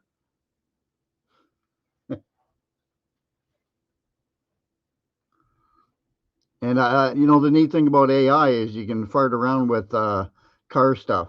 Mercedes-Benz 250 GLA. I'd have to look that one up. I'm not really quite familiar with that. Is that the two-seater one that is what do you call it? An exotic car? 66 Chevelle SS. I remember you mentioning that Body Illusion. 396. I bet you had to buy tires for that all the time, eh? Right now I built a scooter size 1933 Ford where like I sit on the roof. I've just got to make the doors for it now and the trunk lid. But yeah, it's pretty neat. It's pretty neat. I've had all sorts of cars being a caraholic. The neatest thing I ever made was I made a Model T kit car. And I was single at the time, because you can tell. But I fully assembled it in my living room, and I used it for my couch. I built a steel roof on it. It opened up. So I don't know. It was it was unique. Somebody come in your house and you have a full size car. And in my other house, I had a chopper that I kept in the living room. But you can really tell a bachelor from that. Itty bitty compact SUV type. Overpowered for its size. Tons of punch. I like that part. Some of those exotic Mercedes-Benz really pretty cool. I cut 5 Mercedes-Benz in halves and made them into limos. They were pretty neat.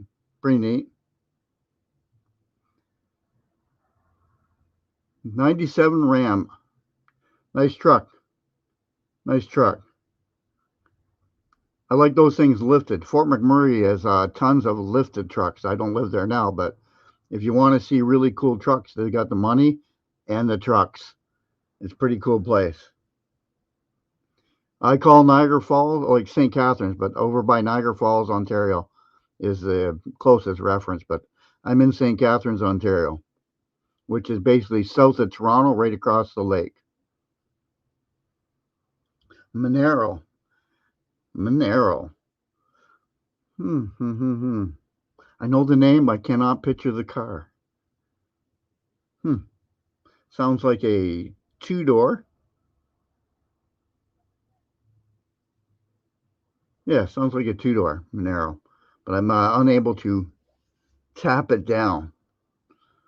Well, I'm sorry this is not as exciting as everybody else's in regards to all the entertainment, but I'm not sure what buttons to push. So I farted around with some of the buttons and all that, and I ended up disconnected. And I don't want to mess that up. SSC Tutara.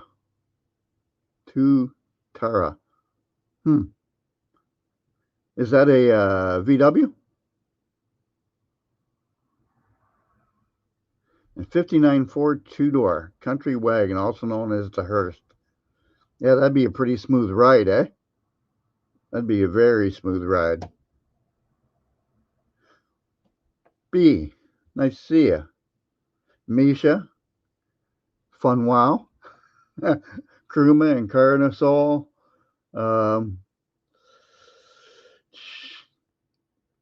John, I Heat My Shorts, Marie, Body, Fiona, Edna, Kruma, I think I said already. I'm really glad to see everybody here. It's pretty cool. We got a nice community, eh? Anytime anybody's feeling down or whatever, they just click on one of the people's channels or end up in a chat with everybody that we know. And you can't stay down or sad for very long. There's always somebody's got something funny to say. Like Seventh, he's got some humor. Boy, if you don't laugh at his stuff, you're probably asleep. Because that guy's funny. My opinion. Boy, Misha's got some pretty nice stuff on that there Night Cafe for drawings. And then her Suno songs, like holy cow. Did you hear Seventh's song there? His Christmas one? I just listened to it a little bit ago, and yeah, it's pretty darn cool. Pretty darn cool. The fastest, I got to click this here. Shelby Tuner, the fastest production car in the world. Nice. Nice. I'll be checking that out. My favorite car is the 1969 HP0. What the heck is the manufacturer for that? But anyways, it's roughly 3 feet tall. It's it was before the Lamborghini Countach wedge cars. It was it's like I can't think of the name, but they did all sorts of race cars and one with 4-wheel drive race cars. But then they did this here wedge one, the Bugatti Veyron. Nice. That's a nice car. I like that. I like that immensely. I wish I could remember the name of that little wedge car. There was a company over in Europe. They wanted prototypes for cars, and a really famous designer who wanted to get the job. So the front gate had a gap underneath it because there's always trucks and normal cars. Had a gap underneath it of 3 feet tall. So this guy took parts from one of their other cars, Lancia, a 69 Lancia, and he built the Lancia HP0. And he had all the executives standing out waiting in order to check out his prototype to see if he could get the designing thing. So they're expecting the gates to open and a truck to pull in. And what happened is he pulled up in the car, drove underneath the gates, and he got the job. But yeah, the Lancia HP0, it's a crazy car. But if you're claustrophobic, I don't think a person could do very good in it, in my opinion. Yeah, I'll be checking out that there myself. 310 miles an hour. That's pretty darn good. 1980 Camaro. That's a nice car. Nice car. I never owned a Camaro. That's hard to believe. It's hard to believe. Because I've had everything from Gremlins to pickup trucks to 5 Novas, Oldsmobile. Actually, the Oldsmobile cost me a marriage. She went to sleep And when she was asleep, I cut the roof and the fenders and the trunk lid off. I drew the back of the doors in 8 inches and made them open like a Lamborghini.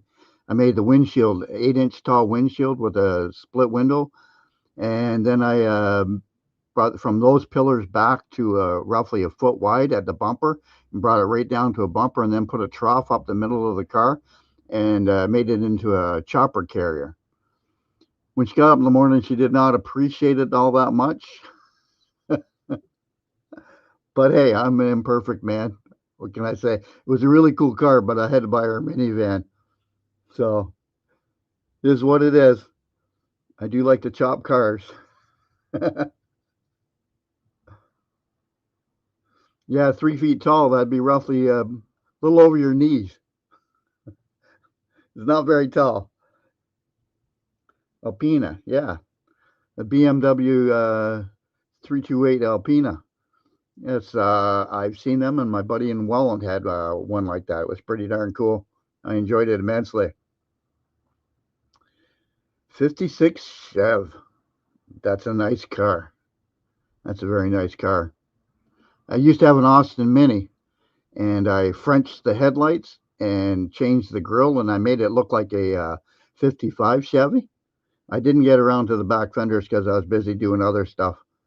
But I used to enjoy Austin Minis quite a bit. I took one Austin Mini and I cut it in half, put tandem rear wheels.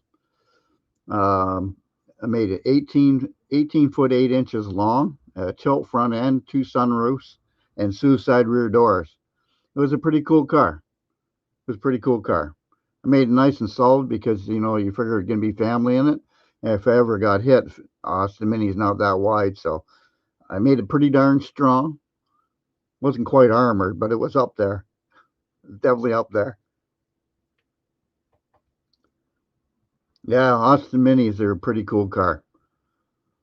I don't behave really good with gas engine cars. I tend to use the throttle like more of an on-off kind of thing. So, had a Honda CRX. It was basically a go-kart. It would do 110 mile an hour to and from work. Not really a safe car. It's about 3.5 feet to the grill and 3.5, 4 feet to the back. Renault 5-cylinder, eh? Pretty cool. Pretty cool. Renault 5 turbo cylinder in the back. Yeah, that's pretty unique, eh? I'm trying to acquire a car to make a rear engine vehicle right now. 72 Mack cab over. My dad got hit by a train in a Mack. He was driving cement, and the people he was delivering to happened to be on the train. They hit the truck, split it in half, and Dad went to the store, got sugar, put it in with the cement so it didn't get hard.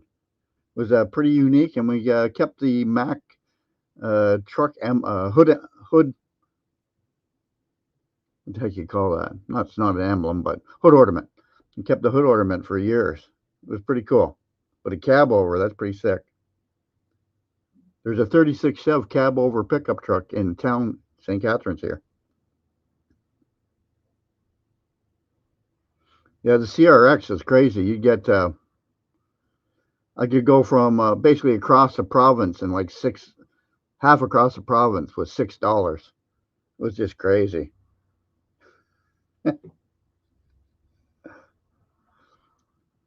BJ PM. Yeah, actually, I figure if you're gonna complain about something, you should be man enough to put your name in. So I started the Rick Spicer for Prime Minister channel because I figure, you know, if I'm gonna complain about the stuff of politics and all that, I'm not really a political guy, but somebody's got to stand up for the kids' future. So I started the Rick Spicer for Prime Minister channel, and technically I'm running for Prime Minister, but I just figure if you're gonna have enough balls to complain, have enough balls to stand up and say, this is my name, and I'm complaining and not happy with something. So, you know, I got just under enough signatures to get on the ballot last election. So if I put my mind to it, I could get on the ballot. But we'll see what happens.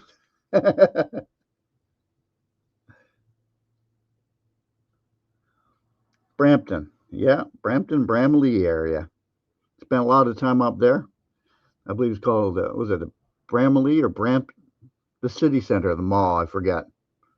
What a unique bus routes they had there. You call them up and they came to your house as opposed to driving around and standing at a sign. It was crazy. Well, I'd step in for the U.S. president if they needed me to, if they wanted me to. I'd have no problem, Seven. It sucks with all this political crap between our two countries. Us people, we get along quite fine. And the politicians, they just mess everything up. What a bunch of buttheads, in my opinion. They got a chance to do good, and what do? They mess it up. All for cash. Yeah, crazy butt people. I don't even know what to say. It pisses me off, to be straight up. Like they're in charge of the kids' future, and what are they doing? Worried about their pockets. What a bunch of nuts. And the guy we got in Canada here, I don't know, like, he's got good points, but man, the money's going missing under him. We should have had like a $30 billion budget, maybe 50, and he's at 150 billion. It was like, damn. Imagine being able to spend 150 billion. It'd be a lot of pizzas, eh? Crazy butt stuff. Crazy politicians. Yeah, I like the none of the above thing. Ain't that the truth? Not these mofos. Or the other one I heard somewhere they've got where if there's nobody on the ballot you can write somebody's name in. And I thought that would be pretty cool, eh? Because I know lots of people know me, but you know what I mean? Getting them to sign a piece of paper and all that, they'd be happy to write in your name, but they're not really so much in signing a piece of paper and giving it to you and saying, hey, but that's all right, Nobody's perfect, and at least they're stepping up and, complaining and stating their opinion. So what's the craziest dream car everybody would like to have? I think I'm going to build the Lancia 1969 HP0 because I figure it's 3 feet tall. So if you're going to build a car from scratch, if you build one 3 feet tall, it's really like building half a car, right? So it's half the work. So I'm thinking of building one of those.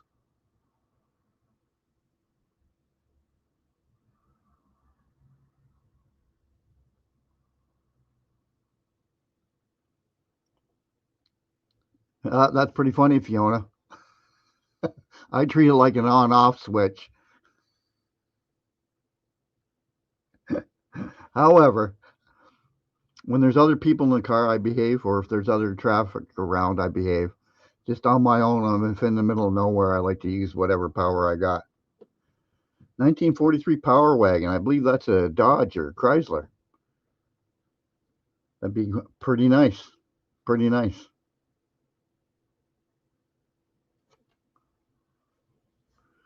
Yeah, there's some pretty nice old cars. Hard to believe, like some of them are 80 to going on to 100 years old, eh?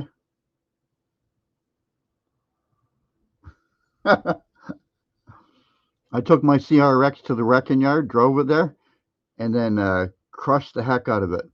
There wasn't even one thing left off it because I couldn't behave driving it. And I thought, like the car is a plastic car. If I ever got in an accident, the only option that it would need is casket handles. So I thought, not good enough. Not good enough. So I got a Chrysler Intrepid, which is like a 5 or a 6 seater, and I put a stereo in there that was so big that it was a 1 seater. I could fit a toolbox in the trunk and me in the driver's seat, and the rest was all speakers and stereo and amps. It was loud. It was really loud, but it was pretty damn cool.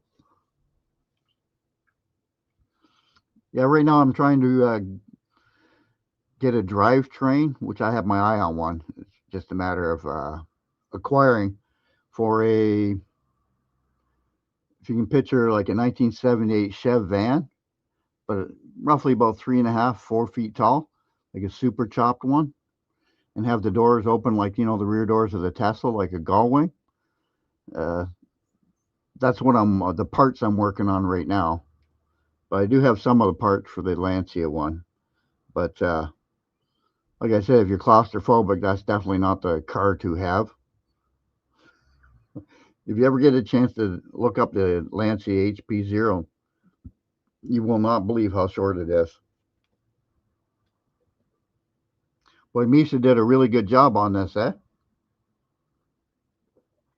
And it's rather nice. Those who don't have family, you know, or got some spare time or just want to cheer somebody up, they can come on here, you know, type in something, you know, to make the other person that's down or cheer them up or not.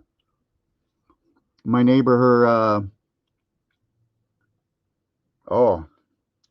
I believe the Jensen FF Interceptor, that's Australian, isn't it?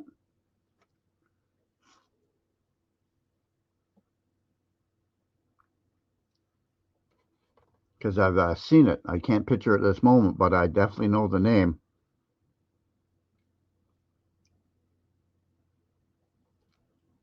One time we made a kit car. If you're familiar with Miami Vice, they had the Ferrari that sort of looked like a Corvette. So the company, well, it's British, eh? The company I work for, they bought a show Corvette that was cammed up so high that you could not pull it into a garage because it would just lurch. Every time the motor turned over, the car would lurch forward about, 9 inches to 12 inches. And we cut the body off that and put it on a Ferrari body. And the guy gave it to his wife for grocery getting. Like you couldn't even pull it into a garage. It was so cammed up. Here's this lady going to get groceries in this thing. I can't even imagine how much horsepower it had. Like if you hit the gas, the tires were like all the time. It was funny. DeLorean, yeah. I hear there's still new bodies out there, eh? The DeLoreans. How about the Bricklin? Anybody know about the Bricklin? Supposedly a safety car, but sort of DeLorean style. That was a pretty cool car. No, I've not been to the car museum in Oshawa, pardon me. I seen a amphibious car one time when I was a kid in Florida. It was pretty darn cool. Yes. Yeah, I actually seen it pulling into the water. It was as a kid you're going like, that's pretty cool. And it was a pretty small car. Pretty small car. Like I'm a medium large guy. Like my family's all like tall people, but I'm the runt of the litter. So there'd be room for like me and half of another person in the family. Oh, I want to go to the Peterson Museum because that HP0's there, and take dice, measure the dice, and then throw the dice all around there, and then take pictures of the Lancia car, because that way I could put it onto a graph and get exact measurements of everything. Yeah, that'd be an awesome museum to go to, eh? Have you ever been to the Peterson one? I would love to go to that one. My name is Rick. I'm a caraholic, and I cannot change. Pantera. Oh, that's a sick car. I forgot all about that. I didn't realize it was Canadian made, though. Ford engine, if I remember correctly, 302. Sick car. Sick car. Oh, man. Wouldn't that be nice to ride around in, eh? Man, I'd love to go to the Peterson Museum. There's so many neat cars. I think even the Beverly Hillbillies car might be there. From that to, Indy cars to, I don't know, just every kind of car you can think of, eh? Pantera. I'm going to have to look that up again. Because that is not in the forefront of my mind. And I remember how much I loved them. They were also the Alpine. It's a Esprit. That's a car that, man, I enjoyed. That one with the lady that was a hooker that the rich guy was dating. That was the car that they were driving around in. It was pretty cool.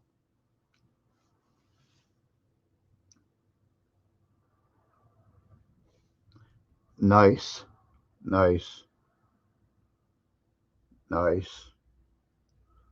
I like that. The different Batman cars. Around here, there's 5 people have copies of the original Batman car. Every once in a while, they do a tour, just like drive through the city, not announced or anything. And you'll see 5 Batman cars go by, and that's pretty darn cool. Like the '60s version, it's pretty cool. I'm not sure how I would do driving a Batman car. You'd have to add an extra hour no matter where you went because everybody would be talking to you. Eh? Santa's dog named Paw.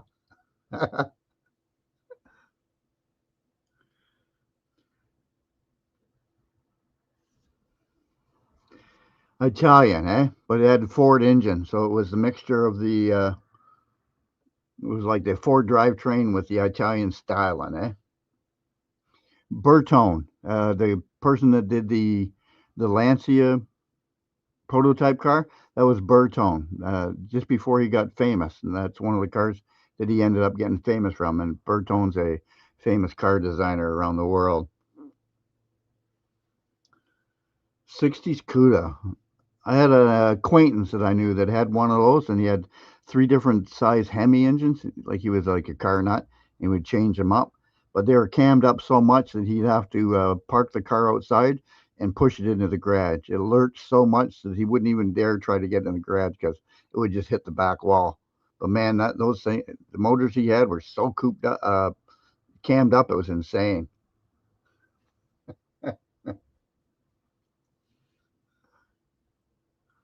'70s Charger, 440 Hemi. That's a motor. Marineland, Niagara Falls. I did that corner at 110 mile an hour as a stupid kid. And it was with a Chrysler New Yorker with a 440 in it. Man, that thing went fast. Pantera. Yeah. Love that.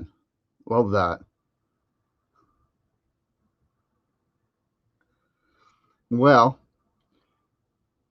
Seven's a pretty funny guy, so for him to remember other people's stuff, BJ, isn't really all that shocking, because that guy carries humor pretty darn good. Got a dry throat in the back of my dry spot in the back of my throat there. Pardon me. If anybody's not been to BJ's Misadventures channel, make sure you go. That guy is talented. I mean, really talented, more than you're thinking. It's funny, and I don't know, more talented than I can even say. That's how talented BJ is.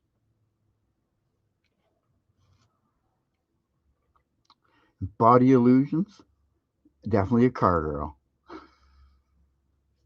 I do appreciate that part. 396, eh? And appreciated the 396. That's pretty darn good. Pardon me. Meeting butterscotch, what do you call it? Chips, like a chocolate chip. I didn't realize how darn drying on the throat that they were. Oh, yeah. Way to go, Seven. Way to go.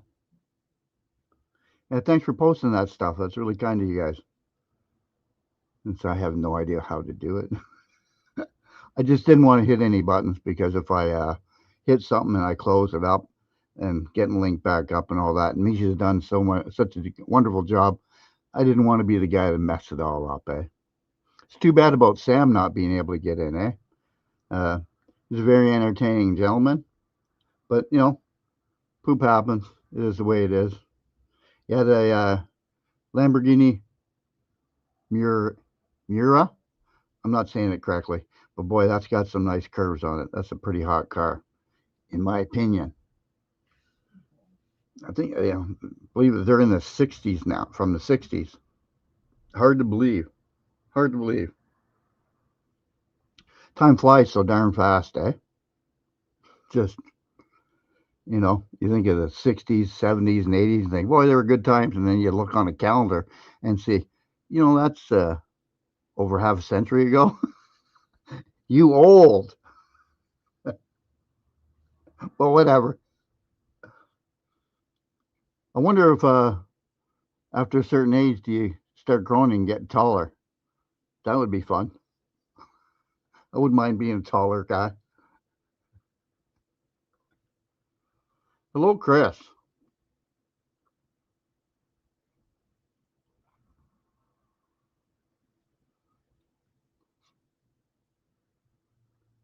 Boy, it's hard to believe these super successful channels are doing Roblox and stuff like that.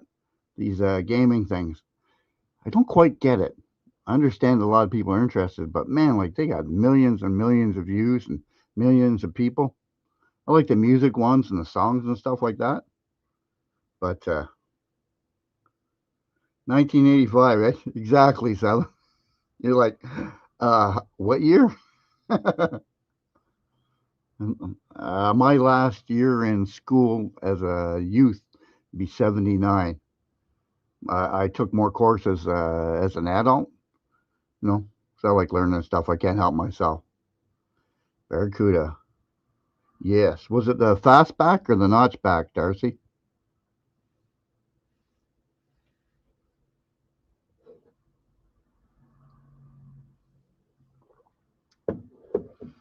I always enjoyed the Barracudas. Pretty nice car. I also like the Dodge Dart with a 72 with a slightly curved back window. Well, that's not surprising, Darcy. They're one of those cars that have instead of a throttle accelerator, they have an on-off switch, fast and faster. So I imagine a ton of them got told out. No doubt. My dad used to do the belly flop jumps. If you can picture as a kid, you know how the Dukes and Hazzard drive? That's how my dad drove.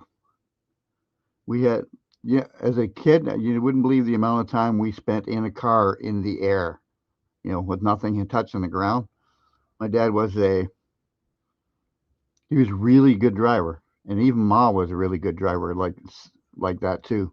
But Dad could keep his car in the air more than I don't know. I spent more time in the air as a kid in the car than the Dukes and Hazzard if you added up all their time and all their episodes.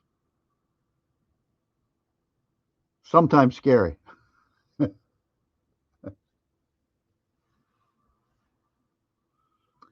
Thanks for posting that there, buddy. Merci beaucoup.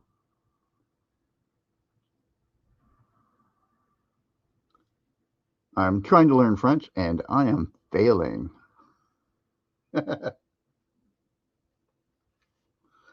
Yeah, it's hard to believe. You know what I did this year?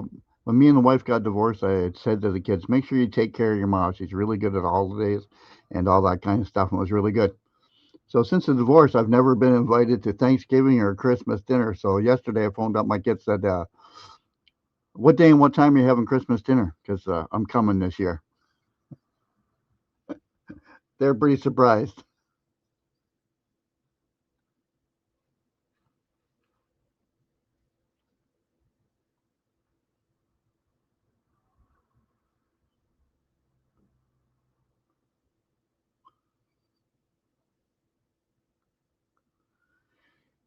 That sounds like a good dad. 109. Showing the kids how to drive. I might not be a good judgment on that particular part. As a kid, I enjoyed it immensely. Class of 77.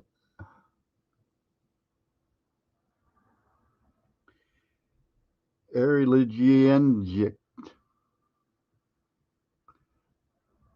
Yeah, that's a tongue twister. That'd be a tough one in a poem, eh?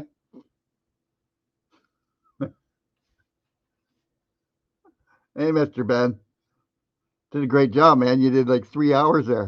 That's for crazy. How's the throat now?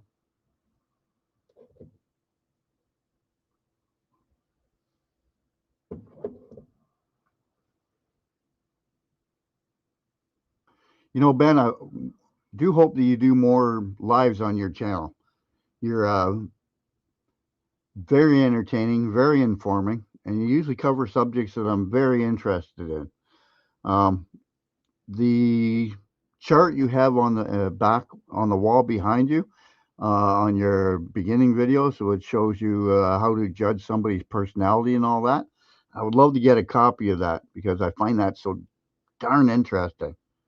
It was I don't even know how to put it. It was just super cool. Super cool. Darcy, I was held back for a year as I was in the hospital a lot as a kid. And some of the teachers didn't appreciate me not being in class, but like, I'm sorry, I was dying, you know. Sorry, I couldn't make you happy, teacher, but shit happens, whatever. Got to spend another year meeting young ladies as a young guy, so. Yeah, bending the 3 hours endurance. But yeah, one day pull up that there poster you got in the back doing a personality judgment thing or whatever, or guide, and go through it. I'd love to learn that, Ben.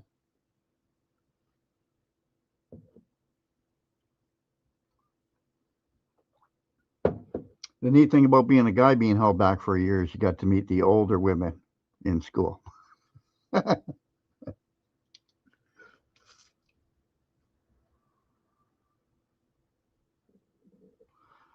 So is there anybody interested in space and round Earth? Two different subjects.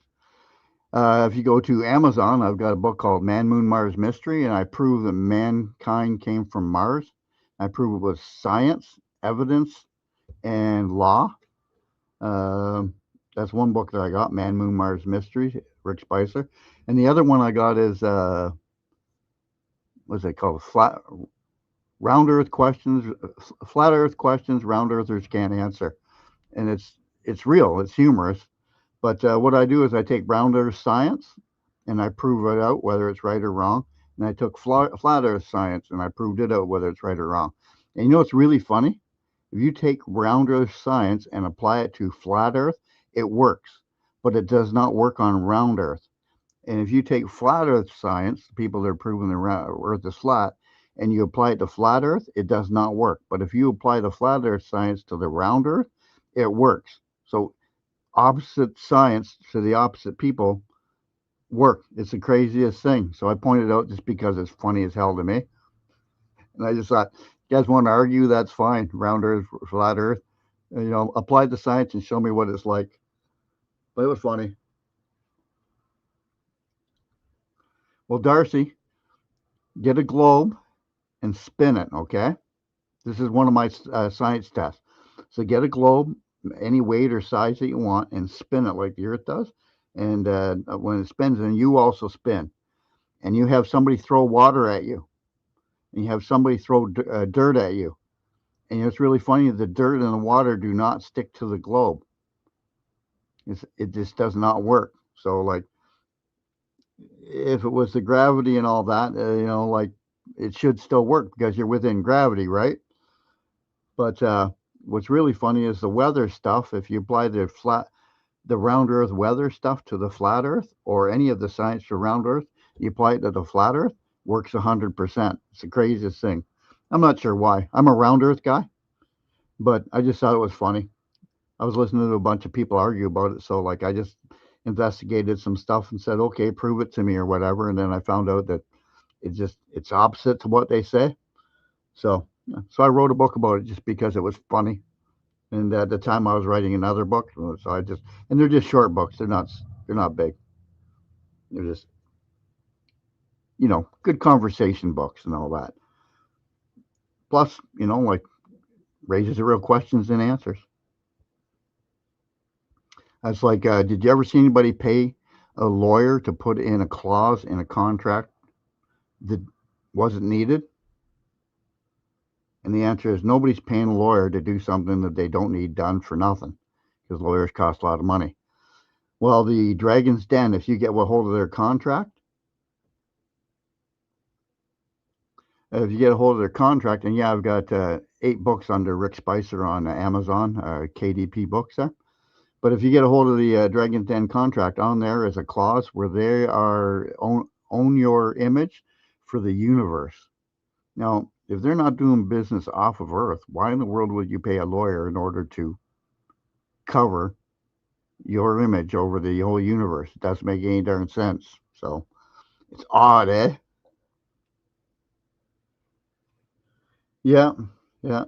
I enjoyed. Right now, I've got another book that I wrote, and it's a action adventure about astronauts. And in January, second week of January, I'm going to start looking for a publisher in order to get that published, because it's good enough where it could be made into a movie. And you know, I wouldn't mind making a bunch of money and start, you know, opening up factories and creating jobs. My goal is to create jobs. So.